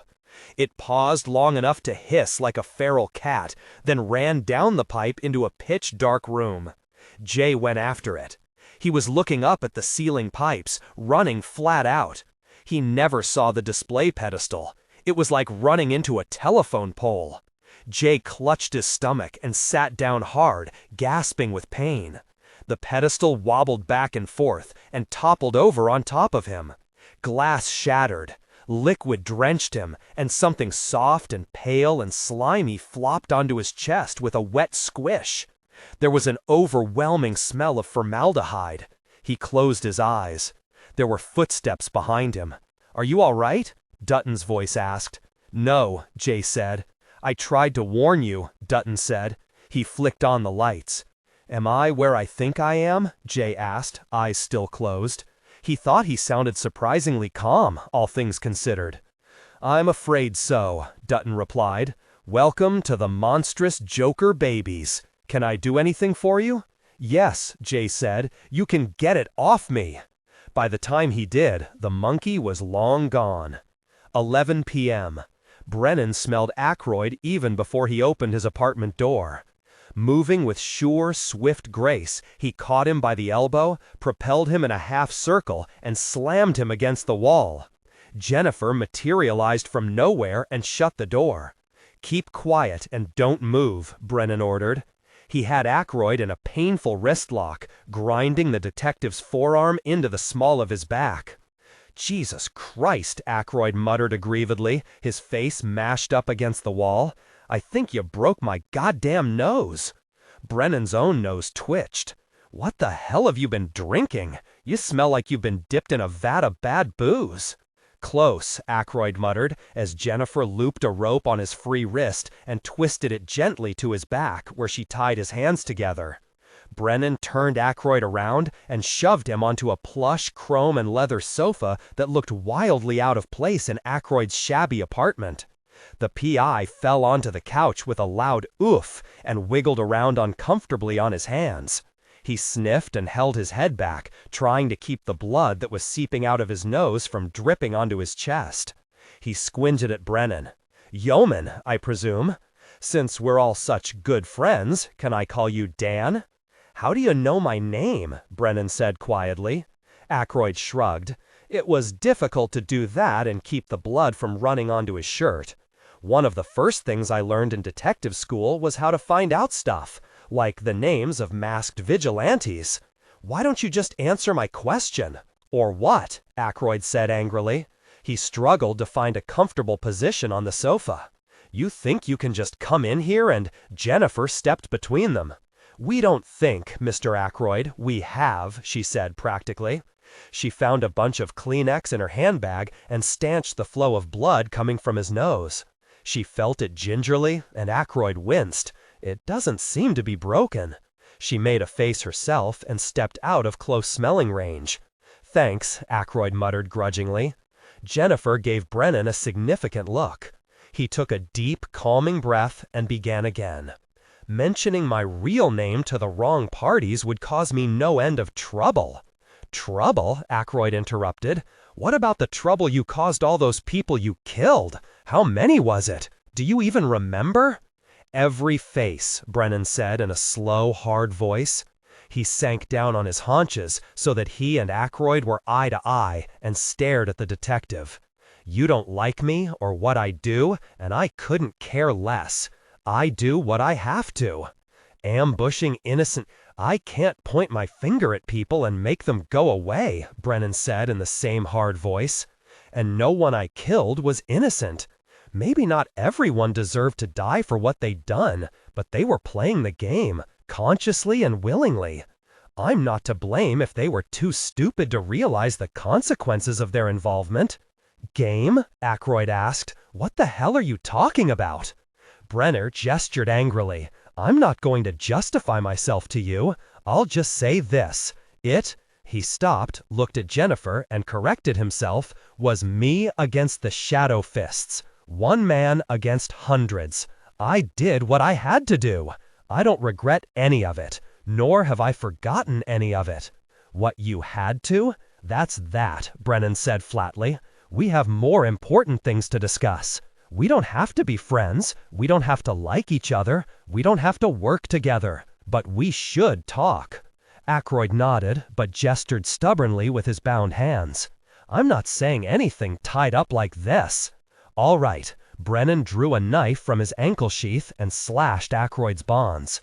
The two men stared at each other for a long moment as Ackroyd rubbed his wrists angrily and then tenderly felt his nose. My name, Brennan prompted. Ackroyd shrugged.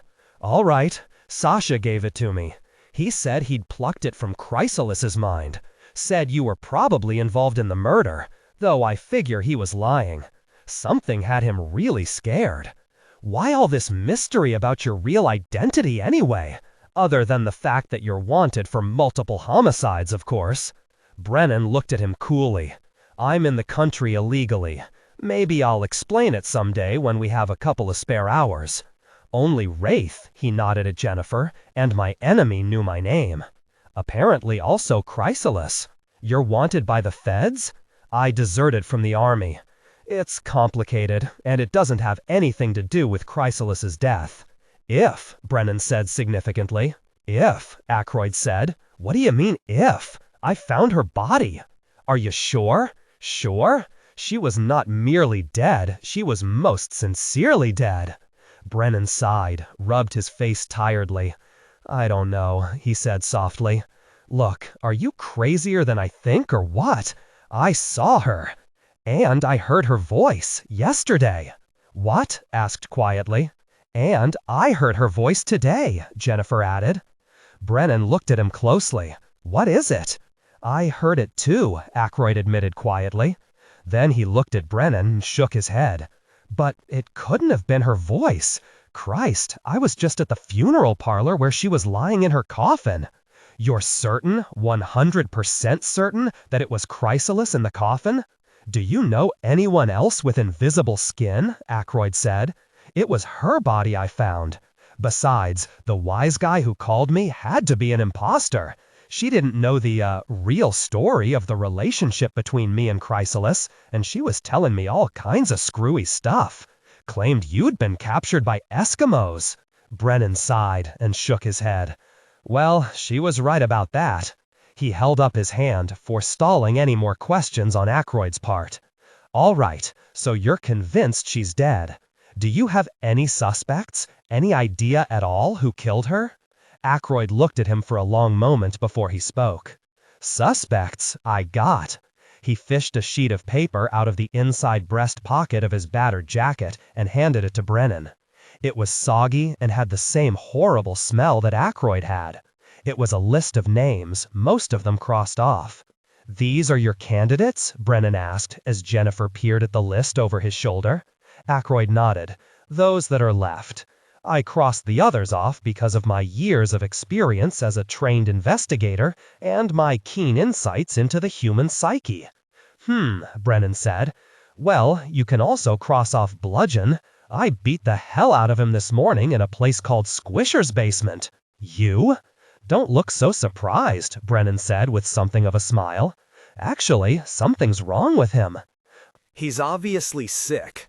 He claimed that he killed Chrysalis, but he didn't know enough details to make his claim convincing. It was all just a pathetic attempt to rebuild his reputation. Okay. Ackroyd produced a pen and struck a line through Bludgeon's name. I'll take your word for it. That still leaves us with 4 prime suspects. Brennan nodded. I know Worm. What about him? Ackroyd asked. Brennan and Jennifer exchanged glances. We've gone mano a mano a few times. He's strong, but I don't know if he's strong enough to do what Chrysalis Killer did to her. Also, bludgeoning isn't his ordinary MO. I thought about that already, Ackroyd interjected. He likes to use his fangs, doesn't he? Brennan unconsciously rubbed the side of his neck. That's right. But all of us heard him threaten Chrysalis, Jennifer said. Right. And he is one of Keen's chief lieutenants, high in the Shadow Fist Society. Keen? Ackroyd asked. Why don't you just leave Worm to me? Brennan suggested. Ackroyd looked at him, shrugged. Okay, you want the lizard? He's yours. What makes Quasimon a suspect? Jennifer asked. You mean besides the fact that his brain has more holes in it than a Swiss cheese? Well, Barnett saved his life with a faith healing, brought him back from the dead through the power of prayer, or so some of Barnett's people claim. And, Brennan prompted, and Chrysalis hired someone to do in the Bible thumper. Brennan frowned. Are you sure? Reasonably. Elmo gave some hired muscle her order to make a hit on one of the politicos in Atlanta. Why? Jennifer asked. Ackroyd shrugged. I'm not sure. Because she was afraid of Barnett's politics? Brennan shook his head. She wasn't stupid. She'd realize something like that would push the country right into his hands. But, he said thoughtfully, perhaps you're not the only one who misinterpreted Elmo's mission. Perhaps one of Barnett's people also found out about it and told Quasimon. At any rate, we should look into it. He glanced at Jennifer. Perhaps we should have Father Squid lend us Quasimon for a while. For what reason? Jennifer asked. Ostensibly in case we run into the oddity again. The oddity? Ackroyd echoed. I found him trashing Chrysalis's bedroom. He said that he was looking for something that Chrysalis was using to blackmail him. But I didn't buy it. Chrysalis never extorted money from anyone. You're right, Ackroyd said. That leaves just one name, Jennifer prompted. Brennan looked down at the list. Who the hell is Doug Morkel? Ackroyd shook his head. Beats me. Let me know if you find out. All right. Brennan looked at Jennifer, then back at Ackroyd. That's all you've got? Yup. Except for a few questions. Like, did you know that Chrysalis had taken up with Digger Downs? Who's he? He masquerades as a reporter for Aces magazine. I wouldn't know, Brennan said. I haven't seen or spoken to Chrysalis since October '86. Ackroyd nodded. Elmo said she was desperate for info on you. He watched Brennan closely. Well, we all know you're pretty good with a bow, but how about a chainsaw? Brennan scowled. Is that supposed to be a joke? Ackroyd shrugged. No, not really. One last thing. What do you know about the palace's neighbors? Brennan was tired of Ackroyd's bizarre questions. The palace has no neighbors, he said flatly. It's alone on the block. That's right, Ackroyd said. That's entirely right. Brennan took Jennifer by the arm. We're even, he said, as they turned to go.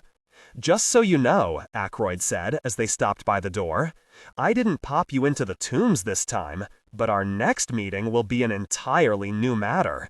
Next time, Brennan said, nodding and smiling. Goodbye, Jennifer said. She blew Ackroyd a kiss and went through the door. Brennan stopped to open it and turned to look at Ackroyd a final time. Take my advice, he told the PI, and either cut down on your drinking or switch to a better brand. You smell like you've been swimming in formaldehyde. Real good, Ackroyd said. You could almost be a detective. Wednesday, July 20, 1988, 5 a.m. The sign before the rambling three-story Victorian house said Cosgrove Mortuary, Cosmo, Titus, and Waldo, proprietors, in suitably somber Gothic-style lettering. The building was as quiet as death, as dark as the tomb. Brennan crept onto the wooded porch that encircled the house, moving slowly and carefully, lest one of the ancient floorboards reveal his presence by creaking in the silent night. He jimmied a window and stepped through it into the lobby. He paused for a moment and shone his pocket flashlight around the small room. It had dark wallpaper and was cluttered with antique furniture and bric-a-brac. Chrysalis, he thought, would have loved it. The directory, hanging in a glass case on the wall, listed several viewings. The one he wanted, Jory, was in the west parlor. He clicked off the flashlight and gave his eyes a few moments to readjust to the darkness, then moved into the bowels of the mortuary. There was a peculiar odor to the place, a curious mixture of chemicals and death. The silence was oppressive, unbroken by any sounds of movement or life. Brennan had to force himself to move slowly and quietly. He badly wanted to get an answer to his question and then get the hell out into the dirty but living city air. The west parlor was a long, high-ceilinged room, still choked with scores of flower arrangements. The flowers, like everything in this place, were dead and wilted. Their scent was stultifying in the enclosed dark. They had been placed all over the room. The most were clustered around the closed coffin that was still in place against one wall. Brennan let out a deep sigh of relief when he spotted the coffin. He was afraid that he might be too late, that it might have already been moved to the church. That would have complicated things. Brennan approached the coffin silently, stopped before it, stared at it. For a moment he couldn't bring himself to open the lid, but he had to know if it was Chrysalis in the coffin. He had to see with his own eyes. He lifted the lid and held it high. The darkness made it impossible to see any details, but Brennan thought that was a good thing. He kept his pencil flashlight off. The corpse was wearing a demure dress that covered it from neck to ankles. Above the neck was nothing. The head was totally missing, apparently obliterated beyond any possible hope of reconstruction. The hands, though, holding a Bible on the sunken stomach, were clear, invisible, dead flesh. They were her hands, Chrysalis's hands, of that Brennan was sure, though blood no longer surged through their pulsing arteries. Whatever fluid that now filled them was clear and unmoving. It was a difficult job, a soft voice said behind Brennan. Brennan started, almost dropping the coffin lid. He barely managed to maintain his hold on it while he turned on his flashlight and swung it around. There was the sound of something moving swiftly away from the light, and the voice spoke again. "Please, the light is painful to me." The voice was so authentically gentle and sad that Brennan couldn't help but comply with it. "All right," he said, and flicked off the flash. The speaker moved out from behind the straight-backed sofa. He was a vague, pale blur in the darkness, very white, very tall, and very thin. He smelled of strange, powerful chemicals, but his voice was as sweet as a young boy's. "You work here?" Brennan asked. "Oh yes, I do the embalming. Light is injurious to me, so I do most of my work at night. I was just stopping by to say goodbye to Chrysalis. It was a difficult job, but I did the best I could." "This may sound strange," Brennan said, "but you are sure that it's Chrysalis in that coffin?" "Certainly," the pale man said in his sweet voice. "Why do you ask?" Brennan shook his head. "Never mind. I was just making sure." The pale man nodded in turn. "I'll leave you to your private goodbyes, even though it's past our regular visiting hours." He turned to go, stopped, and looked back at Brennan. Honor the weight of ideas that question what it means to be human. Brennan could see his small pink eyes shine with light reflected from his flashlight. I tried to put her head back together, but her killer had been terribly thorough. There weren't enough pieces to work with. I've repaired the results of many violent killings, but this was one of the most savage.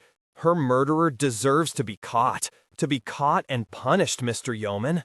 "I know," Brennan said, looking down at what was left of Chrysalis. "I know." 6 a.m. In the still, sick moonlight, the fingers of the trees reached out for him hungrily as he passed. He did not look up at that grim, starless sky where the moon pulsed like a thing alive, glistening palely with all the colors of corruption.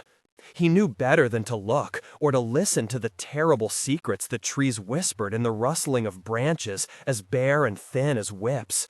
He walked through a land black and barren, where dead gray grasses grasped at his feet, and the fear grew in his soul like a black worm. Huge wings of dry, cracked skin stirred the dead air. 8-legged hunters, lean and cruel as any hound, slid from tree to tree just out of the range of his sight. The endless, deep ululation sounded behind him, promising an eon of terror, an eternity of pain. He knew this place. That was the most frightening thing of all. When he saw the subway kiosk up ahead, he began to run. So slowly he ran, each stride consuming an hour, but at last he reached it and started down the stairs. He held the railing tight as he descended. Trains roared through mindless gulfs far below him. Still he descended, down and around on steps that spiraled round forever, until he saw the other passenger. He began to chase him, down steps that grew narrow and cruel, and so cold that his bare feet stuck fast, and each step ripped away more bloody flesh.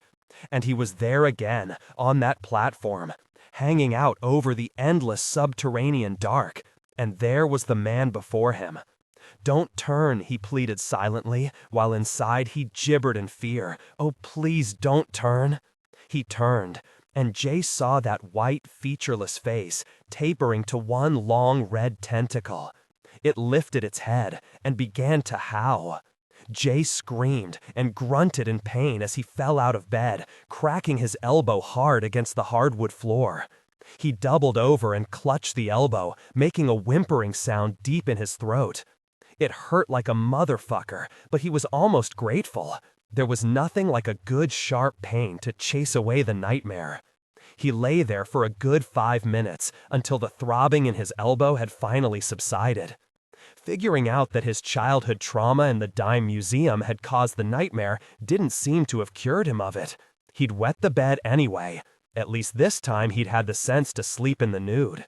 He started the water running in the tub, then went to the kitchen, spooned some Taster's Choice into a cup, and waited for the kettle to boil. When the coffee was ready, he took it back to the bathroom. The tub was just about full. Jay set the coffee on the rim, turned off the faucets, and stepped in gingerly. The bathwater felt as hot as the coffee, but he forced himself to stand there until the heat started to feel good. He stretched out in the scalding water and drank his coffee. It made him feel clean again. Otherwise, he felt like shit. Both his elbows hurt, one from falling out of bed, the other from where that psychopath son of a bitch Yeoman had twisted his arm. His nose was still sore from getting mashed against the wall. He had a big bruise on his stomach where he'd gotten mugged by the monstrous Joker baby. He drank his coffee and considered what to do with this good early start he'd made. He had his list, down to 4 names now. Wyerm, Quasiman, the Oddity, and Doug Morkel. It had to be one of them. So why didn't he believe it? The problem was, none of his 4 finalists seemed real tied in with all this other crap that kept turning up. The assassins and Eskimos and imposters, and the agile little homunculus that Jay had chased futilely through the dime museum. He sat nursing his coffee until the bathwater was tepid, but all he came up with were more questions. It sure as hell looked like he was dealing with at least 2 different killers. The strong man who'd done Chrysalis, and the chainsaw psycho who'd butchered Digger's neighbors just for the hell of it. Were they working together? That suggested a conspiracy.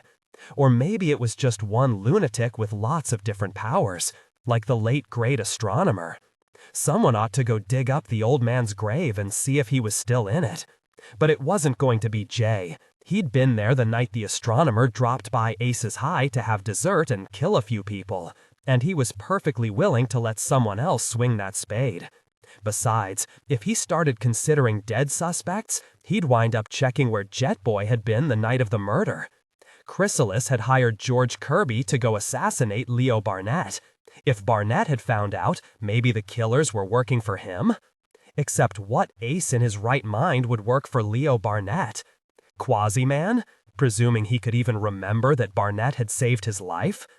Okay, so somehow Quasiman stayed smart long enough to do Chrysalis. So what about the Chainsaw Man and the body in the trash bag that Elmo had left for the neighbors last year? Who was that? Friend of Quasiman? Jay tried to picture Father Squid whipping a chainsaw out from under his cassock, but the thought just gave him a headache. Digger Downs was the key. But Digger Downs was missing, maybe dead. It was a real big city out there, and a bigger country beyond it. He could be anywhere. On the other hand, there was sure as hell one place he wasn't, and that was here in Jay's bathroom. He took one last swig of ice-cold coffee, grimaced, set the cup aside, and climbed out of the tub to towel himself dry. 9 a.m. When Brennan awoke, Jennifer was still asleep in the rumpled bed beside him. He was so tired that he felt as if he hadn't slept at all, and his back and shoulders were still aching from the pounding he'd taken from the oddity. He wondered if age were creeping up on him, or if it was just that he was already bone-weary of the city. He sat up and swung his feet off the bed, planting them on the threadbare carpeting of the cheap hotel room. It didn't matter. He couldn't leave until he'd found Chrysalis' killer. He was clear of the murder, but now Elma was the patsy. He couldn't trust the police to get it right.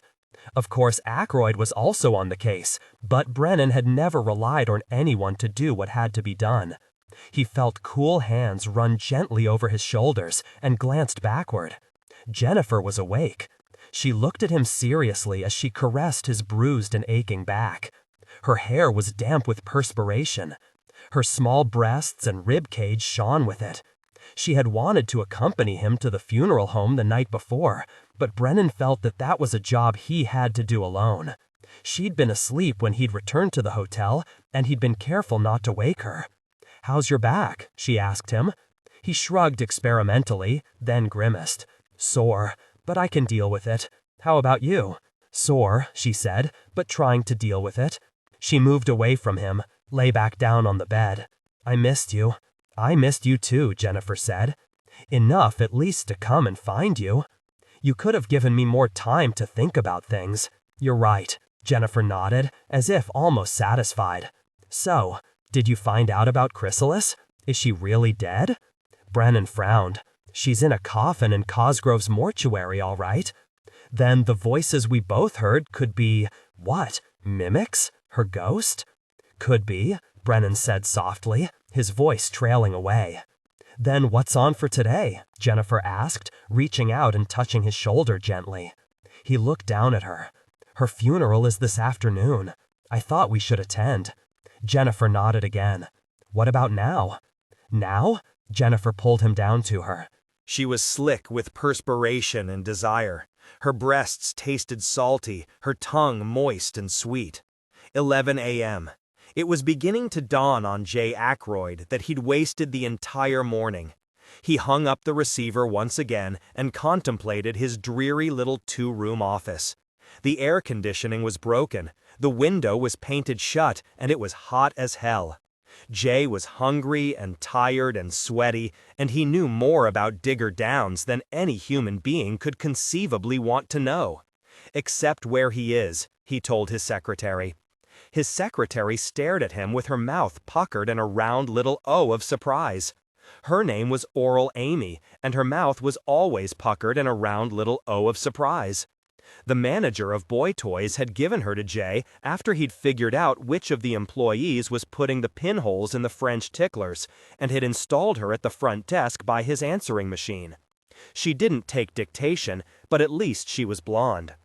"I've got a real bitch of a headache," he told Oral Amy. She looked at him with her face all wrinkled up in sympathy. Well, either sympathy or a slow leak.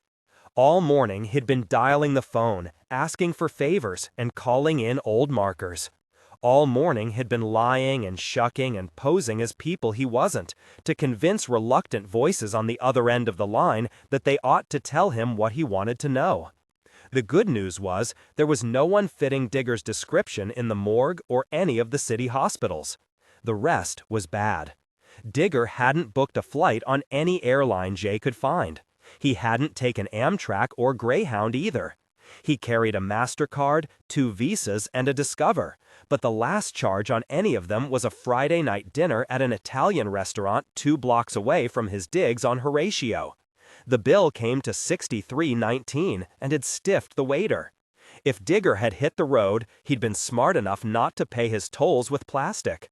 Of course, he might have bought a plane ticket under an assumed name and paid cash. Or boarded the Metroliner to D.C. and bought a ticket from the conductor. Or escaped to the wilds of Jersey on a commuter bus out of Port Authority, exact change only. Or walked across the goddamn Brooklyn Bridge. There were 8 million ways to leave the naked city, and some you just couldn't check. There were 8 million places to stay in the naked city, too. Jay called a half-random, half-cunning selection of motels and hotels that struck him as Digger's kind of place. He even tried a few that definitely weren't Digger's kind of place, just in case Downs had tried to be clever. Digger wasn't registered anywhere. He did find Digger's aged mother in Oakland, who told him that she hadn't heard from Tommy since he sent the flowers on Mother's Day, but she was still real proud of her boy, the journalist. She kept scrapbooks with every word Tommy had ever written, even the little articles he used to do for his high school newspaper, and said Jay was welcome to look at them the next time he was in the Bay Area. Jay thanked her very much and left his number, in case she heard from Tommy. Mrs. Downs read it back to him very carefully, and suggested he might phone Peregrine, seeing as how she was Tommy's girlfriend and all. Jay mentioned that this was news to him. Mrs. Downs said it was a secret, on account of Peregrine's image. His sister in Salt Lake City didn't know where he was. Neither did either of his ex-wives. Wife number 1 asked if he was in trouble, and said, "Oh, good," when Jay admitted that he was. Wife number 2 offered to engage Jay's services on a little matter of alimony. He took it under advisement. His college roommate didn't remember him. The journalism professor he'd listed as a reference on his job application was entirely fictitious. The phone company had no record of any calls from his home number yesterday. Jay tried Crash at Aces just in case, but no, there hadn't been word one from Digger. Mr. Lowboy still wasn't worried.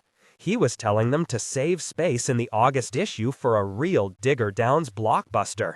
Real good, Jay said glumly, wondering if the news of Digger's grisly death would fit Lowboy's definition of blockbuster. This time maybe Digger was really going underground for a story. Crash asked him if he was having any luck. Lots of it, Jay told her. All bad. I don't suppose he had any friends on the staff there? One of the other reporters maybe? A poker buddy, a drinking companion, the best man at his weddings, that kind of thing? Somebody who'd let him crash on his couch until all this blew over. No, Crash said. He was too good. The other reporters resented the way he always got the big assignments and the cover stories. You should have heard them gripe when Lowboy sent him on that tour around the world. Digger can be charming when he wants, but he's very competitive when he's going after a story. Damn, Jay said. Did the guy have any friends at all? Well, Crash said, thinking, he must have. Famous last words, Jay said. I know a lot of people thought Digger was a pain in the neck. He could be very abrasive, but he had a sweet side too. You'd be surprised. A lot of the people he wrote up just loved him. She paused thoughtfully. Well, at least until the stories came out, she amended. Terrific, Jay said with a minimum of enthusiasm. Listen, he started. Maybe... His mind went off on a tangent, and the words stopped coming. Jay? Crash asked after a moment of silence. You okay? Fine, he said, but I just had this real weird idea. Noon. The sun was a shiny coin flung high in the sky, obscured by a haze of pollution and a sheath of angry clouds that were motionless in the thick air. The heat and humidity made it hard to breathe as Brennan and Jennifer waited patiently in the queue that was shuffling forward into Our Lady of Perpetual Misery. Jokertown always took care of its own, and Chrysalis was going to have a fine send-off. People walked, crawled, hopped, and slithered into the church past a couple of bored cops who were stationed at the entrance. At least the city had enough sense to assign Kant, their tame Joker cop, to this duty. But Brennan wondered what the police were supposed to detect in a gathering where masks were common. They barely glanced at Brennan, who was wearing a full face mask, reserving most of their attention for Jennifer, who looked a lot better in black than Brennan. The church was packed. The pews already full, Brennan and Jennifer found standing room in the back next to the droning fans that were trying to move the stifling air. Chrysalis's casket sat near the altar, covered with a carpet of flowers. There was a vast, hurried mumbling as the Living Rosary Society told their beads as they said their prayers for the repose of Chrysalis's soul. The procession began after the final Paternoster. A Joker altar boy led the way, bearing a bronze helix hung with Joker Jesus. He was followed by 2 others, an altar boy with no visible mouth and an altar girl with too many, swinging censers that sent clouds of sickly sweet incense billowing into the already redolent air. Other servitors followed, including priests who would assist at the funerary mass. Father Squid brought up the rear, wearing his finest surplice. It was embroidered with a scene depicting a not Madonna turning her back on Joker Jesus, while a pair of jokers and a small, delicate red-haired man wearing a white lab coat took him from the helix and wrapped him in funerary cerements. They passed the front pew where the principal mourners sat. Tachyon, wearing a brilliant scarlet and gold waistcoat, sat next to a tanned, uncomfortable-looking man in a black suit. Next to them was a man with a death's head face. This last, Brennan realized, was Charles Dutton, Chrysalis' silent partner in the palace. Various palace employees sat in the pew behind them, but neither Elmo nor Sasha were present. Honor the weight of ideas that question what it means to be human. Father Squid reached the altar, set his missal in place, then turned to the crowd and raised his arms wide and said in his sad, soft voice, "Let us pray." The Mass began. It was similar to the infrequent Catholic Masses Brennan had attended as a child, but with some unfamiliar twists of symbolism and ritual. Everyone took off their masks with the first prayer. Brennan looked around apprehensively for the cops, but either they'd never entered the church or were off in another part of the congregation. He and Jennifer removed their masks and no one gave them a second glance. During the Mass, there were only a few references, veiled in strange symbolism, to the Mother, reflecting the ambiguous role she played in the Church of Jesus Christ Joker theology. Praise for the Father was effusive and tainted with an air of placation, as if he were the vengeful God of the Old Testament, the God who saved with one hand and damned with the other. During communion, the altar boys and girls went out into the congregation bearing small hampers that had been blessed by Father Squid. The hampers contained loaves of bread that the servers passed out to the people sitting at the heads of the pews, who broke off bits for themselves before sending them on. After communion, Father Squid summoned Tachyon to the altar to deliver the eulogy. As Tachyon approached the rail, Brennan suddenly realized that the church's father, the small, delicately featured man with red hair, looked exactly like Tachyon. That, he thought, would make any man feel strange, but the alien's vast ego was probably capable of dealing with it.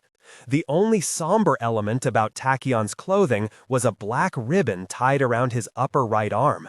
His scarlet coat, hung with gold braid and piping like tinsel on a Christmas tree, looked out of place at a funeral. But, Brennan reminded himself, Tachyon was heir to an alien culture that had all kinds of odd sensibilities. Tachyon took his place behind the lectern and pulled out a handkerchief to wipe at his eyes. It was hot in the church, and Tachyon's velvet coat looked stifling. He was red-faced from the heat, and his coppery curls were damp from perspiration. His eyes, too, were red, and Brennan realized that he'd been crying. Tachyon's emotional displays made some think less of him, but not Brennan. More than once, Brennan had seen the iron underneath Tachyon's foppish exterior, and in fact, he envied Tachyon his ability to show emotion. Tachyon looked out over the congregation. His expression was solemn. His husky voice was so soft that it was difficult to hear him over the thrum of the fans. Exactly 1 year ago, on the 20th of July, 1987, we gathered in this church to bury Xavier Desmond. I spoke his eulogy, as I shall speak Chrysalis, and I am honored to do so, but the melancholy truth is that I am weary of burying my friends.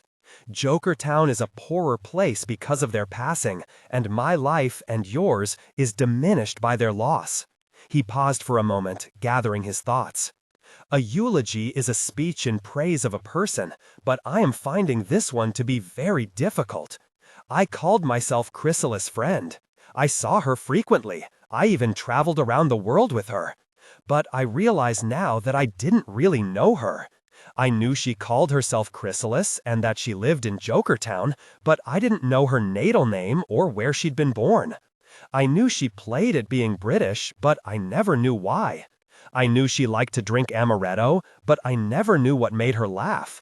I knew she liked secrets, liked to be in control, liked to appear cool and untouched, but I never knew what made her that way. I thought about all of this on the plane from Atlanta and decided that if I couldn't speak in praise of her, at least I could speak in praise of her deeds. A year ago, when war waged in our streets and our children were in danger, Chrysalis offered her place, her palace, as a refuge and fortress. It was dangerous for her, but danger never disturbed Chrysalis. She was a joker who refused to act like a joker. The Crystal Lady never wore a mask. You took her as you found her, or you could just be damned. In this way, perhaps, she taught some gnats tolerance and some jokers courage. Tachyon stopped again to wipe at the tears that suddenly ran down his cheeks, then continued with a brighter, louder voice that gained strength as he spoke. Because we worship our ancestors, Takasian funerals are even more important than births. We believe our dead stay close by to guide their foolish descendants, a belief that can be terrifying or comforting, depending on the personality of the ancestors. Chrysalis' presence, I think, will be more terrifying than comforting, because she will require much of us. Someone murdered her. This should not go unpunished. Hate rises like a smothering tide in this country. We must resist it. Our neighbors are poor and hungry, frightened and destitute. We must feed and shelter and comfort and aid them. She will expect all this from us. He paused, his gaze sweeping over the congregation, his eyes shiny with tears, but also, Brennan thought, with strength and hope that he had somehow imparted to those gathered to mourn Chrysalis' death. A bank of votive candles burned near the lectern. Tachyon went to it, then turned to face the congregation again. In 1 year, he said, Jokertown has lost 2 of its most important leaders. We are frightened and saddened and confused by the loss.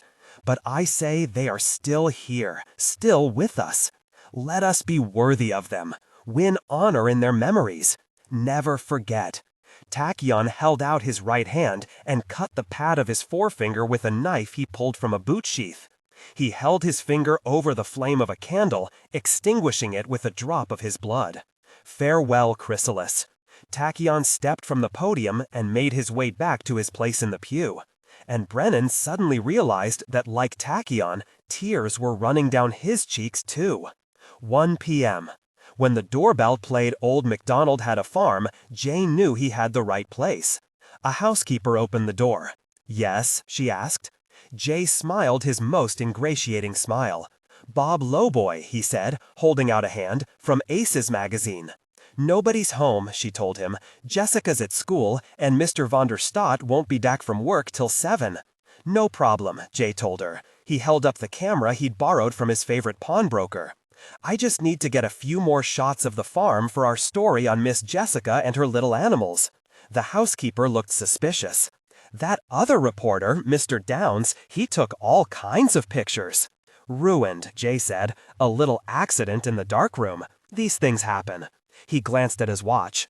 Look, won't take me more than 10 minutes, but I have to get a move on. She frowned. Maybe I ought to phone Mr. van der Stott at the brokerage, she said. Be my guest, Jay said, but I'm due at the next shoot in 30 minutes, and you know what crosstown traffic is like this time of day. Well, just run the story without Art. The housekeeper's frown deepened. Well, she said, maybe it would be all right. Just for a minute. Real good, said Jay. He stepped into the house. She led him upstairs. The farm was on the top floor. Rather, the farm was the top floor. You be careful you stay on the path now, the housekeeper warned him as she unlocked the special fire door. That Mr. Downs, he almost stomped on one of the horses. That's Digger for you, Jay said. The door swung open, and Jay looked around in astonishment. Digger hadn't exaggerated. It was Iowa in an attic. To his right, a herd of cows munched away on a handful of real grass tossed down in the middle of a fake grass field.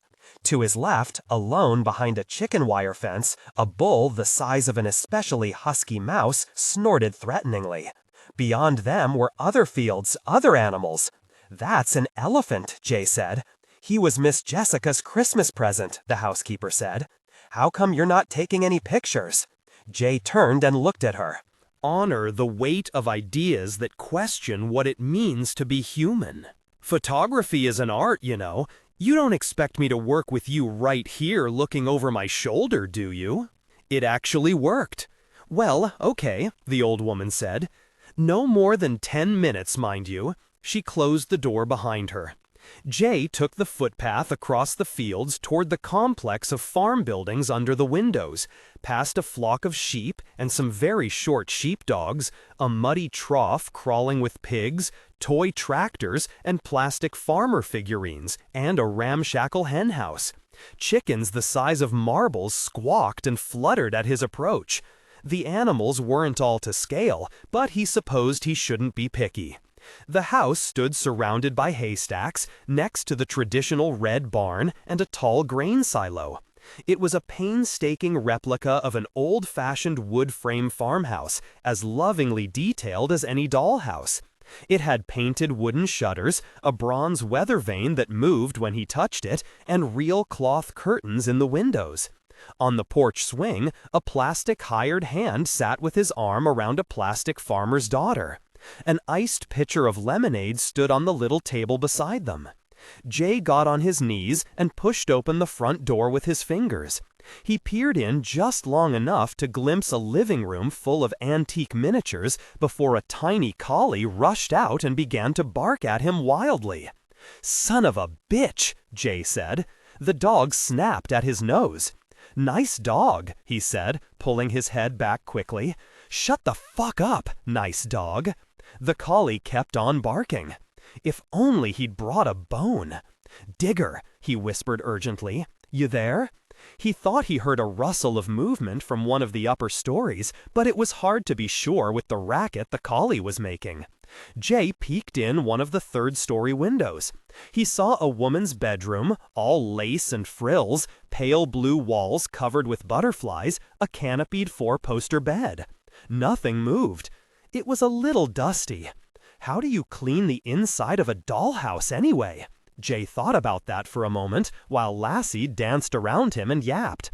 He considered seeing how far he could punt the collie with a nice hard finger flick, but restrained himself. Instead, he bent over the farmhouse and lifted off the roof. Digger Downs, all 3 inches of him, was huddled on the floor of a tiny windowless closet, trying to hide under a pile of doll clothes. He screamed when he saw Jay staring down at him, leaped up, and made a run for a staircase. Jay got him on the 3rd step, lifting him into the air by his collar. "Don't kill me!" Digger shrieked in a tiny shrill voice, arms flailing as he dangled between Jay's fingers. "Oh God, please don't kill me!" "I only pick on guys my own size," Jay said. "Nobody's going to kill you. We're getting out of here. Be quiet." He dropped Digger into his coat pocket barely an instant before the housekeeper returned. "Mr. Lowboy," she said in a disapproving tone, "I have Mr. von der Stadt on the line, and he'd like a word with you." "No can do," Jay said. "Gotta run." The collie was barking up a storm, jumping around on his shoe, trying to climb up his pant leg to the pocket where Digger was hidden. "You think she's trying to tell us something?" Jay asked innocently. Chrysalis's only pallbearer was a green 9-foot-tall joker, who easily lifted her coffin and, cradling it in his arms as if it were a shoebox, led the procession into the churchyard. By the time Brennan and Jennifer had followed the crowd of mourners into the tiny graveyard, the Joker and Quasimon were lowering the coffin into the open grave. Father Squid blessed the grave with incense and holy water, said the final prayers for the dead, and stepped back as Jokertown buried another of its own. A long line snaked around the grave. Each person dropped a handful, pawful, or clawful of dirt onto the coffin, then paid their condolences to Father Squid, Tachyon, and the uncomfortable-looking man who'd been sitting with Tachyon in the front pew. He was a big man with a weathered face that was florid under his tan. He was sweating from the heat and twitching from the private storm of emotions that was raging, barely checked inside him. "Hello, Father," Brennan said, taking the hand of the priest.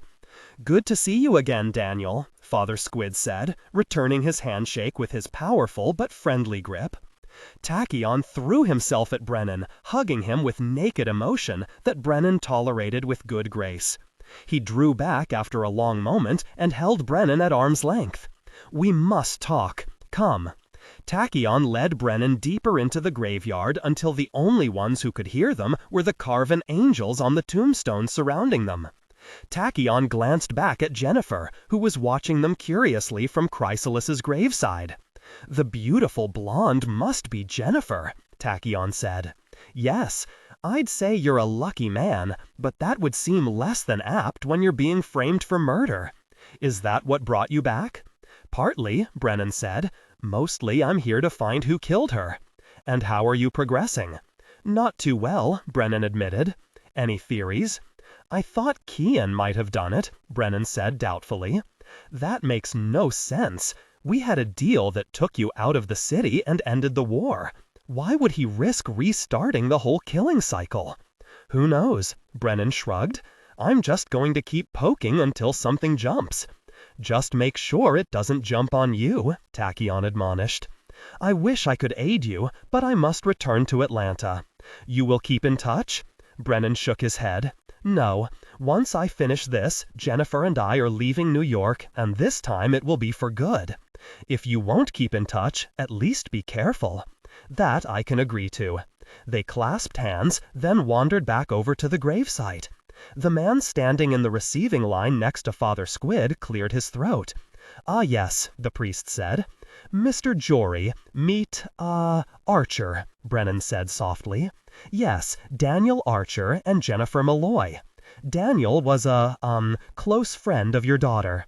Daniel and Jennifer, this is Joe Jory, Chrysalis's father." Jory glanced aggrievedly at Father Squid before turning to Brennan and putting out a large, meaty hand. "Nice to meet you, Mr. Archer. It's good to know that my little Deborah Joe had some normal-looking friends." Brennan's sympathetic expression went cold. Father Squid and Tachyon pretended to look elsewhere.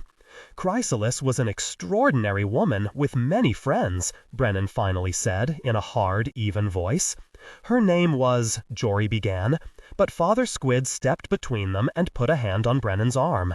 "As executor of the estate," the priest said, "I'll be reading her will tonight at the church. I think you should attend." Brennan took his eyes from Jory and looked at Father Squid. "I'll be there," he said evenly. "Sorry we have to run." He looked at Jory again. "As I said, Chrysalis was an extraordinary woman. No one, as Dr. Tachyon so elegantly stated, knew much about her, though I knew more about her and her loving family than most. I promise you one thing, Mr. Jory, her killer will be brought to justice. Not to make you feel better, but for her." Brennan turned, and Jennifer followed him as they left the churchyard. A black cat with jade-green eyes was waiting for them on the street. It meowed as Jennifer and Brennan approached, stood on its hind paws, and offered Brennan an envelope. Jennifer stared at Brennan as he hunkered down until he was almost at eye level with the cat. The two looked at each other silently for a long moment, then Brennan took the envelope. "Hello, lazy dragon," he said. "How've you been?" Well," the cat said, licked its shoulder, and then turned and ran up the street. "Did you know that cat?" Jennifer asked. "I worked with him once before, when he was a mouse." Brennan unfolded the sheet of paper that was inside the envelope, scanned the message on it, then handed it to Jennifer. The message was short and to the point. "Hello, cowboy." It read, "Let's talk." It was signed Fade Out, and there was a phone number next to the name. 2 p.m. It seemed like a good idea at the time, Digger said. He was sitting on a stapler, next to a Coke can that was taller than he was. The pizza carton took up most of the desktop. Jay hadn't been able to manage more than 3 slices, and Digger was still working on a pepperoni. In his hands, it looked like a greasy red manhole cover. "The story hadn't even run yet," Digger went on. "Nobody knew about Jessica but me, and that big farmhouse looked so cozy, you know. I knew the kid always wanted a little farmer, but Daddy wouldn't allow it, so I figured, what the hey, nobody would know but me and Jessica, and she'd never tell. It seemed like the perfect hideout. Why the hell didn't you just leave town? Jay asked him. Digger shook his head gloomily.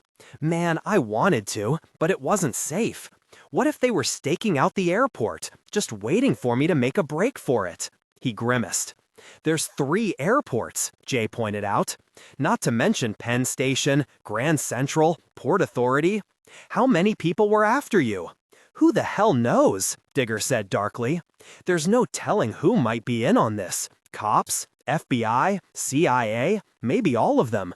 Besides, say there was only one, and I guessed wrong. He shuddered. I got to Jessica in her school playground, and she loved the idea. Shrunk me down right there and took me home in a Flintstones lunchbox. By then, I was having second thoughts, but it was too late. She was determined to keep me. The little snot-nosed brat wanted me to do chores. And that farmhouse, maybe it looks comfortable, but everything's made of plastic. There's no plumbing. There's worse things. Jay told him about the carnage at his apartment building, and Digger got very quiet. Holy shit, he said softly when Jay had finished. Jonesy and Mrs. Rosenstein. Jesus. But why? They didn't know a damned thing. They were there, Jay said. You weren't. Digger dropped the half-eaten pepperoni and wiped his greasy palms off on his pants. You gotta believe me, I had no idea. I knew he was crazy, man, but I never... You knew who was crazy? Jay asked pointedly. Digger looked around the office. There was no one watching but Oral Amy, who looked even more surprised than usual. Mac the knife, he croaked in a low, scared whisper. Mackie Messer. You think the scene in the stairway was bad, man? You don't know nothing. I seen him kill. He did the Syrian chick right in front of us, made us watch the whole show. The Syrian chick? Jay was confused. Misha, Downs told him. The Kahina. You know, the Noor al-Allah's sister, the one who sliced his throat open. His tiny hands were trembling. He looked down at them and laughed. The laugh was thin and bitter, on the edge of hysterical. His hands shake too, he said. Oh man, do they shake, like a blur, and then they go right through you. He touched her, you know, like he was going to play with her tit, but his fingers went right in, and the blood started. He just sliced it off, right in front of us. He sliced off her tit, and then he giggled and threw it at me. I puked my guts up. Chrysalis, she just sat watching, you know how she was. It was getting to her too, but she never liked to look weak. This is her fault, I know it. She did something stupid, right? She wasn't talking much these last few weeks, but I'm pretty good at reading people. What'd she do? She sent a hired assassin to Atlanta, Jay said. Damn, Digger said. Damn it. Yeah, it figures. She knew the score, but I guess she just couldn't stomach it no more. If we exposed him, we were dead meat. He'd warned us about that. She must have decided to kill him first. Maybe she just couldn't live with the idea of Leo Barnett, Jay suggested. Digger looked at him oddly. Barnett? He said. What does Barnett have to do with it? Jay just stared at him. Not Barnett, Digger said quietly. Greg Hartman.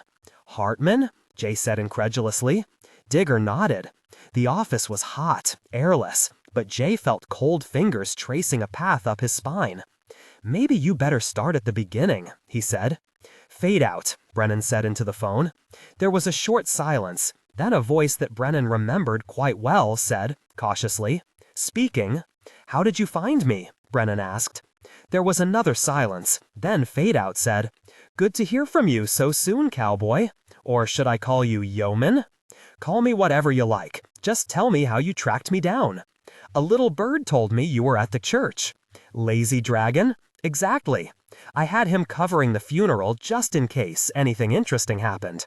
When he told me you were there, I thought I'd avail myself of your offer to discuss things. So I had him deliver my message. I'm glad you did, Brennan said. I didn't think a Shadow Fist captain would want to talk to me. Brennan had infiltrated the Shadow Fist Society to gather evidence to bring Kian to justice. His scheme probably would have worked, but he had been forced to blow his cover to save Tachyon's life when the Fists had taken over Tachyon's clinic. "I'm not one to dwell in the past," Fade Out said expansively. "You caused me a few problems, but, as I said, I think we can help each other." "Uh-huh. What would Kian say to all this?" Well, Brennan could picture Fade Out's insincere smile. "He doesn't know every little thing that I do. We should talk in more detail." "Not over the phone." "Actually, we missed an opportunity to discuss things yesterday. That was you at Quinn's, wasn't it?" "Yes. Sorry I didn't hang around, but I wasn't sure of the reception I'd get." "Oh, you don't have to worry about me. I think it's very possible that we can be a big help to one another." "I see. Evidently Fade Out was an ambitious man. He might make a helpful, if not totally trustworthy ally." Brennan checked his watch. He desperately needed a few hours rest. Then he had the will reading to attend in the evening. "I'll call you about midnight with a place where we can meet." There was a long pause as Fade Out thought it over. "All right," he finally said. Brennan hung up, sighing tiredly. He leaned back on the sagging hotel bed and rubbed his eyes. "Can we trust him?" Jennifer asked. "Not too far. It sounds as if he wants to move up in the organization, and he thinks I can help him. That gives us something of a basis for working together. He doesn't know everything the Fists do, but he's high enough in the organization to know about something as big as Chrysalis murder." Jennifer nodded. "He can give us a line on Wyarm. Bludgeon's been eliminated as a suspect, but there's still Quasimine and the Oddity." "I have an idea how we can deal with Quasimine," Brennan said thoughtfully, "but the Oddity's still a problem. There's nothing to link him to Chrysalis, other than the fact I caught him in the palace after the murder." "Rummaging through her closet?" Brennan shook his head. "I can't see Chrysalis hiding anything important in such an obvious place." He shook his head in bafflement. "And we're forgetting someone. Doug Morkel. Whoever he is." Jennifer massaged the knotted muscles in Brennan's shoulders and neck. "It's not getting any clearer, is it?" "No. And I have the feeling that if we don't catch the killer soon, he'll be long gone and out of the reach of any earthly justice." "Hartman's an ace," Digger began. "I knew it the minute I met him, at the press conference before that Who tour took off." "How?" Jay demanded. Downs touched the side of his nose with a tiny finger. "The smell," he said. "I got this thing, my own little ace in the hole. I can smell wild cards, aces, jokers, latents, it don't matter. They all smell the same. Kinda spicy sweet. Gnats don't have the scent. I'm never wrong. The nose knows, and it's gotten me some big stories, too. Anyway, when I got a whiff of Senator Gregg, man oh man, I figured I just hooked the mother of all bylines. A secret ace in the U.S. Senate with one eye on the White House. So I started asking some questions. Chrysalis got wind of it, and before long we were working together." Honor the weight of ideas that question what it means to be human. We dug up a few interesting rumors, but nothing hard, nothing I could go to press with, until Gimli dropped the whole story right into our hands. "Gimli?" Jay said skeptically. "Not a real reliable source where Hartman is concerned. The Joker terrorists' hatred of Hartman had been common knowledge." I know. Just listen up. It all makes sense. This was last year, just a few weeks after the tour came home. Gimli meets secretly with Chrysalis. In Syria, when the nursing sister slit his throat, all kinds of bullets were flying. One of them ricocheted off the golden weenie and clipped Greg in the shoulder. Went right through, a clean wound, but they had to strip off his jacket to see how serious it was. The jacket got left behind when we pulled out. Well, that was what Gimli brought to Chrysalis. That jacket, with a bullet tear in the shoulder just soaked with Hartman's blood. Gimli wasn't anywhere near Syria, Jay pointed out. He was in Berlin, conspiring to snatch Hartman later in the trip. How the hell would he get hold of Hartman's jacket? From Misha, Downs explained. After she gave her brother that second smile, she couldn't believe what she'd done. She got the jacket and had some blood tests run. They told her what I already knew. Senator Gregg's an ace. She came to the States incognito with her evidence. She was working with Gimli. Jay gave the 3-inch-tall reporter a dubious look. "With Gimli," he said. "We talking about the same Gimli now? Real name Tom Miller? A Joker dwarf with a nasty disposition and a big mouth? I thought the nurse people all hated Jokers." Yeah, the abominations of Allah. Don't ask me why they were working together. They were. They wanted revenge, but they knew nobody would believe them. So Gimli gave the jacket to Chrysalis. He wanted her to check it out and then go public with it. She had the credibility they didn't, right? I'm with you so far. Yeah, well, Gimli got croaked right after that. They found his skin in an alley, and he wound up stuffed and mounted in the Dime Museum. Meanwhile, Chrysalis had some tests run on the quiet, and they confirmed everything the little asshole had said. The blood type matched Greg's, the jacket was his size, and the test showed the presence of the wild card in the blood. We had him dead. So why didn't you go public? Jay asked. Downs looked unhappy. He got up off the stapler, stuck his hands in his pants pockets, paced restlessly around the pizza, then glared up at Jay. Okay, we got too fucking smart for our own good. The thing that Gimli didn't realize was that Chrysalis had her own priorities. She didn't want to destroy Hartman, she just liked the idea of maybe having a little leverage over our next president. And me, I got to thinking too. I mean, I write the story, it's a big sensation, maybe I win a Pulitzer. But a year from now, who cares? Maybe there was a better way. Presidents need press secretaries, right? I could do that, get a little respect. I wouldn't have Taki pouring drinks over my head or a riot boyfriend's punching me in the mouth. I might even get a decent table at Aces High. He sighed. You gotta remember, we knew Hartman was an ace. We even guessed he had some kind of hinky mind control, but that was it. So maybe he made Kahina slice her brother's throat from ear to ear that day in Syria. So what? Better his neck than mine, right? And the nurse was going to off all of us. So you thought Hartman was a good guy? Jay prompted. Downs nodded. We set up a meeting, he said gloomily. He looked off into the distance, toward Oral Amy, remembering. We thought we had the situation under control. We were wrong. His voice had gotten very somber. Oh man, were we wrong, he said. That was when Greg and Mackie Messer put on their little show. Hartman knew everything, don't ask me how. The hunchback delivered Kahina in a tarp, naked, covered with blood. He told us how he'd already raped her in the ass, and he went to work on her, humming Mac the Knife the whole time. When he was done, he walked out through a wall. Even talking about it made Downs go shaky. If Hartman's everything you say, why didn't he have his killer eliminate you and Chrysalis right then? Well, he didn't want 2 more deaths to explain. Instead, he put us in charge of the cover-up. He told Chrysalis to get rid of the body and warned me that if anything appeared in the press, even hinting that he was an ace, Mackie would come for me. And you went along with this shit? Jay could maybe believe it of Digger, but Chrysalis hated being told what to do. He couldn't imagine her being easy to intimidate. You weren't there, Digger snapped. Hartman's little leather boy walks through walls, man. I checked up on him afterward. He's German, part of the gang who grabbed Hartman in Berlin, but somehow Greg turned him around and made a house pet of him. 5'll get you 10, he's the one made sushi of the other kidnappers. Interpol's still hunting his twisted little ass. Then why not tell the cops? Digger laughed bitterly. Oh yeah, go tell them that the former chairman of Scare is in league with the terrorist who helped kidnap him, right?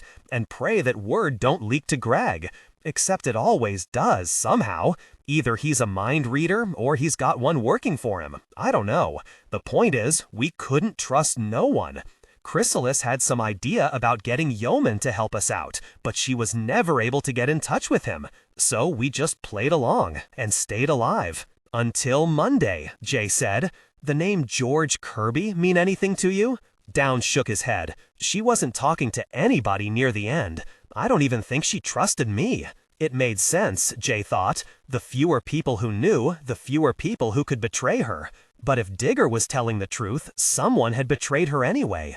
And fast, she'd barely set her plan in motion, and she'd been lying dead on her office floor. Hartman, if that was who it was, didn't waste any time. What about the jacket? Jay asked. "The jacket," Digger said. He snapped his fingers. "She kept it, hidden somewhere. It was her last line of defense," she said. "It was like a stalemate. If we went public with all we had, we'd be killed. But Hartman had to watch out too. If he left us with nothing to lose, we could use the jacket and bring him down." "Real good," said Jay. "So where is this jacket?" "In a safe place," Down said, with a helpless shrug. "That's all she'd say. I told you, she didn't trust no one. Have you checked her closets?" "No," said Jay, remembering what Brennan had told him, "but I know someone who has." And took the receiver dubiously. "All right." He looked at the unit, his look lengthening into a stare as his mind drifted away to wherever it went when he phased out. "You know," Father Squid said, "Quasimon is not the most reliable of men. Hell, have to do. There's no one else to turn to." Brennan didn't mention the other reason he wanted Quasimon to carry the receiver. It was also a sensitive sending unit. He planned to monitor Quasimon to see if he had any contact with someone who might have wanted Chrysalis dead. "Very well," Father Squid said, as Quasimon suddenly returned to normal. "But now, the will." They went into the church, leaving Quasimon outside on the sidewalk. The first 4 rows of pews were filled with people who worked at the Crystal Palace. From Jojo the microcephalic joker who swept out the place, to Charles Dutton, the skull-faced man who was Chrysalis' silent partner. Only Elmo and Sasha were missing, Elmo because he was still being held by the police. Joe Jory was also present. As Brennan and Jennifer approached the pew where Jory sat by himself, he knocked back a drink from a silver pocket flask. Brennan couldn't tell if grief was making him drink to excess, or the thought of being so close to so many jokers. Either way, Brennan found it hard to be sorry for him. Father Squid settled his immense bulk down behind the table set up before the rail, and looked around expectantly as all whispered conversation stopped. "I'm glad that you could all come to hear Chrysalis' last will and testament. This reading is not for outsiders. The lawyers weren't told of it, neither were the police. Those formalities will be taken care of later. Tonight is for Chrysalis' family." Father Squid picked up a manila envelope, slipped out a sheaf of papers, and tapped them together into a neat stack. "As was my duty, I have already gone over Chrysalis' will once in private. I will read it to you now." He cleared his throat, then began. "I, Chrysalis, being of sound mind, and as sound a body as I've had since the wild card changed me, give you my last will and testament. I have numerous bequests to make, Father, so please gather together everyone connected with the Crystal Palace, and a few others whom I know you know, but will be nameless here. First, to Father Squid and the Church of Jesus Christ Joker, I leave the contents of the luggage locker that fits the key which you'll find in this envelope. I know you will put it to good use." Father Squid looked up. "This has already been taken care of. Second, to Elmo Schaefer, my right hand since I first came alone to the city, I give you what I could not give you in life. If ever there was a man who deserved it, it was you." The priest sighed, cleared his throat again, and went on. "Third, to Charles Dutton, I give outright my share of the Crystal Palace." There was an audible intake of collective breath, and 6 conversations broke out that Father Squid's powerful voice hushed. "With the proviso that everything stays exactly as it is, and everyone keeps their jobs as long as they shall live." Dutton inclined his head, and a wave of relief swept over the room. "Fourth, to Digger Downs I leave the coat. Wear it in good health, or use it as you will." Perhaps, Brennan thought, the oddity was searching for this coat in Chrysalis' closet. Though what role a coat could play in Chrysalis' murder was utterly beyond Brennan. Fifth, to my loving father, if he has bothered to attend this reading. Father Squid stood and passed a large manila envelope to Jory. He took it with shaking hands, broke the seal, and slipped out a sheaf of heavy paper, 8 by 10 inches. Brennan could see from where he was sitting that it was the famous Annie Leibowitz photograph of Chrysalis. She was naked from the waist up, and you could almost see her blood race, her lungs pump, her heart throb to the pulse of her life. "So that you'll remember your darling little girl, day in and day out. the priest continued in his remorseless voice, as long as you shall live. It was a gift with a sharp but just edge to it, Brennan thought. Once, in what was probably the most vulnerable mood she'd ever seen her in, Chrysalis had told him that the virus had manifested itself in her at puberty. Her family had then locked her away in a wing of their mansion. They'd kept her hidden in their shame and disgust until she'd managed to escape 6 years later.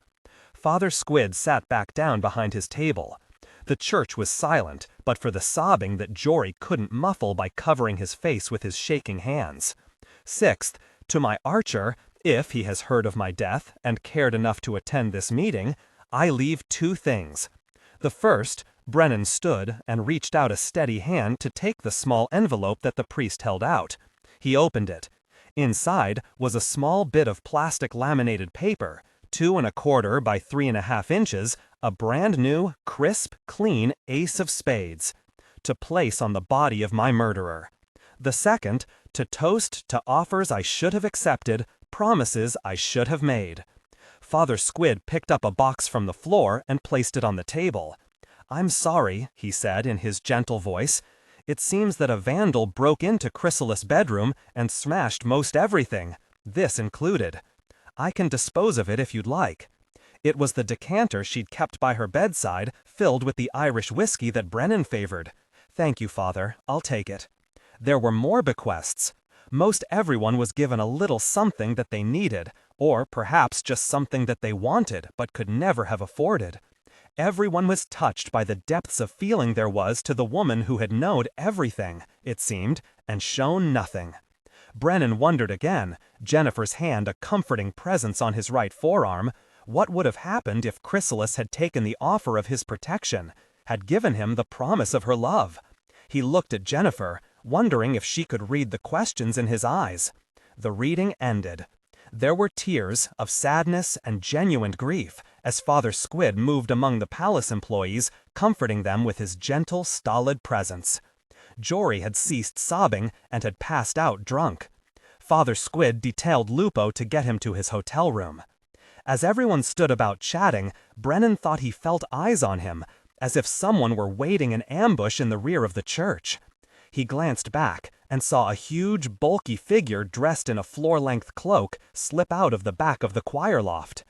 He handed the box with the broken decanter in it to Jennifer. Take this to the room and wait for me. There's someone I have to see right now. She nodded and took the package from him. Be careful, she said, but Brennan was already out in the night, following the oddity as that mysterious entity went on its mysterious rounds. 9 p.m. The oddity wasn't listed in the phone book or the city directory, at least not under oddity. The Joker had other names, Evan, Patty, John. That much Digger had remembered from that story that Mr. Lowboy had refused to print. The oddity wasn't one person, but 3. 2 men and a woman.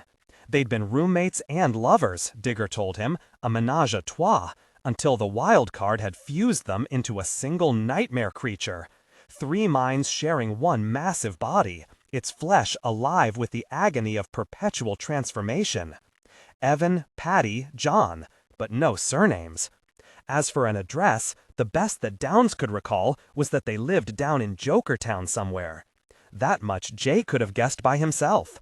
He took a cab to Jokertown and hit the streets, making the rounds until his feet began to hurt. Honor the weight of ideas that question what it means to be human. The snitches at Freakers gave him some leads after he dropped a few bills, but nothing had panned out. The oddity didn't drink in any of the usual gin joints, eat in any of the usual greasy spoons, or get his or her ashes hauled in any of the usual cath houses. Jay finally tried the cough house, ducking in through the side entrance to avoid his buddies Masaryk and Kant. There had been rumors about the oddity, Sergeant Mole told him, but no complaints, no arrests, and no address on file. After that, he walked the streets at random in the half-assed hope of bumping into his quarry. When he hadn't been looking for the oddity, the asshole had been showing up everywhere. Now he couldn't find him for a prayer. It must have been old habit that made Jay turn down Henry Street toward the Crystal Palace. He was half a block away when he remembered the palace was closed. Except, he saw when he got closer that it wasn't. Jay shoved in through the front door, following a pair of slumming yuppies. The tap room was as crowded as he'd ever seen it. All the tables and booths were full, and patrons were lined up too deep along the bar, clamoring for service. Jay moved through the press with a couple of feints and a deft elbow to belly up to the rail. Lupo was the only bartender. His fur was slick with sweat, and he looked harassed. "I got his poisse café for him right here," he snapped at a waitress, grabbing his crotch. He drew a beer and set it on her tray. "Here, give him this. If he doesn't like it, tell him Squisher makes the best poisse café in town over in the basement." The bartender caught sight of Jay from the corner of his eye. He threw together a scotch and soda and brought it down, walking right past 4 gnat barflies who were trying to get his attention. "Son of a fucking bitch," he complained as he set down the drink on a soggy coaster in front of Jay. "Busy tonight," Jay said. "Tell me about it," Lupo said. "Nothing like a murder to goose up business. I never seen 3/4 of these geeks before. Let me tell you, they don't know jack about tipping neither." "Hey!" one of the gnats screamed from 3 stools down. "Hey, furface, I want some fucking service." Lupo turned his head and snarled, baring long yellow teeth. The gnat cringed and almost fell off his stool. For a second it got very quiet along the bar. Lupo turned back to Jay. "You were saying?" "Where's Sasha?" Jay asked. "Good question," Lupo said. "This is his goddamn shift, only nobody can find him. Maybe if I was a telepath, I'd know when to get lost too." "New boss on the premises?" Lupo nodded, moving off as a waitress hailed him from the far end of the bar. "Try the red room," he said. The red room was quieter than the main tap room, but all the booths were occupied, red velvet curtains drawn around each for privacy. Jay stopped a waitress and asked about Dutton. She pointed to the booth on the end. He carried his scotch over and stuck his head through the curtain. "Peekaboo," he said. Jube jumped like someone had given him a hot foot and looked nervous until he saw who it was. Charles Dutton seemed unperturbed. "Have a seat, Mr. Ackroyd," he said calmly. Jay slid into the booth and let the curtain fall closed behind him, shutting them into a soft red womb. It felt good to sit down. Dutton was nursing a cognac. The walrus had a huge pina colada with a pineapple ring floating on top, but he pushed it away and maneuvered his bulk out of the booth. "I gotta sell some papers," he said. "Catch you later." Jay waited till he was gone. "Picking up the pieces?" Deep-sunk, cold eyes regarded him frankly. "You might say that. I've decided to keep the business going." "Great," Jay said. "I'll be your first customer. What would you like to know?" "If the price is right, I'm sure we can do business." "I get my usual generous discount, right?" Jay said. He went on quickly before Dutton could say no. "I'm looking for the oddity. Know where they live?" "No," Dutton said. Jay made a tsking sound. "Chrysalis would've," he said. "See, if you're going to be an information broker, you gotta know things like that." "Give me time to consult her informants," Dutton said. "Sasha might know," Jay told him. "You pick up all kinds of things when you can read minds." "Where is Sasha anyway?" "I would like to know that myself.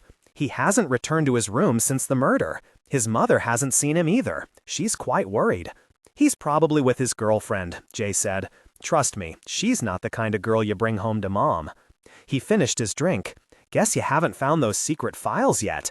"No, more's the pity," Dutton told him. "I can assure you, however, that they're nowhere in this building." Dutton pulled his hood over his face and stood up. "Don't tell me you're tired of my company already," Jay said. "I'm afraid I have business to attend to." "Me too." Jay got to his feet. He was thinking about Sasha. The last time he'd paid a call, he'd gotten laid and lied to. Maybe it was time they had another chat. 10 p.m. It was a cinch to follow the oddity, no matter how crowded or how empty the streets. The Joker didn't move very fast, and he certainly had a conspicuous silhouette. Things got a little trickier when the oddity took to the deserted back alleys where there were no other pedestrians to blend in with. But the alleys were also darker than the streets and allowed Brennan to move from shadow to shadow with the stealth of a stalking cat. The oddity finally stopped before a back service entrance of a dark brick building and let himself in with a key. Brennan followed him as closely as he dared. He stopped before the metal door, pausing to read the legend stenciled on it. Service entrance, famous Bowery Wildcard Dime Museum. Brennan frowned, wondering what connection the oddity could have with the Wildcard Museum. He went to work on the door, knowing that he wouldn't find any answers out there in the alley. Inside, the museum was dimly lit by security lights that threw the various exhibits into shadowy relief. Brennan felt a touch of strangeness as he moved by the silent, dimly lit replicas of aces and jokers and aliens. It was a relief finally to hear the sound of clumping feet that put him back on the oddity's trail. He caught up to the oddity as the Joker was disappearing down a flight of stairs that led to the bowels of the museum. Brennan followed him down the stairs and caught up with him again as he entered what looked like a basement workroom. The Joker had flicked on all the lights, so Brennan cautiously hid behind a tarp-covered something that was being stored in the wide hallway. From his vantage point, he could peer around the door jamb and see into most of the room, which was largely filled with half-completed wax replicas. The oddity was pacing before one of the wax sculptures. Brennan leaned further into the light and saw that it was a nude study of Chrysalis. Her torso was just starting to take form, with bones and organs gleaming under wispy musculature. Her head was still a formless blob. The oddity suddenly took off his fencing mask and hurled it across the room with an anguished howl. It made a loud clatter as it smashed into a pile of pots and pails that was sitting near the wall. The oddity, now wearing the sensitive features of a handsome black man whose face was twisted by intense emotion, continued to pace before the sculpture. Brennan was so engrossed in watching the Joker that he almost didn't hear the footsteps on the stairs. He managed to jerk back into the darkness just as Charles Dutton came down the hallway and went into the workroom where the oddity was pacing. "I thought it was you," Brennan heard Dutton say. There was a long silence. Then Dutton added, "There's no sense brooding over it, Evan." Brennan heard the oddity suck in a long, angry breath. "She's dead, Charles, beaten to a pulp by some lousy ace. I'll never finish it now." There was the sound of more angry pacing. Then the oddity, Evan, said, "I'd love to get my hands on the neck of the son of a bitch who did it to her." I really would. Now, Evan, Dutton said placatingly, that's not like you at all. Sounds more like John. We have plenty of other things to worry about. The police are on the case, and so is Ackroyd. Someone will find the murderer. Let's concentrate on the files. I know, Charles, Evan said as Brennan silently backed away down the hall. I know, but why Chrysalis? Who could have done such a thing? Brennan went back up the stairs, through the museum, and out into the alley by the back door. There'd been no mistaking the pain and anguish in the oddity's voice, though Brennan was unsure if he was more upset about Chrysalis' death or his unfinished waxwork. In any case, unless the oddity was even more schizoid than Brennan figured, it was obvious that he hadn't killed Chrysalis. The oddity was innocent, Brennan thought. So was Bludgeon. The shadow fists were looking better and better. He checked his wristwatch as he moved off into the night. Time to call a man, he thought, about a visit to a graveyard. This time, Jay decided not to ring the doorbell. Just thinking of Esley gave him a hard-on, but last visit things had gotten entirely too messy for his taste. He pushed an empty dumpster down the alley and climbed on top. From there, his fingers could brush the lowest rung of the ladder that hung down from the old cast-iron fire escape. He stretched, grabbed the metal with one hand, and tried to yank it down. It didn't want to come. Meanwhile, the dumpster rolled out from under him, leaving him dangling from the ladder by one hand. Jay grunted, caught the rung with his other hand, chinned himself up, and began to climb. It was at times like this he wished he could teleport himself as easily as he did his targets. But no, he had to do it the hard way. He hunkered down on the fire escape to catch his breath, sniffing dubiously at the air. Something smelled bad. All the lights were out in Sasha's loft. Jay moved stealthily along the fire escape toward the window. Climbing he could live without, but sneaking was his middle name. It was even easier when you didn't have to juggle a camera. The window opened on a bedroom. Jay took a quick peek, saw no one. He took out a glass cutter, carefully removed a section of the upper pane, and reached through to open the lock. When the glass came out, the smell got stronger. Jay eased open the window and climbed in. avoiding a window box where odd-looking herbs and flowers fought for space with weeds. It smelled foul inside the room. By then, Jay was pretty sure that he wouldn't be finding either Sasha or Esley at home, at least not alive. He moved quietly to the bedroom door, opened it a crack, listened for any sounds, heard none, and moved out into the hallway. The subdivided loft was a lot bigger than he'd supposed. There was the living room, the lavish kitchen, 2 baths, and 6 bedrooms. The closer he got to the back, the worse it smelled. When he opened the door to the back bathroom, he gagged and retreated. The dressing table in the adjoining bedroom offered a dozen different perfumes. Jay found a lace handkerchief in a drawer, doused it liberally, and held it over his mouth and nose. Then he went back to the bathroom to see who died. Street light poured wanly through a small frosted glass window onto the tiled floor. Jay could see the tiny pale shapes of the maggots swarming over the corpse. Even through the handkerchief, the smell was overwhelming. Jay forced himself to turn on the lights. It was a child, a boy, he guessed, though there was barely enough left to tell. Bigger than the weird little monkey thing he'd chased through the dime museum, but way too small to be Sasha or Esley. Jay remembered seeing someone small and somehow misshapen run for the bedroom when Sasha had burst in on him and Esley. Maybe it was her kid. But would a mother just go off and leave her dead child's corpse to rot on the bathroom floor? The body was too far gone in putrefaction, and the maggots reminded him unpleasantly of the white comb-faced thing in his dream. But he made himself stare at the decaying flesh. Definitely a Joker. He was naked, and at first he seemed to have too many limbs, but Jay finally decided that the long, swollen thing between his legs was a tail. The body lay face down, and Jay couldn't make out his features. But there was a huge open sore on the side of his neck, writhing with maggots. Jay had seen enough. He turned off the light, shut the door, and stood in the darkened hallway. Considering his options. He could call the cops, only this time he wasn't there by invitation. This time he'd done a little breaking and entering. Jay decided he'd let somebody else claim the prize for once. He jammed the handkerchief back into his pocket and began to search the apartment. No one was home. No one had been home for some time.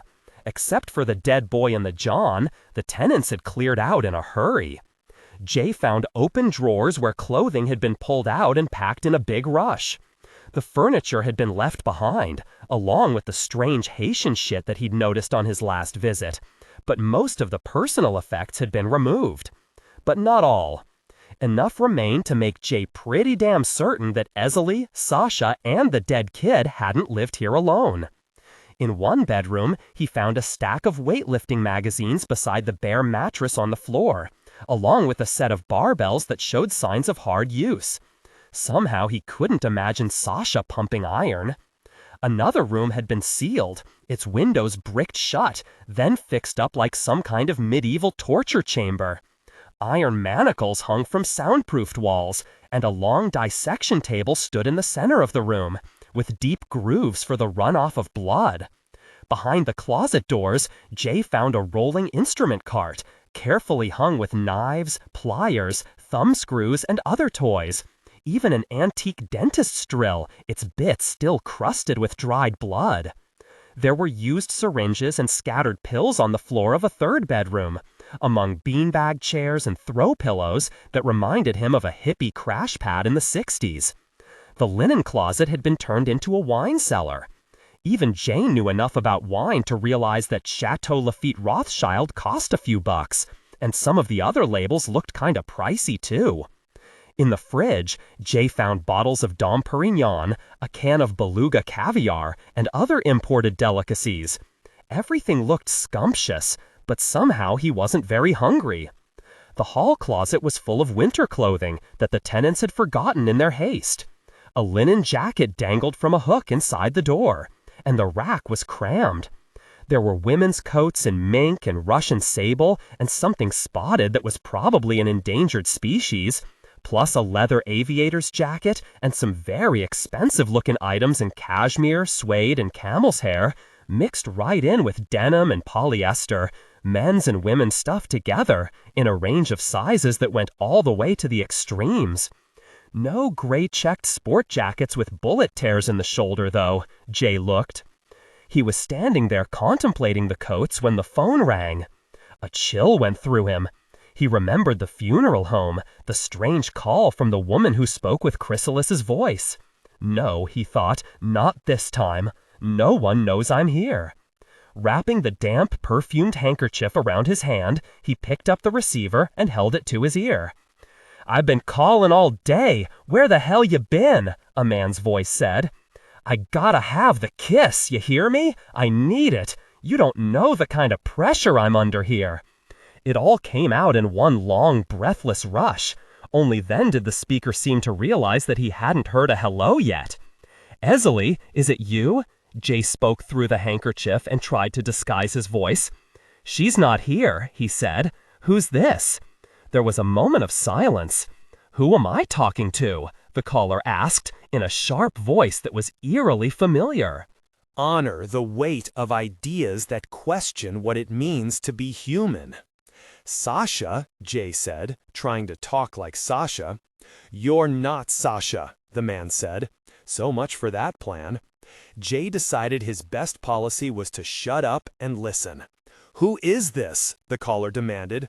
"You play games with me, you're in big trouble." That did it.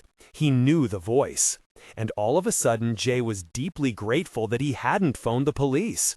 He dropped the receiver back into its cradle and got up fast. Kant could have a cruiser here in minutes. Jay had to move. He'd taken 2 steps when he noticed the message pad beside the phone. He went back. The top sheet had been ripped off, but he could still see the impressions on the sheet below. 2 columns of numbers marched down the sheet in parallel. Times. Jay pocketed the pad and retreated back to the fire escape. You didn't need to graduate with honors from detective school to figure this one out. Flight times. Sasha wasn't going to be coming to work anytime soon, and Jay had a funny hunch he knew what city the bartender had fled to. Thursday, July 21, 1988, 1 a.m. "You're taller," Jay said to Digger. "Only a little, but when you start at 3 inches, an inch or 2 makes a difference." Yeah, Downs said, from where he was perched in Oral Amy's lap. The brat had to come in every morning before school and re-shrink the ones needed at most. Otherwise, you grow. "Slowly," Jay said, locking the office door behind him. "Slowly," Digger admitted gloomily. "Where the hell you been? I figured Hartman had gotten to you for sure." "Hartman's in Atlanta," Jay commented out. "I doubt he even knows I'm alive." "Don't bet on it," the reporter said, his tone glooming. "So, what's going on? You blow the whistle?" "No," Jay said. He went on into the back room, turned on the lights and the fan, sat down at his desk. Digger jumped down off Oral Amy and came trotting after him, his little feet pitter-pattering on the hardwood floor. "What the hell you waiting for? An engraved invitation from the White House?" he said in an aggrieved voice. "They've started balloting down in Atlanta. Hartman could win the nomination while you're shuffling around picking your nose. You gonna let the guy who had Chrysalis killed become president?" Jay picked up the reporter by his collar. "Do me a favor, Downs, and shut the fuck up," he said, dropping the little man in his wastebasket. Downs landed among the remains of the pizza and squawked in protest. "What the hell's wrong with you, Poppin' Jay?" "I found another body," Jay told him. "Jesus," Digger said. "Who?" "Damned if I know. Was it one of Mackey's?" Downs wanted to know. "I don't think so," Jay said. "This one was pretty ripe, but all the pieces were still attached." Downs climbed up the pizza box, teetered on the edge of the wastebasket for a moment, and jumped down to the floor. He landed with a grunt. "We gotta get Hartman before he gets us," he said. "I told you how he works." "Yeah, you told me," Jay admitted. "It's a great story." "It better be. It's all we've got. Your word against his.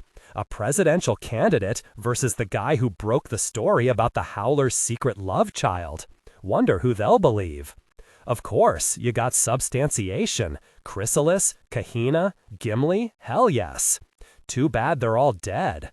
The jacket, Digger insisted. That's your proof. Maybe, Jay admitted, if we had the jacket. Which we don't.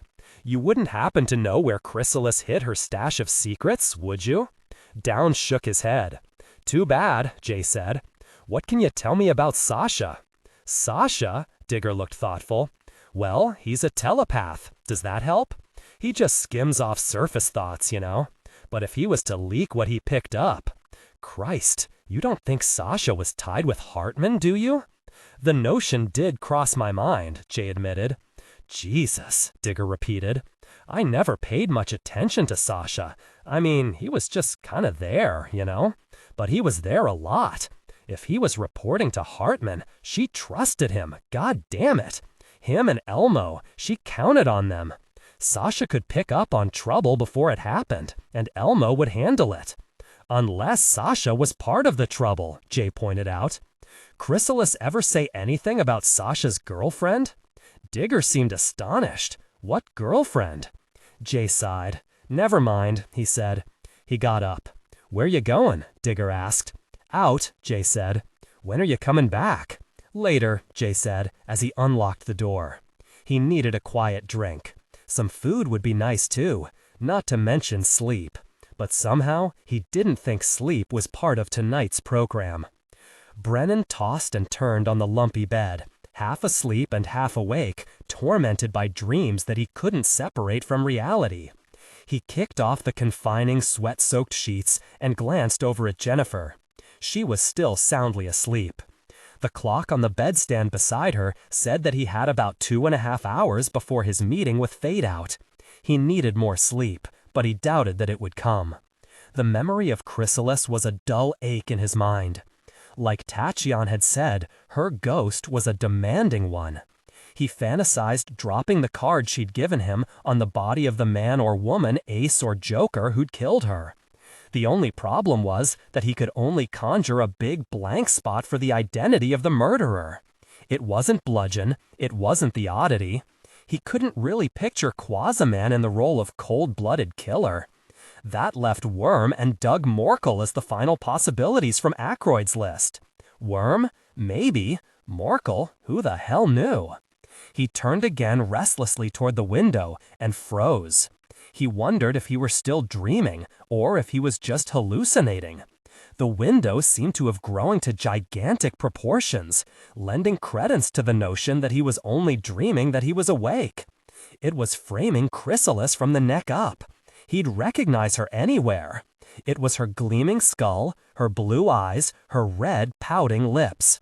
He stared for a good 5 seconds, then closed and rubbed his eyes. When he opened them, she was gone. He lay there in bed staring at the now empty window, telling himself to get up and go to it, but he was afraid. He lay there and closed his eyes and told himself that it was only a dream. And after a while, he'd almost convinced himself that that was true. 3 a.m. Coffee, Jay? Vi asked him. He'd grabbed a booth by the window. The counter drew a lot of strange people during the graveyard shift, and Jay wasn't feeling real sociable. Yeah, please, he said. And give me a patty melt, too. Extra onions, side of fries. Gotcha. Vi poured his coffee and left to place his order. Someone had left a rumpled Daily News in the booth. Jay smoothed it out and read the lead story. The Democrats had started voting down in Atlanta. Hartman had broken well in front, and he was gaining strength with each ballot. Leo Barnett was several hundred votes behind, followed by Jackson, Dukakis, and Gore. Much as he hated to admit it, Digger was right. He had to do something. But what? He pushed aside the newspaper, took his list from his pocket, and looked at the names again. Worm, Quasiman, Bludgeon, the Oddity, and Doug Morkel. Yeoman swore it wasn't Bludgeon. If the mystery player was really Hardman and not Barnett, that deep-side Quasiman's motive. Jay hadn't turned up a damn thing pointing at the Shadow Fists, and the M.O. was all wrong for Worm anyway. He still didn't know who the fuck Doug Morkel was, but by now, he didn't care. It had to be the Oddity, didn't it? Jay dug out the list of flight times he'd swiped off the scratch pad by Azela's phone. He took a sip of coffee. Fuck it, he said aloud. It didn't have to be the oddity. Atlanta was too damn close. It looked like the flight time averaged about 2 hours non-stop. The earliest departure left at 6:55 in the morning and got into Atlanta at 9:07. The killer could have caught the last plane out of Atlanta Sunday night, dropped by the Crystal Palace in the early hours of the morning to murder Chrysalis, and still made it back to Georgia in time for the opening of the convention. Which meant that some of the other names on the list deserved a second look. If Downs was telling the truth, Chrysalis had sent her assassin after Greg Hartman. She hadn't told anyone, yet somehow Hartman had found out. The leak had to be Sasha. Elmo had been hiring the assassin just about the same time Chrysalis was getting killed, which meant somebody had known what she was going to do before she did it. New York had too damn many telepaths as far as Jay was concerned, but Sasha was the only one who was close to Chrysalis. Jay took a swallow of coffee, grimaced, and cursed himself for a fool. He should have seen it much earlier. Sasha had been there when Jay found the body. Even without eyes, he'd sensed an intruder in the building. So why hadn't he sensed the killer? Or had he? Okay, so Sasha picks the assassination plot out of Chrysalis' mind and leaks it to Hartman, who sends Mackie Messer to make sushi out of Digger Downs, and someone else, someone with superhuman strength, to take Chrysalis out of the game. The oddity? Maybe. But Jack Braun was a Hartman supporter, and Billy Ray was the senator's bodyguard. The brutality of the murder seemed out of character for Braun. Carnifex had a nasty reputation, but maybe that didn't matter. According to Downs, the Syrian girl claimed Hartman made her slit her brother's throat, so maybe he compelled Braun to do his dirty work the same way. Vi came bustling up with his patty melt in one hand and a fresh pot of coffee in the other. She set down the plate and refilled Jay's cup. He folded up his papers and put them away. "Who you like for president, Vi?" he asked the waitress. She snorted. "They're all crooks," she said as she walked off. "I wouldn't vote for none of them." Jay stared at his patty melt. The onions were grilled almost black, just the way he liked them. He tried a French fry. It needed ketchup. "Hey, Vi," he called out, but by then she was back behind the counter, waiting on a couple of hookers who just strolled in off 42nd Street. The oddity was still a better candidate than Golden Boy or Carnifex, Jay decided. Hartman would have had to have learned of the assassination the night before to get either Braun or Ray on a plane on time. But if he had known that far in advance, why the hell did it take him so long to send Mackie after Digger Downs? And why not have Mackie take care of Chrysalis too? Why use two killers, each of whom could implicate him? And why dispatch someone from Atlanta when he had local talent on the scene? That is, assuming Mackie had been on the scene. Maybe he'd been in Atlanta too. That would explain why it had taken him so long to make his try for Downs. The hell of it was, if Hartman was an ace, every name on the goddamn list would need a second look. Troll, Ernie the Lizard, Doughboy, hell, they were probably all Hartman fans. None of them seemed to have any particular motive for killing Chrysalis, but maybe they didn't need one. Maybe they were Hartman's unwilling pawns, like Kahina. So where the fuck did that leave him? Jay took a bite of his patty melt and chewed thoughtfully. Was Hartman a secret ace? Digger said so, him and his goddamn nose. Some evidence, a smell that no one else could smell. The cops would just love that. The only way to prove Digger's story was to find that jacket. Jay tried to think where he might hide if he was a jacket, but the only thing that came to mind was a closet, and all the obvious closets had been checked pretty thoroughly. The patty melt needed ketchup, too. "Vi," Jay called loudly. She came over with the coffee pot in hand and stopped when she saw his cup was still full. "What you need, honey?" "Ketchup," Jay said. Vi looked disgusted. "Honest to Christ," she said. "What do you think that is?" She pointed. Jay blanked. The ketchup bottle was right there on the table, over against the window between the napkin dispenser and the salt and pepper shakers. Vi gave a put-upon sigh and walked off. Jay picked up the bottle, unscrewed the top, and poured a good-sized puddle on his plate. How stupid could he get? The damn thing was right there in front of him all the time. Then it hit him. 4 a.m. The forgotten cemetery, left untended for several decades, had become a pocket wilderness in the city. Many of its graves had collapsed during the years of neglect. Its weathered tombstones, most bearing names as forgotten as the cemetery itself, were canted crookedly throughout the rank undergrowth. The graveyard had an air of melancholy decay about it, but Brennan didn't mind. He liked its silent darkness. It was almost as quiet and peaceful as the country. He wore dark clothes and carried his compound bow, assembled and ready for use. The bow was the proper weapon for this place, stained as dark as the night that hid Brennan and as quiet as the corpses that kept him company as he waited. The silence was finally broken by the approach of a car that Brennan heard but couldn't see from his hiding place in the bushes.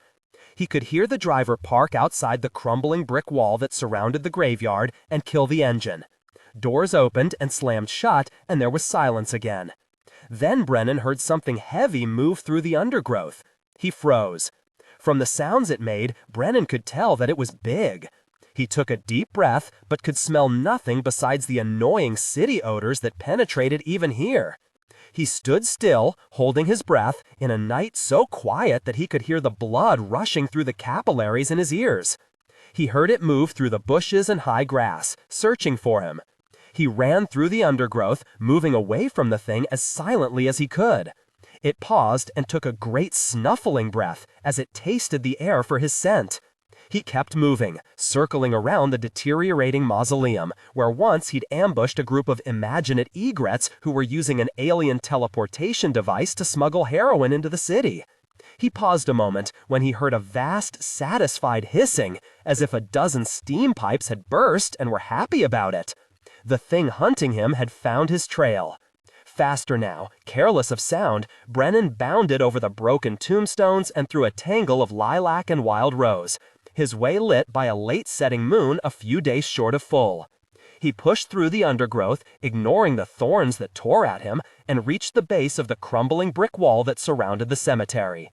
There was a loud crash at his back as something long and sinuous smashed through the stand of lilac and wild rose and stood shining in the night, moonlight glistening off its silver and gold scales. It had to be Lazy Dragon.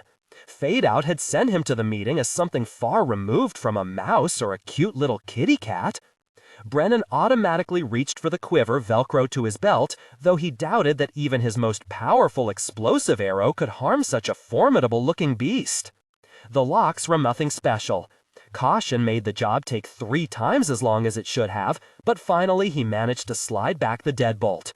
Jay opened the door a crack and moved inside the cool, dark interior of the famous Bowery Wildcard Dime Museum. A red light blinked silently in the key box mounted on the wall. Jay went to it and punched in the sequence of numbers he'd seen Dutton enter on Tuesday night. He had a good memory for things like that. The flashing red light was replaced by a steady green. The interior of the museum was even creepier now that he was alone than it had been when Dutton had led him through it.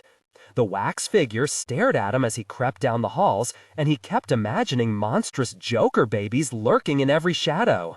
He got lost twice before he finally found the Syrian diorama. All the lights were out. Jay could barely make out the outlines of the wax figures behind the glass, each frozen in a moment of time.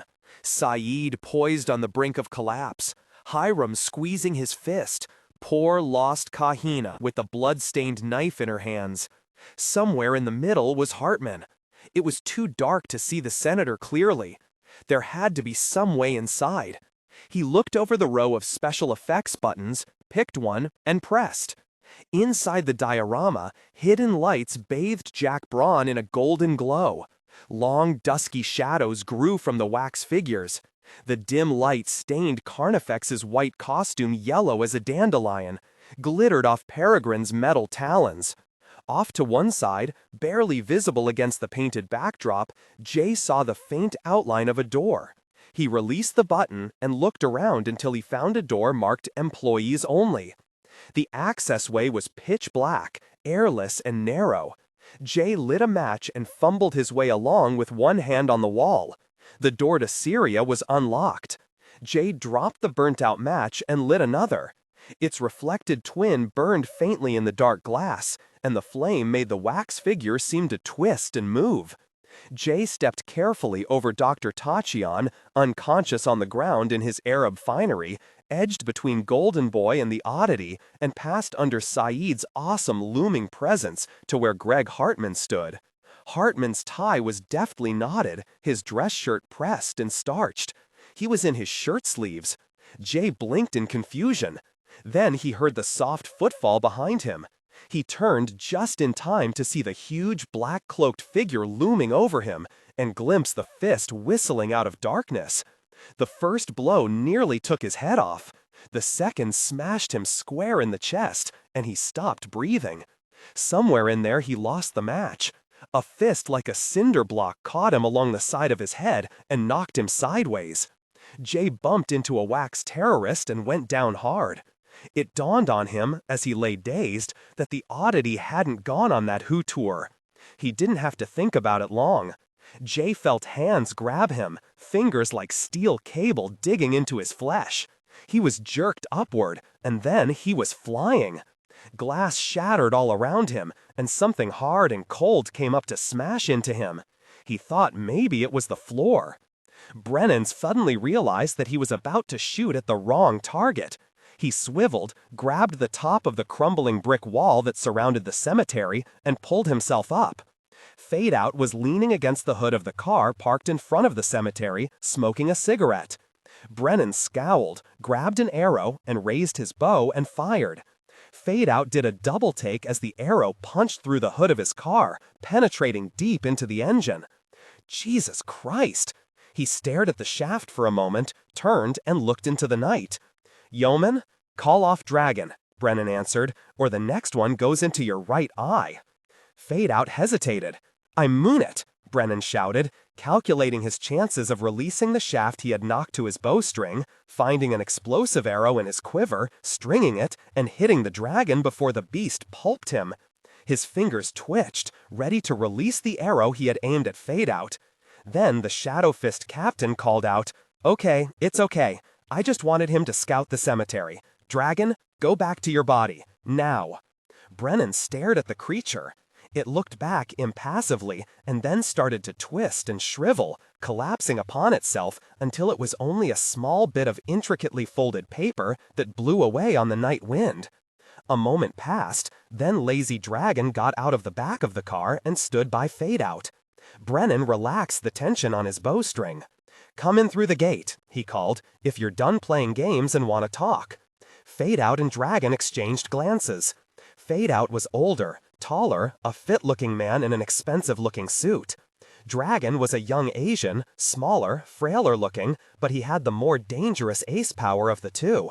Fade Out, though, was the boss, and Dragon would take his cue from him. "You can't blame me for being cautious," Fade Out said, leading the way into the cemetery through the sagging wrought iron gate. "You killed a lot of fists at Tachion's clinic." Brennan jumped down lightly from the top of the wall. "Do you really care about that?" he asked. "No," Fade Out admitted. He looked around, suppressing a shiver. "But I was, well, a little concerned about meeting in this god-forsaken place. It gives me the creeps. I like it. Dark, quiet, plenty of cover." Brennan was suddenly tired of all the small talk. "Let's talk about Chrysalis." Fade Out glanced at Lazy Dragon, who was watching him passively. "I know that you're looking for Chrysalis's murderer. You caused quite a scene at Squisher's basement. I'm afraid that you totally ruined Bludgeon's reputation." "It wasn't hard. He wasn't the same old Bludgeon." Fade Out nodded. "He's dying of AIDS. That's not a fate I'd wish on anyone, but I can't say that I'm too sorry. The man was a disgusting brute. Now he's disgusting and pathetic. I didn't call this meeting to discuss Bludgeon's health problems." "Right. I want to help." "Help? Yes. Help find Chrysalis's killer." "I see." Brennan smoothed his mustache thoughtfully. "And in return?" Fade Out shrugged. "I want nothing more than you want. I want Kian removed." Brennan smiled slowly. "I don't know what you have against him," Fade Out continued, "but I know that you want him bad. As for me, well, let's say that I could envision the Shadow Fists doing quite nicely with a new leader." Brennan glanced at Lazy Dragon. And a new chief lieutenant? I'm very generous, Fade Out said, to those who help me. I've been generous to Lazy Dragon. I was generous to you in the past, and can be again. The only thing I need, Brennan said, is information. Ask away. Did Worm kill Chrysalis? Well, you cut right to the heart of the matter, don't you? Fade Out said, shaking his head. That's right. Well, Fade Out said carefully, we all know that Worm has a violent temper, and he's totally devoted to Kian. Chrysalis, of course, knew that Kian is head of the Fists, but she'd kept quiet about it. If, however, she found out something that threatened Kian, Worm might have had the initiative to do something on his own. Like finding out about Kian's new designer drug, Rapture? Asked. Yes, you've learned about our new head candy, haven't you? Something about it. Perhaps Chrysalis learned something about it too. And Worm killed her? Fade Out shrugged again. I make no accusations. It is a thought, however. I can make a few discreet inquiries on the subject. Brennan nodded. All right, I'll be in touch. One thing, Fade Out said as Brennan turned away. You might keep your eyes open for Chrysalis's secret files. Secret files? Her information cache. The talk is that she kept meticulous records concerning everything she'd ever discovered on everybody in the city, and those records didn't turn up when the police searched the palace. And you can bet that the police had orders to search very thoroughly. What do you want with these files? Fade Out smiled. Someone has to take Chrysalis's place. Brennan shook his head. You're an ambitious man. First you want to replace Kian, now you want to replace Chrysalis. Fade Out shrugged. A man has to stay busy. All right, Brennan said. I'll keep my eyes open for them. I may want to have a look at them myself. Fine, Fade Out said with a smile. Have fun catching Chrysalis's killer, then come after Kian. I'll be there to help you. We'll see. Brennan stopped, turned back to Fade Out and Lazy Dragon. One last thing. Ever hear of an ace named Doug Morkel? Fade Out and Dragon exchanged glances. No, should I have? Beats me, Brennan admitted. He's on my list of suspects, but no one has ever heard of the bastard. Morkel, strange name. I'll ask around. Honor the weight of ideas that question what it means to be human. Brennan nodded, turned again, and faded into the night, leaving Fade Out and Dragon to deal with a car whose radiator fluid was now an oily green puddle on the street. 6 a.m. Jay opened his eyes and closed them again quickly. The light made his headache unbearable. The pounding behind his eyelids was like thunder. The left side of his face was a single dull mass of pain, and he could taste blood in his mouth. Somebody had yanked his hands behind his back and tied them together. When he tried to get up, something ground together inside his chest, and the pain was excruciating. A feeble groan escaped his lips. He rolled back and tried to lie very still. Maybe he should just go back to sleep. I heard him, a deep voice muttered, somewhere far away. He moaned. Has comin' to. Bring him here, John, someone else said. The second voice was vaguely familiar. Massive hands lifted him as easily as a grown man might lift a child, carried him across the room, and propped him up in a chair. The hands were not gentle. Jay had to stifle a scream. "Open your eyes, Mr. Ackroyd," the second voice said. Reluctantly, Jay tried. His left eye was swollen almost shut. The Grim Reaper sat staring at him across an antique desk. "Dutton," Jay managed, through cracked, bloody lips. The Reaper nodded. A shadow fell across Jay. He forced himself to turn his head. It wasn't until you got really close to the oddity that you realized how big the fucker was. He could hear labored breathing from behind the fencing mask and feel the weight of eyes staring down implacably through the steel mesh. "You said you didn't know the oddity?" Jay said to Dutton. "I lied," Dutton told him. Jay tried to think of a wisecrack, but his mind wasn't in it. He closed his eyes again, forced them open. He felt like his head was going to explode. He said, "Don't suppose you got any aspirin you could let me have?" "John," Dutton said, "there's a bottle of aspirin in my toilet, if you wouldn't mind." "Let him hurt," the oddity rumbled. He doesn't care how much we hurt, does he? Let him bleed for a while. I understand the sentiment, Dutton replied, but we do want his cooperation, after all. Please. Grumbling, the oddity shuffled through the bathroom door in the back of the office. Jay heard the medicine cabinet open with a bang, then the sound of water splashing into a sink. My apologies, Dutton said. John's temper often gets the better of him, and I'm afraid he does not like you. The oddity returned with a handful of aspirin tablets in one hand and a glass of water in the other. With his hand still tied behind his back, Jay could only open his mouth. The oddity stuffed in a half-dozen aspirin, then lifted the water to his lips. Jay swallowed until he began choking. The oddity grunted, stood up, and watched Jay sputter for breath. The Joker's right hand, the one that held the water glass, was big and rough, coarse dark hair covering the knuckles. The left was much smaller, more delicate, a woman's hand, its fingernails long and pointed. Under the thick dark clothing, Jay could see the swell of breasts. Thanks, he managed. Fuck you, the oddity snarled. Jay turned back to Dutton. You knew I was coming, he said. It wasn't a question. You or someone like you, Dutton replied. How much is Barnett paying you to betray your own people? For a moment, Jay didn't think he'd heard him right. Barnett? He said groggily. What the fuck are you talking about?